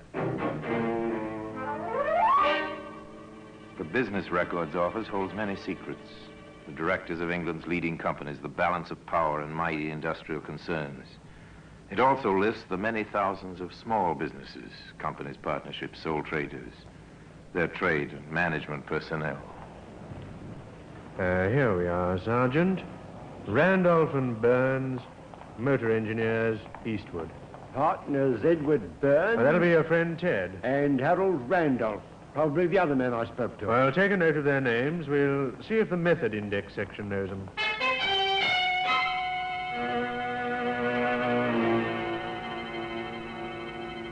The method index section at Scotland Yard. That's a vast room of records. The walls are lined solidly with filing cabinets. Here are the details of all the crimes, from murder to petty theft. Here are the names and the aliases of all the criminals ever convicted in any English courts. Filed and cross-filed for easy checking. Those 2 men you asked me to check, Inspector Clancy. Find anything on them, Severs? There's no record for Harold Randolph. What about the other one? Burns, yes, we know him. Ted Burns, motor mechanic, 4 convictions. The first, from my hometown, funnily enough, Oxford City Police Court. The charge? Stealing a motor car. And what were the other 3 charges, Severs? All connected with motor theft, sir. One was for removing spare parts from parked vehicles. Another time he was convicted for selling a stolen car. That's all I want. Thank you, sir. Severs. Inspector Clancy and Sergeant Redding drove back to Eastwood. On the road there, about 50 yards from the motor workshop, they waited. They saw 2 mechanics leave at 5:30 on their way home. Then, a few minutes later... There he is, Inspector. That's Harry Randolph. And he's alone.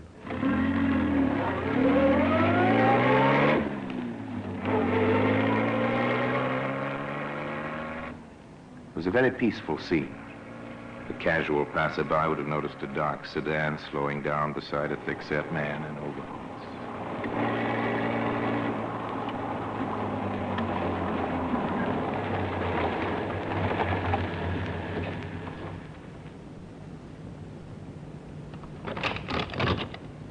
Mr. Randolph?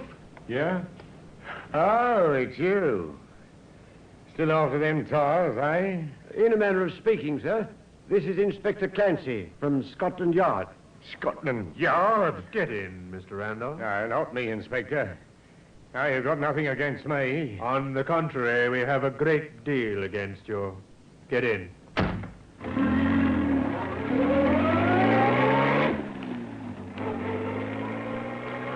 Randolph was defiant at first. But when the advantages of turning King's evidence were pointed out to him, he became almost verbose. It wasn't me who thought of the scheme. I was talked into it by him. The scheme being to steal cars, sell their spare parts and tires, and abandon them? Yeah. Ted said we couldn't get enough parts and tires to stay in business otherwise. He talked me into helping him to pinch the Evans. Well, go on. Well, everything was sweet, and then on the way back to Eastwood, the cop signals us to stop. Tells us we were speeding. He'd have got our names and all. So you shot him dead? I didn't do it. Ted shot him. The gun's hidden in the desk down at our works. His fingerprints will be on it. I told him not to shoot. He wouldn't listen. We took the lorry down and got everything we could from the car and brought it back. And where is that stuff now? Well, some of it we sold, and 3 of the tires went off late today. I would have sold the lot to the copper here, but Ted was wise to him. He can smell coppers. 3 were sold. Then 1 tire is left on the premises? Yeah.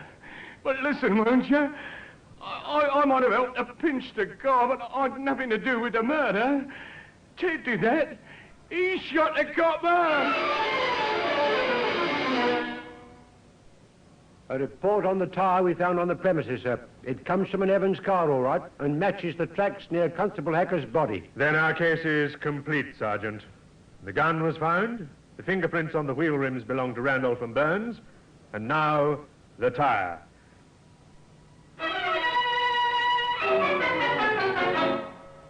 All right, Randolph, you've one more chance to help us. Where's Burns? Come on, you must have some idea. Right. But you've got to look after me. I'm not promising anything. Where's Burns? He's trying to get away overseas. I think he was heading for Liverpool. He was always talking about a pal of his who was a ship's mate. Can you remember the name of the ship? I think it was called the Briar Rose.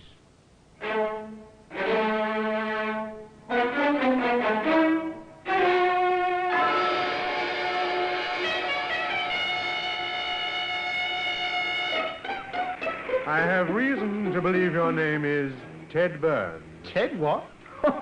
You got the wrong man, Sam. I don't think so, Mr. Burns. I have here a warrant for your arrest on a charge of murder. Hey, you got nothing on me?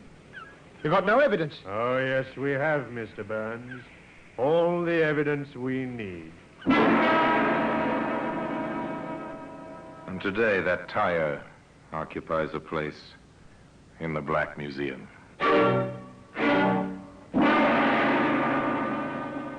Orson Welles will be back with you in just a moment. The murder of Constable Hacker on the lonely Eastwood Road was solved by the patient methods of Scotland Yard and by the talking of Harry Randolph, whose verbosity put him behind bars for many years to come and brought his unholy friend Ted Burns to the last walk and the end of a rope one morning at 8 o'clock. A crook's plan misfired into murder. And neither Burns nor Randolph had the talent for outwitting the men of the yard. So it was that another chapter of murder was closed. Another record added to the method index section. And another exhibit, the car tire, was added to the Black Museum. And now until we meet next time in the same place and I tell you another story about the Black Museum, I remain as always obediently yours.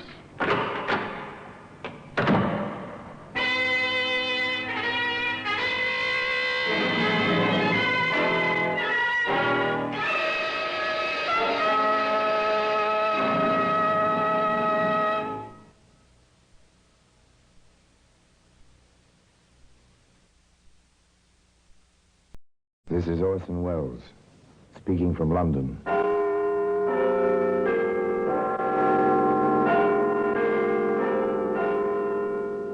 The Black Museum, a repository of death. Yes, here in the grim stone structure on the Thames, which houses Scotland Yard, is a warehouse of homicide. where everyday objects, a man's necktie, a woman's glove, a boy's school cap, all are touched by murder.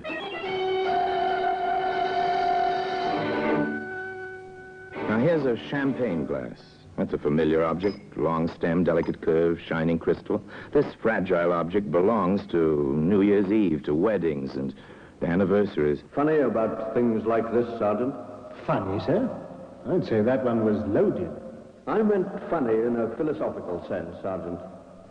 Funny how human beings can take an article meant for happiness and use it for tragedy. Well, anyway, that champagne glass can be found today in the Black Museum.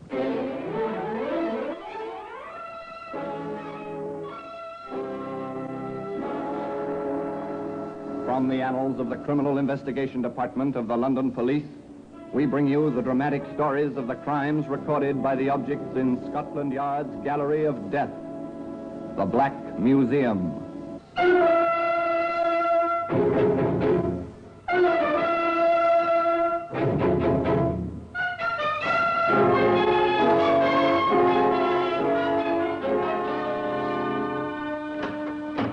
Well, here we are, in the Black Museum. Scotland Yard's Museum of Murder. This place echoes with violent death. Voices are hollow here, whether the hollowness is caused by the high-vaulted ceilings or by the reaction of the human mind to the atmosphere of this room. The effect is the same.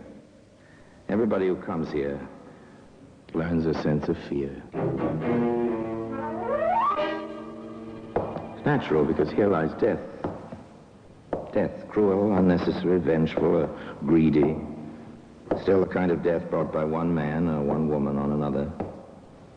This is a record to be studied not merely by criminologists, but by every student of man's inhumanity to man. Here's an iron skillet. It's heavy in your hand, the kind of kitchen utensil your grandmother used. Well balanced, quite suitable for frying eggs or veal chops, or for bashing a skull, perhaps. There's little doubt as to the use which brought this particular skillet here. Yes? And here's the champagne glass. It's well designed, graceful. You could place it with a companion on a silver tray, as Colonel Harry Reid did. You could pop a cork and then fill the glasses, as Colonel Harry Reid did. And you might say, as the dapper colonel did, to you, my dear Elizabeth, to your return and your complete recovery.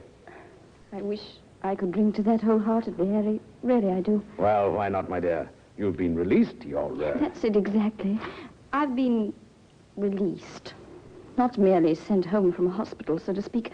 After all, the hospital I was in had bars on the windows. Oh, I insist, my dear, that you touch glasses with me and drink at once. That's no way to talk. But, Harry, Ah, then no buts, Elizabeth. Many people have had nerve breakdowns, and the vast majority of them have recovered. Very well, Harry, dear. But not to me, to you, the most patient of husbands in the world. So they drank the champagne, and all was well. It was very pleasant, very relaxing, reassuring. But the world is always too much with us, and the colonel finally had to say, You rest until dinner, Elizabeth. I have a brief appointment. I won't be long. And the colonel kissed his wife, and the colonel went off to his appointment. It's 6 months now, Reed. One way or the other, the matter ought to be settled. I assure you, Davis, there's nothing to worry about. These things take time. There's been plenty of time. Look, Reed, if you don't want to complete the deal, return the £500. But it's not up to me. My client... Your client indicated willingness to dispose of the property. My client paid the deposit in good faith. We consider it a binder on the contract. We've waited 6 months. Your £500 is quite safe, Davis. You can reassure your client. And on my side, we'll go through with the deal as soon as everything is clear. Well, I certainly hope so. My people want to take possession. And they shall indeed, and soon. Meanwhile, there's no reason for misunderstanding between us, is there? After all, we live in the same small town. We see each other constantly. You know, John, I've often wondered why we don't see more of each other. Socially, that is. Rather a changeable fellow, the colonel, isn't he? There were other changes ahead, more serious ones. They first came to somewhat public notice the night our colonel called Dr. Ashley to his home.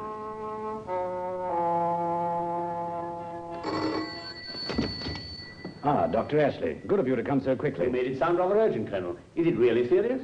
Yes, I'm afraid, Doctor. Really afraid. It's my wife. Has she broken down again? No. She complains of terrible pain in her abdomen. I'd better see her at once. Yeah, this way, please. If you can, Doctor. Yes? She seems to me to be as much frightened as she is in pain. Oh? What exactly do you mean by that? Frightened that, that her pain is in her imagination. I see. Oh, very well. I'll bear that in mind, Colonel. In here.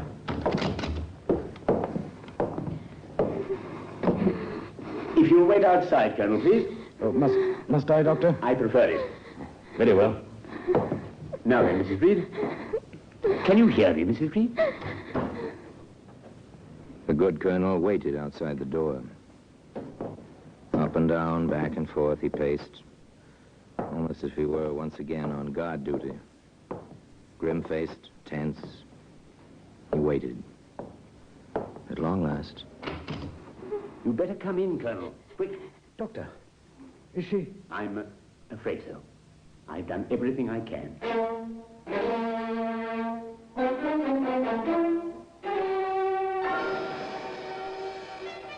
A few moments later, Elizabeth Reed was at rest, at last.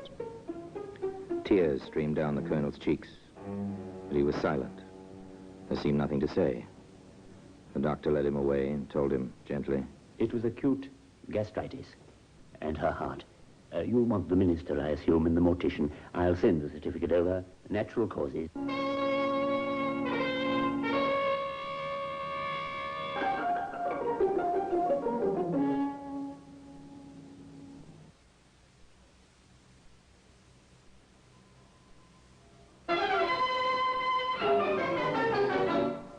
There was a well-attended funeral. The flowers were piled high in tribute to the colonel's position in the town as well as to the memory of his wife. And then the colonel resumed his life, somewhat more lonely but still active, bearing himself in military fashion as he went about his small real estate business, and time drifted by. 1 month, 2, and then one day on the main street. Good morning, Colonel. Ah, Davis, good to see you. I've hesitated discussing this, your recent bereavement and so on, but don't you think we need to close our deal, Reed? Oh, yes, yes, of course. Well, that is, I'm rather by myself these days. Would you care to join me for tea or a bit something stronger one afternoon? You say when, Reed. I'll be glad to. Excellent. Then, shall we say tomorrow, 5-ish? Why not? Your place or mine? Oh, mine, of course. Delighted to have you. Have a scone, old man. Really excellent. My housekeeper has quite the touch. Thank you, I will. Almost as if we were a pair of elderly ladies. Tea and scone. Two gentlemen, somewhat past middle age, enjoying tea and scones and making ready to discuss business. In fact, they did discuss business. A £500 deposit and the pending deal. And John Davis went home quite satisfied. John Davis went home and a little later called Dr. Ashley.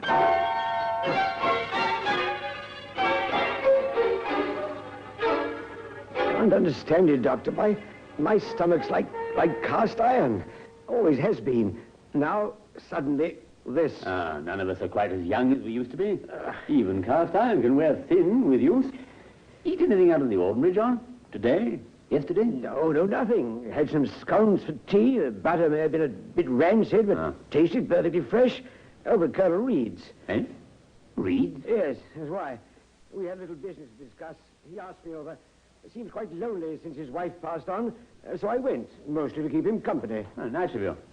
Well, just take the prescription I'm leaving you. Rest a day or two. You'll be all right. What's wrong, Doctor? Oh, nothing. Just a quirk of memory. Oh? How so? Your symptoms and Mrs. Reed's rather the same. Nothing serious about it, just odd. That we should have two similar cases in such close juxtaposition. A town like this, a doctor gets to know most of the illness. As the doctor said, nothing serious. Just an interesting coincidence. And in a day or so, John Davis was up and about. Aside from a slight tenderness in his abdomen, he felt no after effects. All was well. All was quiet. Everyone was his courteous self, including Colonel Reed. Well, now, candy. And from the Colonel. How decent of him. Here it is, Doctor. The same wrappings it came in. Nice-looking box. Don't you care for candy, John? You haven't eaten much. As a matter of fact, I don't. I did offer a piece to the charwoman at the office. You see, one's missing. The charwoman, eh? Is that the way you treat a gift? With the hope you are sufficiently recovered to enjoy this. Harry Reid. Rather decent of him. That's what I thought, until the charwoman was taken with pains and reaching an hour after she ate the candy. Are you suggesting anything, John? That would be slanderous at this stage, wouldn't it? There's nothing to it, John. There couldn't be. The Colonel... Well, I inquired at the probate office. He did rather well following his wife's death and her will, you know. He never had any money of his own to speak of. Former military men rarely do. Yes, it might be interesting. I've done practically no laboratory work of my own for some time. But I have a little equipment. Shall I try my hand at a bit of chemical analysis, John? I'm curious about the contents of that box of candy. You seem to be as well as I.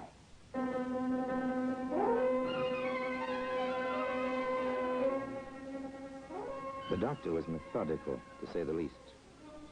He took his time setting up his equipment, preparing reagents, making ready for his private little tests.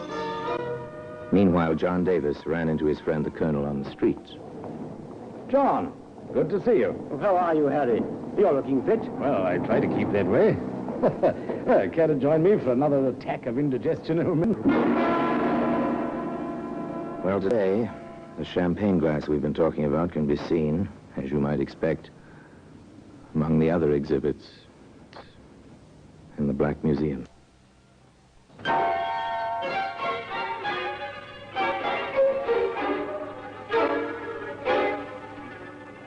The Colonel and John Davis parted quite amicably on the street. Davis watched the smart military walk the ramrod straight back as the Colonel paraded into his office under his head. Somehow it didn't seem quite plausible that this man might be something quite different than what he seemed. The next afternoon, the telephone rang in John Davis's office.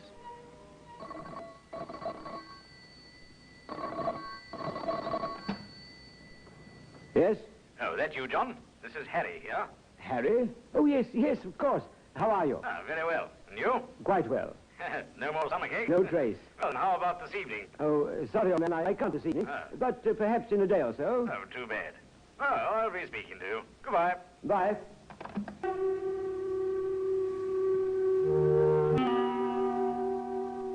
That evening, Davis had a previous appointment with Dr. Ashley in his makeshift laboratory.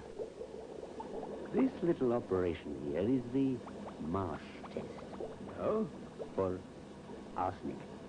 Interesting. Yes, isn't it? Particularly since I found that every piece of candy in your gift box had arsenic in it. Good Lord.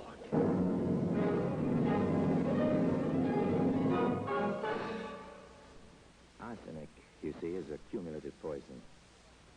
Personally, have a tolerance for quite a large amount of it.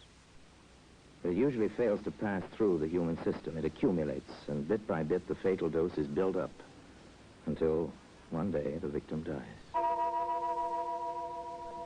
Dr. Ashley explained all this to John Davis. Finally, John grasped the significance of the facts. Each piece of candy would never bother the ordinary stomach, or the cast iron type, such as you boasted you have. Most people could eat a piece or two, indeed. You'd eaten most of the candy yourself. Well, you follow me, I gather? Follow you? Doctor, I'm a step ahead of you. But exactly what that step is, I'm not sure. I think we need expert help. The local constabulary? I said expert help. Where from? The CID, Scotland Yard.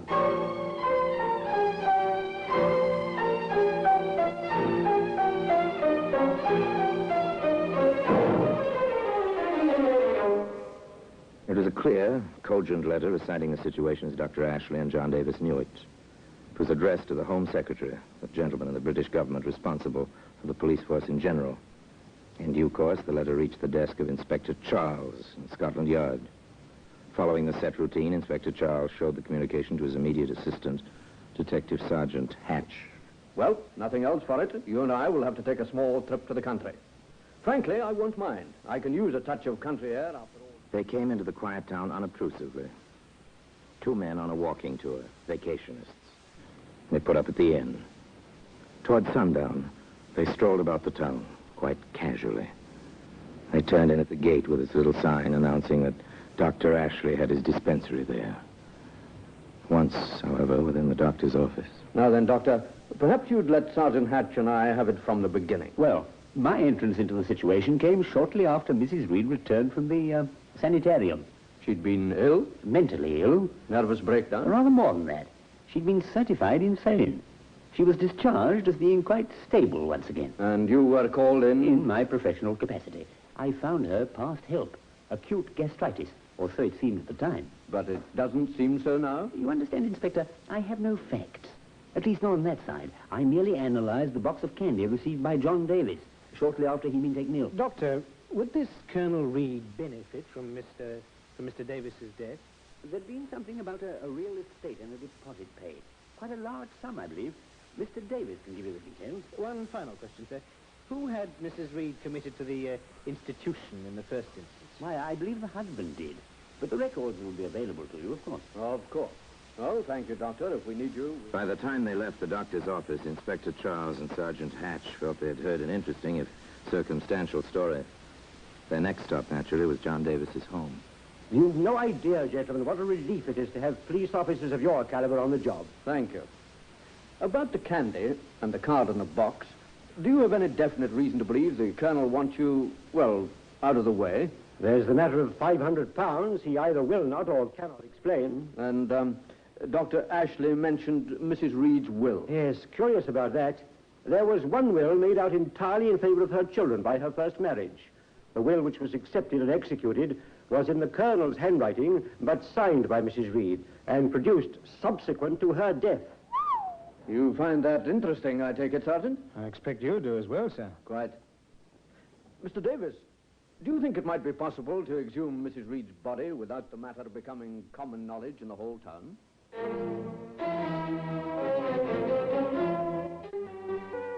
The men from Scotland Yard accomplished the almost impossible. Armed with the proper papers, plus tools and dark lanterns, they supervised the removal of the body at night, with no one the wiser except the necessary officials. This feat completed, they waited quite patiently. The government analyst was called in. The report was brief. Inspector Charles read it to Dr. Ashley.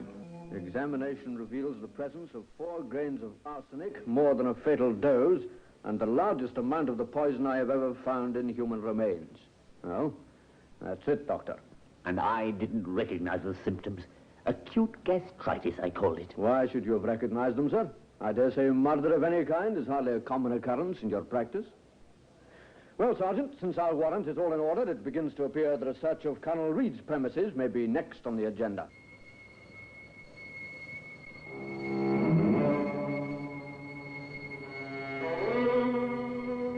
Now the pretense of the walking tour was completely discarded. It was Saturday, and the sleepy little village was just about bestirring itself.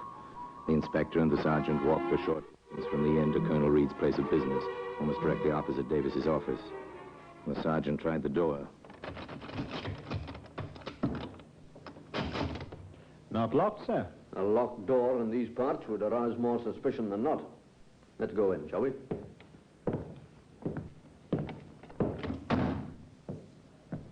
One file cabinet, one desk, telephone, chair for visitors. Can't do much of a business. I dare say not. Let's get to it. The search was quite thorough. The desk was emptied of its contents. These were replaced in an orderly fashion. Oh, nothing extraordinary here, sir. Oh? What do you make of this, sir? Champagne glass. Rear of the file cabinet. It's odd. Shall I hold it aside, sir? Yes, you may as well. Interesting, the trace of sediment. Apparently it was never washed. Not that it was used the last time. Anything else in there, Sergeant? Oh, what's going on in here? Colonel Reed? Yes. More to the point for you to identify yourselves and your business here, if any. Inspector Charles, CID. My identity card. This is Sergeant Hatch. I see. I assume you have a warrant for this search? We do. Right here, Colonel. Oh, very well. Go on with your work. May I ask why you were keeping the champagne glass in the file cabinet? A memento to my poor wife. We drank from it. Oh, that is, she did, about a week before she passed away. A nice gesture, if I may say so. And still with a trace of the sediment at the bottom. Careful, sir. It'd be a pity to have the glass break after all this time. Oh, sorry. Awkward of me to brush against it like that. Yes, wasn't it? All right, Sergeant, you can open the desk drawer the Colonel just closed and see what he put in it. But you said you'd finish. Your pardon, Colonel. I've had quite enough of this. These paper packets weren't in here a few minutes ago, Inspector. How many? Look here, I wouldn't have 20 of them, sir. I'll take one. Thank you. White powder. Well? This wouldn't be arsenic, would it, Colonel? It not only would be, it is. Really? Well, as you can see, I'm wearing my gardening coat. Ordinarily, I do not come into the office on Saturday, but something came up. I've been planning an experiment in my garden, hence the arsenic. A gardening experiment? With 20 packets of arsenic? Yes. My lawn is plagued with dandelions, roughly 24 of them. I plan to drill a small hole at the root of each weed, pour in the arsenic in each of those packets, and kill each dandelion individually, rather than take the chance of ruining the whole lawn. Sorry, Colonel, it's a good story, but rather far-fetched. Particularly since you tried to rid yourself of the packets before we searched your person. And particularly since the charge pending is willful murder of your wife by arsenical poisoning. But this is ridiculous. Someone is... Sergeant! Keep that champagne glass safe before Colonel Reed succeeds in smashing it. Yes, sir. Colonel Reed, you are under arrest. The charge is murder. I must warn you that anything you may say... I will not stand. Oh, no, Sergeant. I'll be acquitted. You'll see, and then I'll have to leave here. A trial? That will be quite enough, Colonel. You've made several mistakes, not the least of which was your attempt on John Davis, and your preservation of this glass. A sentimental gesture, but rather silly. My bet is the sediment in it will turn out to be arsenic. You must have been very sure of yourself, Colonel, to leave this glass unwashed. Very sure of yourself indeed.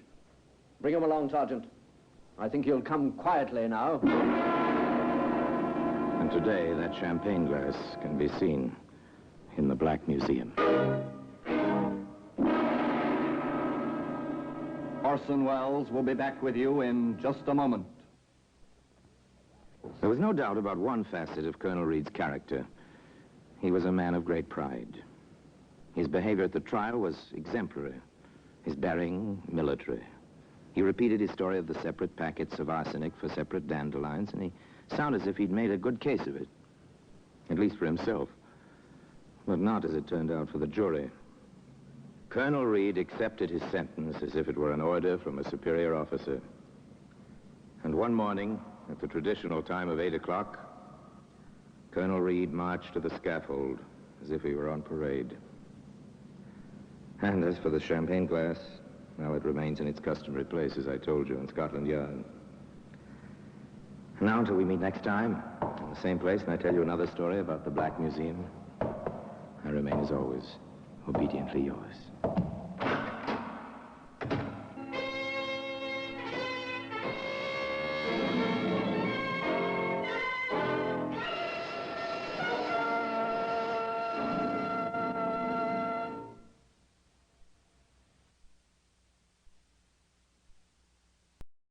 This is Orson Welles, speaking from London.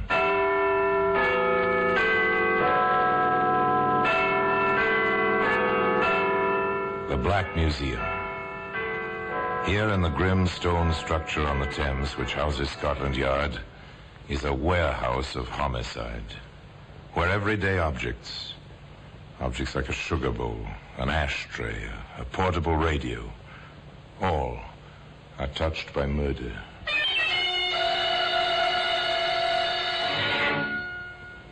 There's a hammer. A hammer, that's a familiar object. Everybody's used one at some time. To drive a tack, or pull a nail, or loosen a window sash, or what have you. Nearly everybody has, at one time or another, taken part in a conversation like this. Beg pardon, ma'am. Could you pass me my hammer? Your hammer? Oh, yes, of course. Thank you, ma'am. You're not going to use that hammer on the tiles over my fireplace. No, ma'am. Not on the tiles over the fireplace.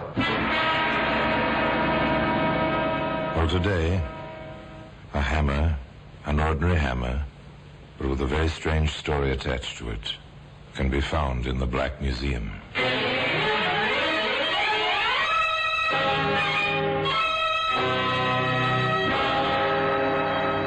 From the annals of the Criminal Investigation Department of the London Police, we bring you the dramatic stories of the crimes recorded by the objects in Scotland Yard's Gallery of Death, the Black Museum.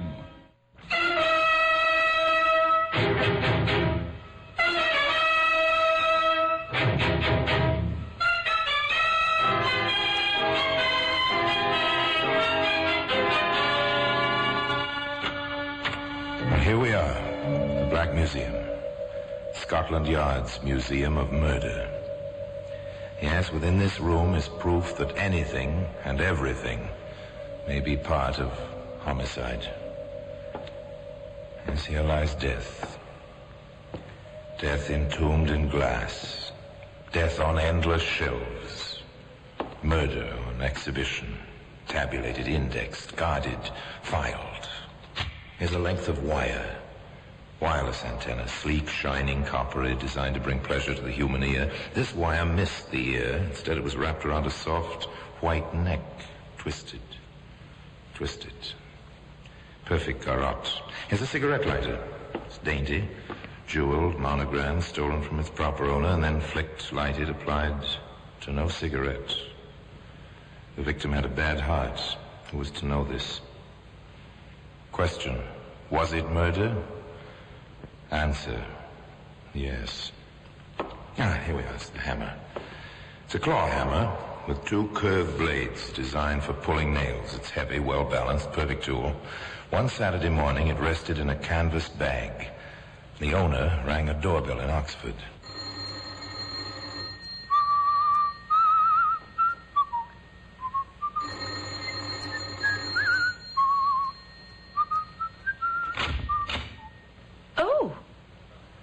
Sorry, ma'am. Did I take you by surprise? Well, yes. You see, I was expecting a friend of mine, and, well, to see a young man standing there when you're expecting an elderly lady... Nothing to take amiss, ma'am. My card. Oh?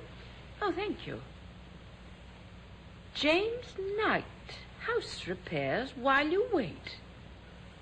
Oh, well, thank you, but there's nothing wrong with my house. That's what everybody says. Only I don't mean the house itself. I mean the household. Furniture and the like. It's the little things gets people talking. Well, I'm sure I don't need anything done. Now, you take your doormat, ma'am, right there. Look, along the edges. The binding's going. You notice it now? A stitch in time, as the saying goes, and you'll not be needing a new mat in 6 months. Well, I do declare. You're right. Now, ma'am, if you'd just let me check your house, I'd be willing to bet I'd found a dozen little items. Cost you a few pence now, help me to earn my living and save you pounds later. Now, can I come in, ma'am? Thank you. You are a smooth talker, aren't you, young man? Oh, I need to be in my business. Now, if you'd just show me your living room... through the portiere, right there. Yes, a very nice room. Blends with your personality, if I may say so. Now then, right to work. Tools down. Well, we'll just look about. I'll bet anything you want, I'll find a dozen things need fixing. Now he's inside. He notes the room. He's well aware of the brass crucifix on the mantel shelf, the prissy draperies at the windows, the antimacassars on the mahogany-framed horsehair chairs. It's almost a museum. Now, you take this chair, ma'am. The leg's loose. Bound to be. The glue dries out. The wood shrinks. Well, you know. Well, I never noticed it. You wouldn't, ma'am. Takes an expert's eye. A drop of glue today saves a new chair tomorrow. And they don't build furniture like this nowadays. No, I dare say they don't. Oh, dear, it's my telephone. No one to answer it? Well, the girl who stays with me has gone to the country. Bank holiday weekend. She won't be back till Monday night. Well, you just answer it. I'll be all right. Oh, beg pardon, ma'am. Mm-hmm. Could you pass me my hammer? Your hammer? Oh, yes, of course. Oh, thank you, ma'am. You're not going to use that hammer on the tiles over my fireplace. Oh, no, ma'am. Just tap them with the wooden handle. See if they're loose anywhere. Oh, you can trust me, ma'am. You just answer your telephone. Oh, dear, yes, of course, the telephone. Hello? Why, Caroline. Mrs. Golden, that's her name, answers the telephone. The young man in the living room, front room to Mrs. Golden, taps the tiles merrily, and then he stops. He looks around, looks at things, and quickly in a few things. He shuts the desk just as... Oh, dear, this is a disappointment. Something's wrong with my friend's car, and she can't come for me after all, and it is such a nice day. Oh, that is too bad. But not too inconvenient. Now I can really get some work done. Oh? You found a lot of things to repair? About £50 worth. But you said only a few pence today. That was earlier. Now it's going to cost you £50 to get me out of this house. I don't understand. I think you do. You know you had £50 in the mail yesterday. You told a couple of your girlfriends, and I heard about it. Now then, Grandma, hand it over. You get out of here. Well, I'll call the police. £50, here. I will call. Don't try anything. Oh, I'm between you and the phone now. Now pay up, Grandma, or I'll have to beat it out of you. You wouldn't. You couldn't. No. Put the hammer away. You heard me. I'm through asking now. Now, where's the money? I didn't really get it. I was just boasting. Cut it. Put down that vase. I won't. Stay away from me. Keep away. Put it down. Throw it. Keep away. Did it. Keep away. Fight with me, will you? You haven't had enough, have you? Try this one, and this one, and this one. Bank holiday in Oxford. No one due home until Monday evening. Someone tried late Sunday. Whoever it was kept trying, but only the bell sounded in the empty house. Empty? Was it filled with death? Monday morning, a man somewhat younger but not much than Mrs. Goldwyn parked his middle-class car in front of the house in Oxford. He had a worried expression on his face as he walked up the few steps and pressed the doorbell. Again he tried. No answer. Ran down the steps, around to the back, knocked on the back door. Nothing. Nothing but the sound of his own fists beating the thin panels. Now he is upset. He peers in at the kitchen window. Finally, he wraps his hand in his muffler, as he's seen them do in the movies, and punches a hole in the window. He reaches in, unlocks the window, lifts the sash, and climbs in. He walks through the house toward the front. Silence, save for his own strangely empty footsteps. At the portieres in the arch which lead to the living room, he stops. Good heavens. What's this? It's blood. Operator, please, hurry. Put me through to Scotland Yard. There's been my sister's been murdered.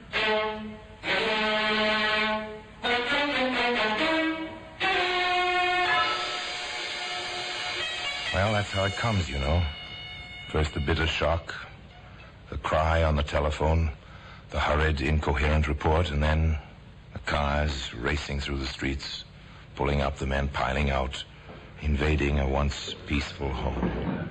Mrs. Golden was your sister, Mr. Bevan. That's right. I can't understand it, Inspector. I just can't. I know how you must feel, and you want to help us all you can. Of course, of course. Well, then, time is very often the essence. I'll have to ask you a few questions right away. I'll try to answer them. You told us you broke the back window yourself, right? Yes, that's right. When she didn't answer the phone Sunday evening, I began to worry. I drove here this morning. The doors were locked and no one answered the bell. I broke in. I suppose I should have called a constable, but I didn't... I understand. Tell me, Mr. Bevan, did your sister have any enemies? Of course not. Oh, pardon me, Inspector. We found this under the crucifix on the mantel. It's £50. Thank you, Sergeant. Apparently robbery was the motive. Mr. Bevan, do you happen to know where your sister would get £50? She had a small income. Perhaps the money was a dividend. Preliminary medical report, Inspector. Go ahead, Doctor. Well, death occurred about 48 hours ago. Make it Saturday in the morning. We'll tell more after the autopsy. Saturday. 2 days start on us.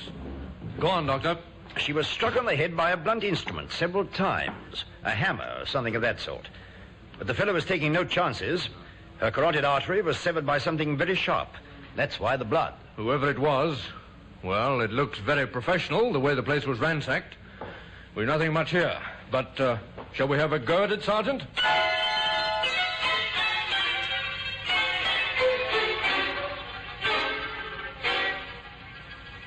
Well, they had a go at it, the inspector and the sergeant. There's nothing in the woman's house. Not even a smudged fingerprint. But, as Sergeant Marshall put it... I've seen this sort of thing before. Looks like a house-to-house canvasser to me, Inspector. It has that familiar feel about it. Routine, Sergeant. Routine. Door to door, up and down the street. Questions, questions, questions. Did a canvasser call here Saturday morning, ma'am? Leave a card or anything? Do you remember anyone ringing the bell to leave a card, sir? Wanting to do repair work? Thank you, miss. Yes, you've been quite helpful. 5 houses up the street, 5 down the street. And strangely enough, results. A bit too careful, Mr. Knight. Too careful, Inspector? And too smart for himself. He left his card at all the houses on the street, and this one in the middle, he picked up the card before he left Saturday morning. Foolish. Bound to attract attention to himself. Knight. James Knight. It's familiar. Joe Knowles. His favorite alias is James Knight. Oh, I remember now, sir. 2 years in Dartmoor. Assault and battery on an elderly lady. Right. Well, call for a car, Sergeant. We may as well check the address on this card. Mr. Knight? Oh, yes. He used to live here. I see. Used to live here. Well, been packed up and gone these 2 months now.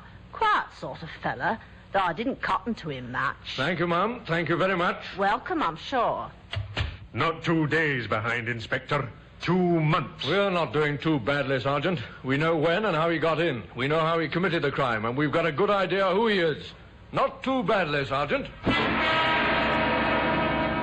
not too badly. But the inspector forgot to mention the most important clue of all. The murder weapon. That selfsame hammer, which can be seen today in the Black Museum.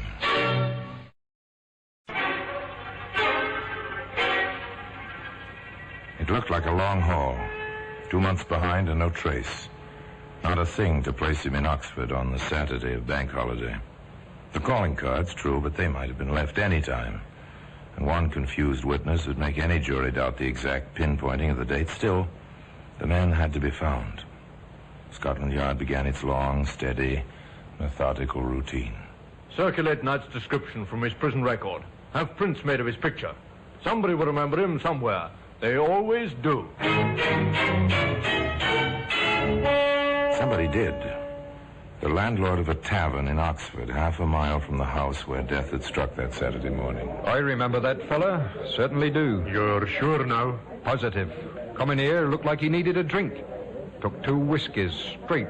One right after the other. Was carrying a tool bag of some kind, I think. How long did he stay? Just till a bus stopped outside. He threw the price on the bar and hopped the bus, real quick-like. Do you happen to know where the bus was headed? Aylesbury. No other bus stops right outside that door. A break in the luck. Aylesbury. The town was investigated, to all practical intents and purposes. And before long, Inspector Graham and Sergeant Marshall were in the lobby of a small rundown hotel talking with a combination desk clerk and telephone operator. Do you remember Mr. Knight, Miss Marsh? Oh, I do that. Of course, he's not the kind I'd pay much attention to, but I remember him all right. Is he in trouble? Why do you ask? Oh, well, sort of. Well, you know how it is. A man leaves here sudden-like, after being in and out for a couple of months. Then a couple of fellas come looking for him. Well, you wonder, that's all. We're from Scotland Yard, miss. Oh, then he is in trouble. Maybe, maybe not. We'd like a look at his room. I'll show you. Just 1 flight up. Davy, watch my board, I'm busy. This way, gentlemen. An obliging girl, Miss Marsh. Complete with pass key, she ushered the men up the worn stairway along the dim hall. She fitted the key, swung open the door. There you are, Inspector. Thank you, miss. Seems to have left a bit of baggage, Inspector. So he has. This is Knight's, isn't it, miss? Oh, didn't I mention it? Oh, he said he'd probably be back. So would I mind if he left his bag, even though he didn't want to keep on with the room rent? So I left it here just in case he came back before we let the room. Nice of you. Open it, Sergeant. Not locked. Well, careless type of fellow. A new hammer. Nothing much else. Look around, Sergeant. Look around. Yes, sir. Oh, funny. This book, sir, in the bag. A dictionary. I dare say Knight isn't a bookworm. It's odd. It's a dictionary. Look a bit further, Sergeant. Yes, sir. Anything familiar about this, Miss Marsh? I was waiting for you to ask me, sir. It's mine. He borrowed it one night after he came in with the newspapers. Oh, newspapers. Oh, yes, sir. He was a great one for the papers, especially the Globe News. He'd been a fury if we didn't save one for him at the desk. I see. Did he do much writing up here? Well, now that you mention it, sir, he did. Lots of letters, always to the papers. Do you suppose he wrote those Dear Editor things? No, I doubt that, but I have a fair idea what he did write. Anything else, Sergeant? Not a thing, sir. Clean as a whistle. Back to the yard, sir. Back to the yard.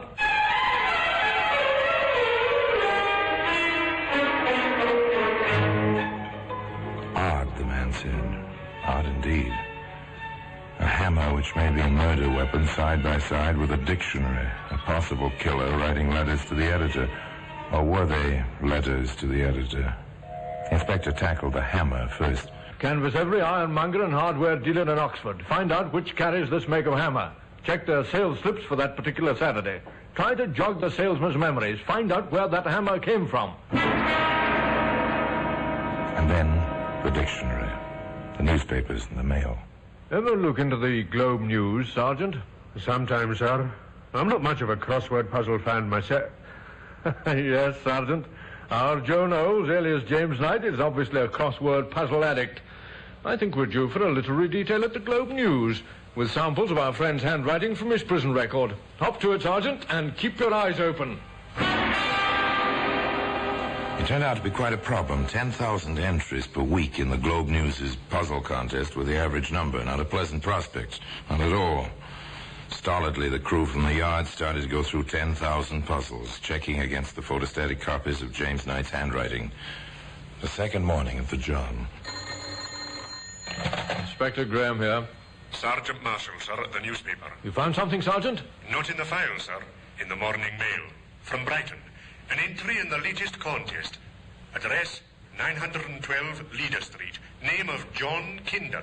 But there's no mistaking the handwriting. They'll do it every time, won't they? Joe Knowles, James Knight, now John Kinder. Yes, sir, I noticed. Always the same initials on the aliases. J.K. this time. Bring the puzzle in the envelope. I'll have him picked up in Brighton. 912 Leader Street, you said? 912 Leader Street, Brighton, England.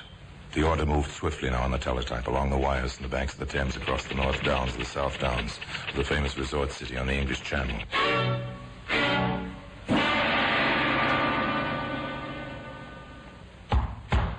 Open up in there. Quickly now, police. No need for all the melodrama, sir. You were looking for me? You're James Knight, also known as Joe Knowles and John Kinder. You ought to know, officer. You're wanted, Knight. You'll have to come along.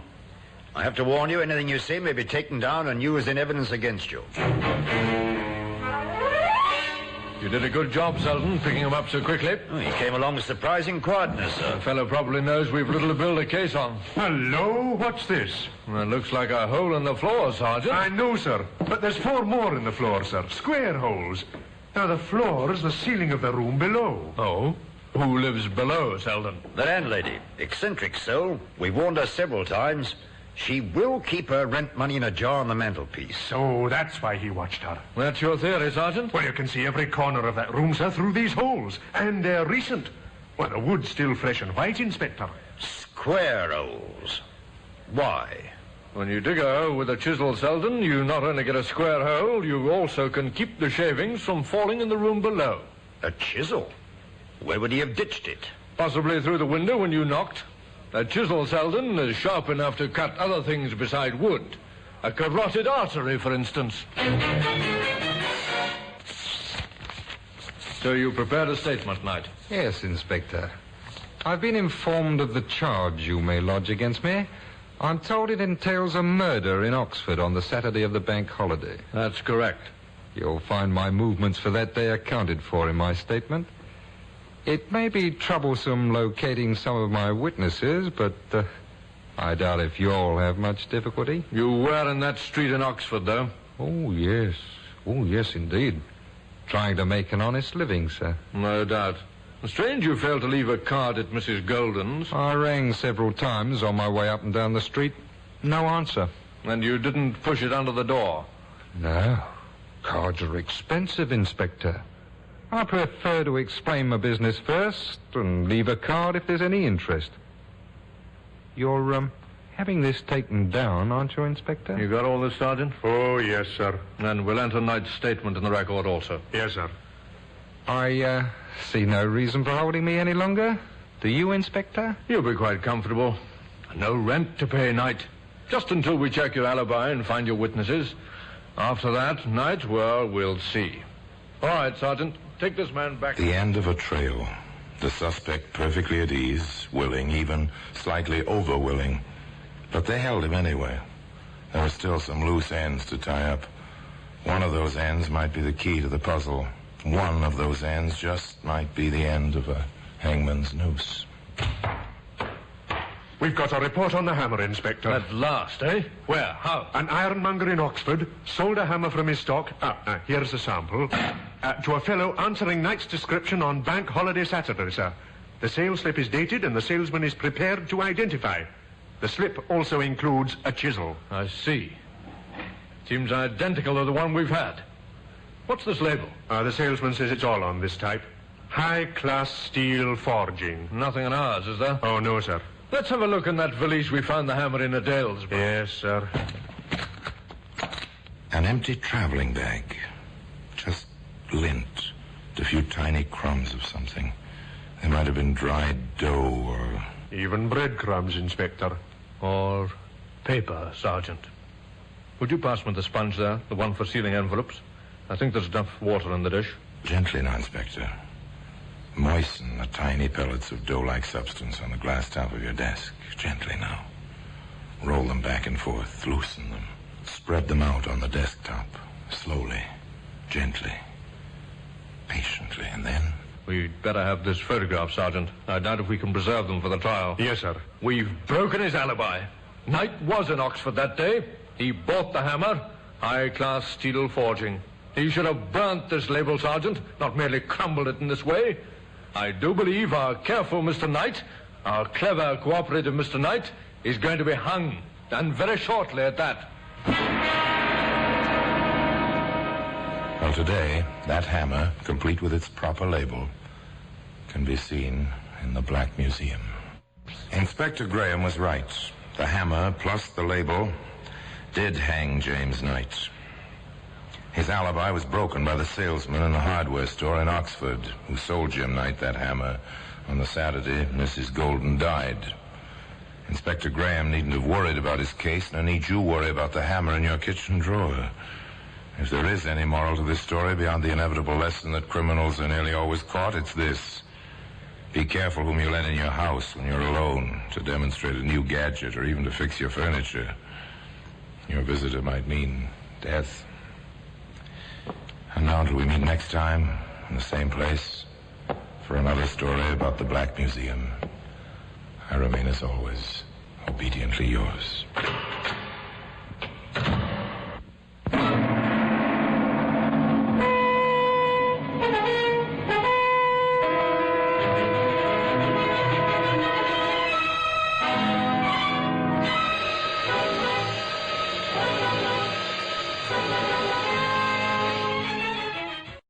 This is Orson Welles, speaking from London.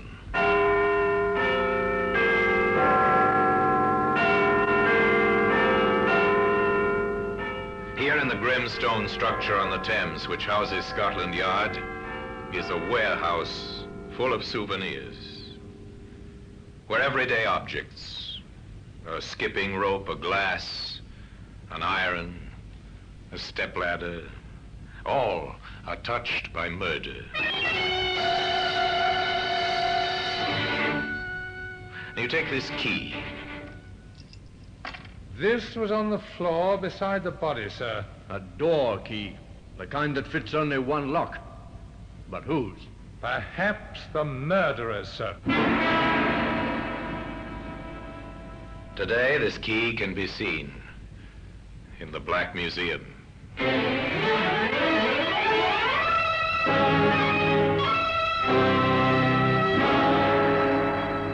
From the annals of the Criminal Investigation Department of the London Police, we bring you the dramatic stories of the crimes recorded by the objects in Scotland Yard's Gallery of Death, the Black Museum. In just a moment, you will hear The Black Museum, starring Orson Welles.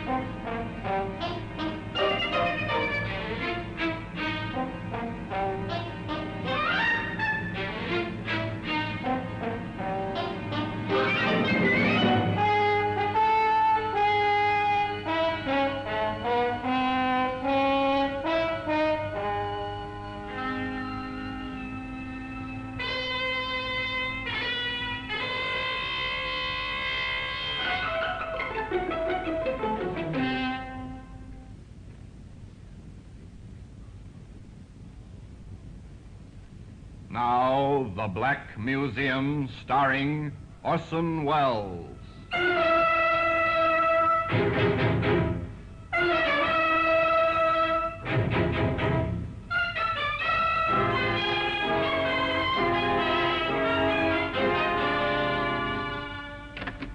Well, here we are in the Black Museum, Scotland Yard's Museum of Murder. Here lies death, arranged neatly on the shelves and tables open to your view. Now, here's a spoon. It's a simple household spoon. Our murderer was meticulous. With this, he measured out a careful dose of poison. That oar up there on the wall, that was used by the stroke of a famous rowing aid at Henley. Later, it was used in anger, swung at a man who stood on the edge of a pier, stunning him. The man drowned in the Thames very quickly. Ah, here we are. Here's the key. An ordinary key. The kind used to open most of the front doors in London. Once this key was in the pocket of a man who was waiting for another in his room at the Kingsley Arms Hotel in Surrey. Regan? Oh, I'm sorry. Excuse me, sir. I'll just turn the bed down. Certainly. I'm waiting for Mr. Regan. You don't happen to know what time he'll be back, do you? No, sir, but if you wait here, you're sure to catch him. Thanks, I will. I particularly want to see him. The conversation lapsed.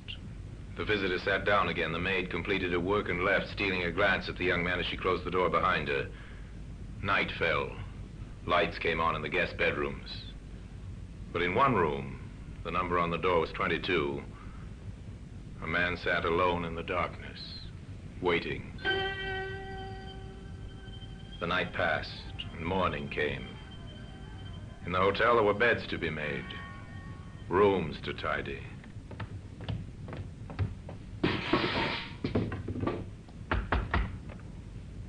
No answer from room 22. The maid was pleased her work could be accomplished without interruption. She was thinking of this as she opened the door. Stepped in. The bed was unused, turned down just as she'd left it. Sunlight was flooding through the two windows, and on the floor, a man lay dead.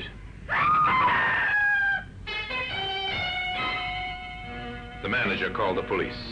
The police requested the assistance of Scotland Yard, and Inspector Sidney Russell and Detective Sergeant Hobbs were sent down to Surrey.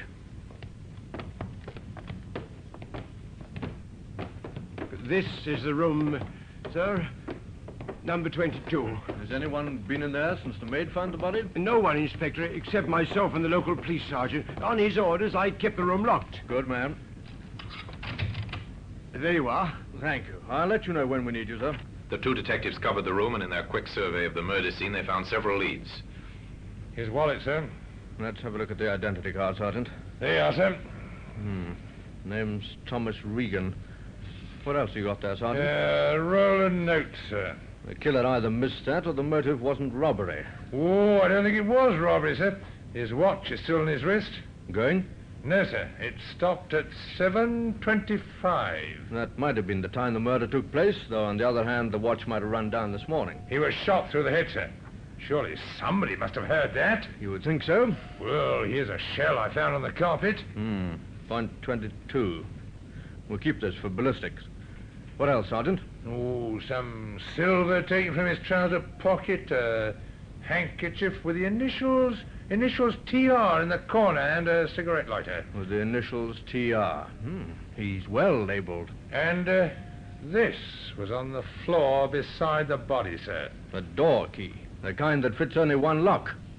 But whose?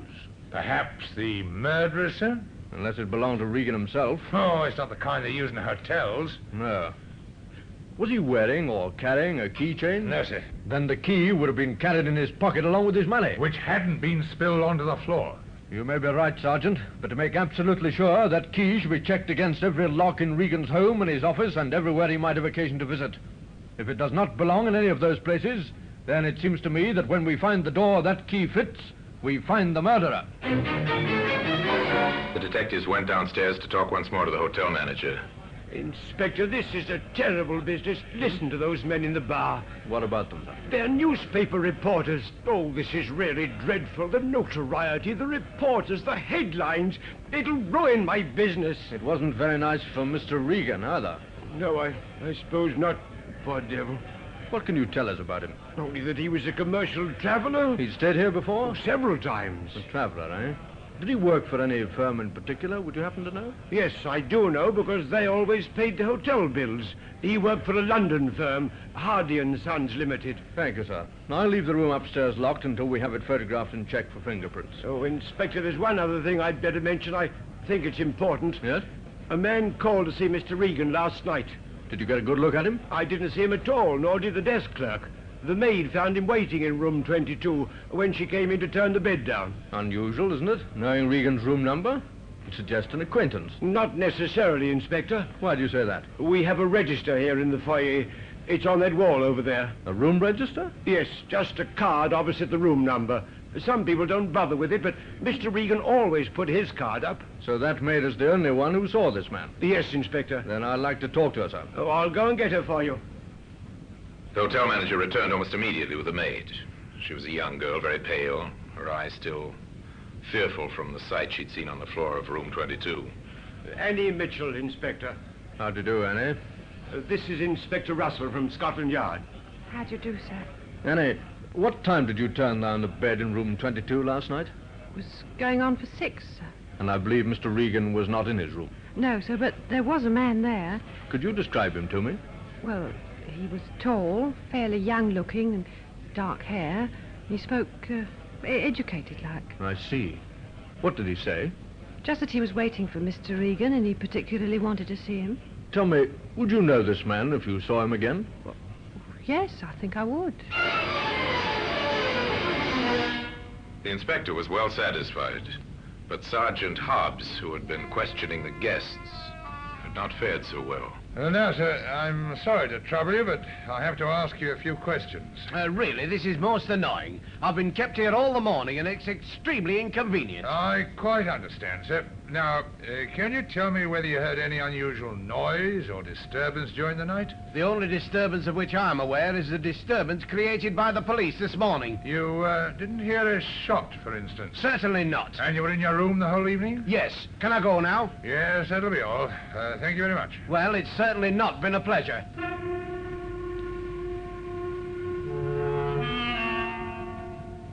It seems nobody heard a shot last night, sir. Nobody at all? Not a single guest, even those occupying adjoining rooms. That's funny. Anyway, I'm leaving you in charge here. The police surgeon will be arriving to carry out a post-mortem. All right, sir. Are you going back to London? Yes, I think the case winds up there. The next move is to London to check that key against every lock in Mr. Regan's home and his office just to see if it fits. I'm very sorry to bother you, ma'am, but I'd like to go right over the house, if you don't mind, trying the locks, and if there are any cases or cupboards, etc., that I might miss, I'd be very pleased if you'd point them out to me.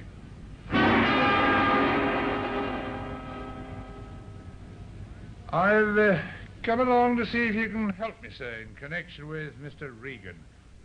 I want to know if there's any desk or a cupboard in his office or the office door itself, which has a lock for which this might be the key. I believe you've a lock-up garage here, formerly rented by Mr. Regan. It must, of course, have a lock, and I'll be glad if you'd allow me to compare the lock with this.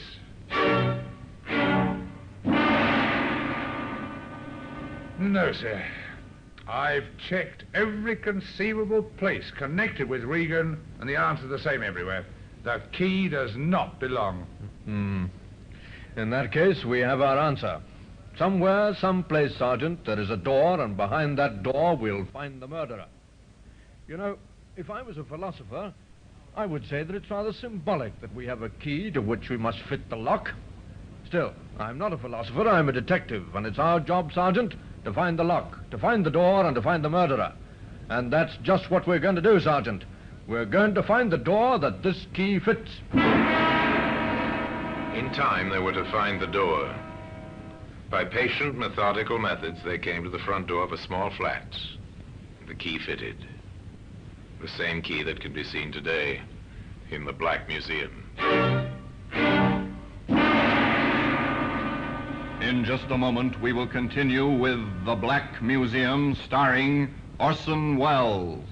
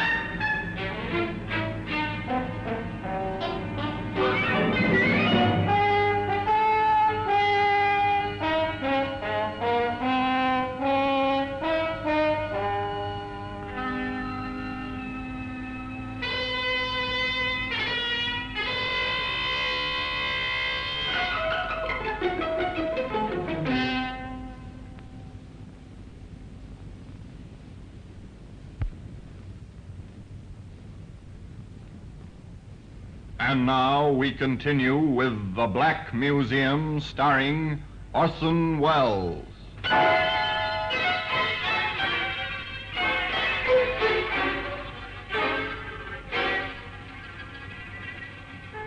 Inspector Russell went back to London, certain that the crime had motive, and that the motive would only be found by a search into the habits and associations of Thomas Regan. His first call was to the offices of Hardy & Sons, Limited, where he was speedily ushered into the presence of the reigning Mr. Hardy. Come in, Inspector. Sit down. Thank you, sir. Shocking business. Now, who could have wanted to kill poor Regan? That's what we're trying to find out. Of course. Shocking. One of our best travelers. What do you know of his personal life, Mr. Hardy? I may be able to help you there, Inspector. I believe in taking an interest in my employees. I've always encouraged them to bring their troubles to me. And Regan had troubles? Yes. He was a bachelor. Rather a gay one at times. I suspect he was having trouble over a woman. Yes? A married woman. She kept on ringing up to speak to him, and the thing spread in the office. He was rather embarrassed and slightly worried about it all. Do you happen to know the woman's name, Mr. Hardy? I'm afraid I can't help you there, Inspector, though... Wait a minute. Yes? He did mention something. That's right. I've got it now. He didn't want to tell me her name. That's a pity. But in admitting she was married, he did tell me that her husband was a doctor on hospital duty. A doctor? Yes, and one other thing I recollect. He mentioned her first name. It was Lyndall. And I have information that the man we want to interview is young. That suggests a hospital intern. Yes, with a wife named Lyndall. Not very much to go on, Inspector. It might be quite a help. He never told you, I suppose, whether it was a London hospital or not? He never said so, but I'm quite sure it would be. At least the wife lives in London. What makes you think that? Well, the number of telephone calls that woman made to Regan. Nobody could afford that many trunk line calls. So they began in London, St. Bartholomew's Hospital. An intern or a young doctor whose wife's name is Lindell. The registrars of the big hospitals consulted their records, made special inquiries. St. Thomas's, Westminster, Guy's. Each one of them returned to shake his head. There are several hundred hospitals in the London area. Big general hospitals, small private nursing homes, special hospitals, children's hospitals, maternity, infectious, orthopedic hospitals. At the first 42, they drew a blank. Then, at the London Royal Hospital at last. A young intern whose wife's name's Lindell. That's a funny one, Inspector. It's all the information we have, Doctor. It's useless to ask, I suppose, whether you might have this man on your staff. But we do have him. What? Well, at any rate, one of our interns has a wife named Lindell, Dr. Bowen. Dr. Felix Bowen. I'll send for him, shall I? No, wait, Doctor. Could you give me some idea what this Dr. Bowen looks like? Yes, I think so. He's young, 31, I think. Quite tall, dark hair. Would you have his address here in your records, Doctor? Certainly. I'll get it for you, Inspector. Thank you. And shall I send for Dr. Bowen? No, I don't want to see him just now, and I don't want it known that any inquiries have been made about him. Very well, you can depend on me. Is he in some kind of trouble? Nothing to worry about just yet, sir. Now, if you'll get me that address... Patients had paid off, the 43rd Hospital. Now, to interview Lindell Bowen. Inspector Russell went to the address he'd been given, a small flat in a good residential district. The lock on the door fascinated him. The urge to try out the key in his pocket was almost overwhelming. But instead, he knocked.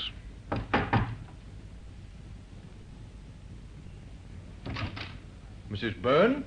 Yes? I'm Inspector Russell from Scotland Yard. Scotland Yard? May I come in?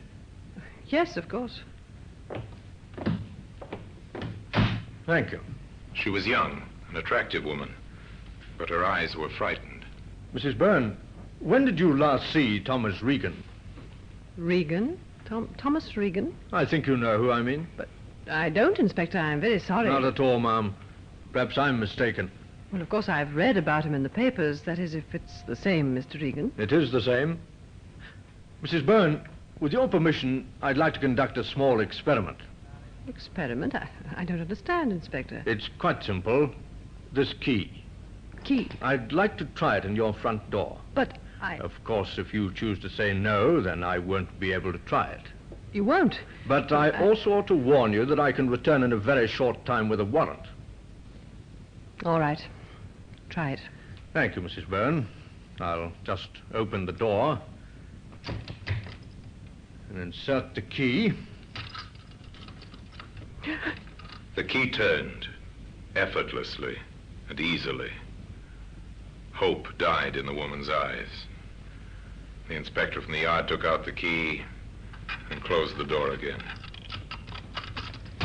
And now, Mrs. Byrne, you and I are going to have a talk about Thomas Regan.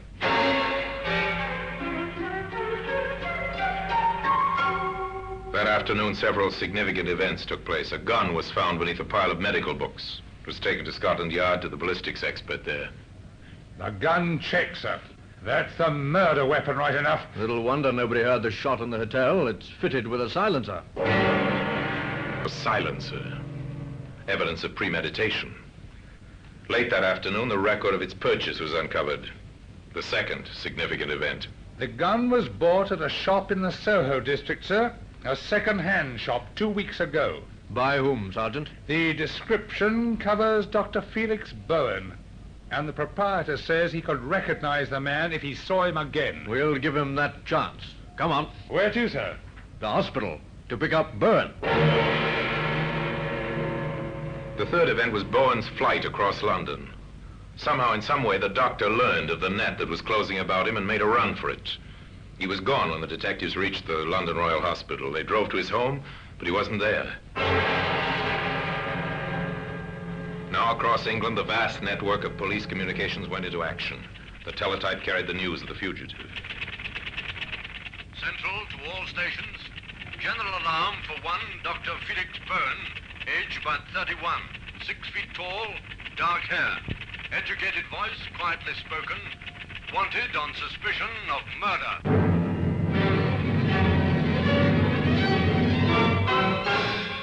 The search was on. In 1,000 stations, vigilant eyes searched for Bowen. On the streets, on trains and buses, in restaurants and hotels. Within 24 hours, he was picked up. I really must insist. This is a terrible mistake. I really don't know what this is about. And I'm sure you've got nothing to worry about, sir. Just answer a few questions, that's all. Well, of course, I'm perfectly prepared to cooperate with the law, but I must insist on an explanation at once. Yes, of course, sir. You see, unfortunately, your appearance coincides with the description of a man wanted by the police. Oh? It's just a routine matter, sir. If you'll give me some proof of your identity, we can clear the matter up in a few minutes. But I explained to the constable it's no longer compulsory to carry an identity card. Yes, I know that, sir, but before we release you, we must have proof of your identity. Yes, but how can I... You see, sir, we must be sure you're not the wanted man. But I told you already. Now, Mr. Bowen. Yes? Yes, Dr. Bowen.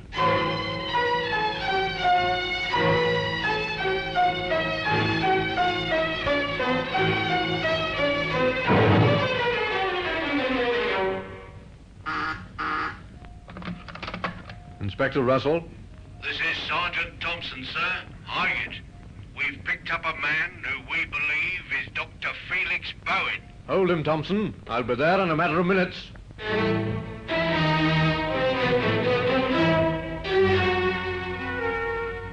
It was Bowen, right enough. But if Inspector Russell hoped for an easy confession, he was disappointed. The doctor was defiant and tight-lipped. I know nothing, I tell you, nothing whatever. This whole thing is an outrage. I must remind you, sir, that your wife has made certain admissions. My wife? What has she told you? That she and Regan were having a love affair. That you found out. And the day before last, you went down to Surrey to see Regan. You returned late that night. Did I? And under a pile of medical books in your bookcase, we found the gun you used. The game's up, Bowen. The game is never up, Inspector, until it's lost. The evidence they had accumulated was impressive. But juries are cautious, and defense counsels are often very smart. There had to be no loopholes. There had to be complete corroborating evidence. I think we've got our man all right. The next thing is to prove it beyond all shadow of doubt. What's the next move then, sir? Well, Sergeant, there's one person who got more than a passing glimpse of the murderer. Oh, you mean Annie, the maid at the hotel? Right. We'll see how Mr. Bowen fares on an identification parade. I have a feeling he won't fare too well. Now, Annie, I expect you've heard of an identification parade. Yes, sir, like they have on the films. That's right, Annie, but this is not a film. This is the real thing.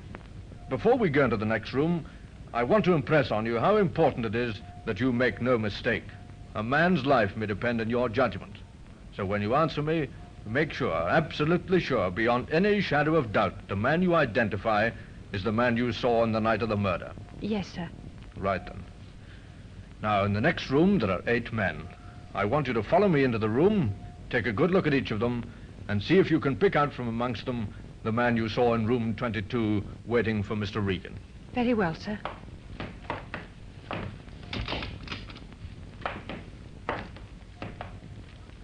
It's not the first gentleman.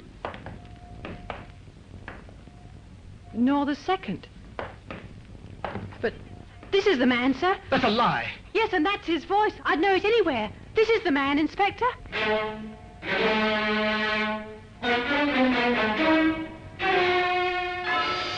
Well, Mr. Bowen, would you like to make a statement to us now? I have nothing to say, except that I doubt that the evidence of a silly maid is likely to give you a conviction, Inspector, whatever you may think. We're depending on more than that, Mr. Bowen.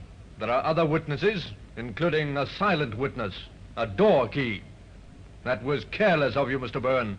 Very careless indeed. Bowen was identified also by the owner of the second-hand shop as being the man who had bought the gun some 2 weeks before. With that, the case was complete. A door key had helped to find a murderer. And that self-same key can be seen today in the Black Museum.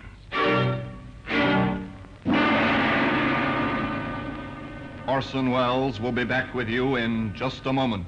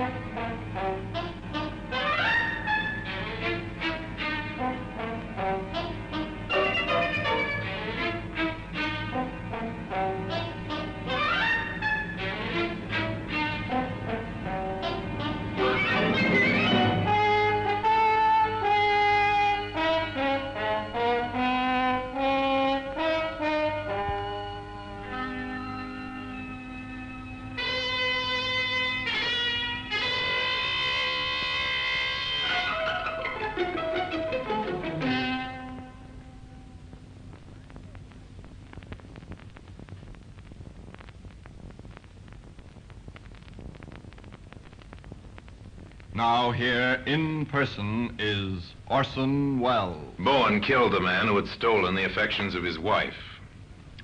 His was not a clever crime. It was premeditated, without a doubt, but clumsily conceived.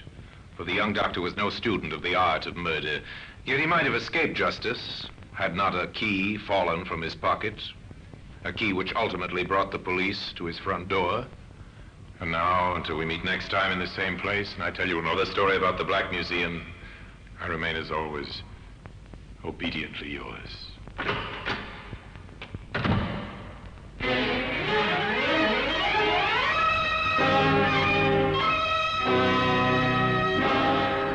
Black Museum, starring Orson Welles, is presented by arrangement with Metro-Goldwyn-Mayer Radio Attractions. The program is written by Creswick Jenkinson, with music composed and conducted by Sidney Torch. Produced by Harry Allen Towers.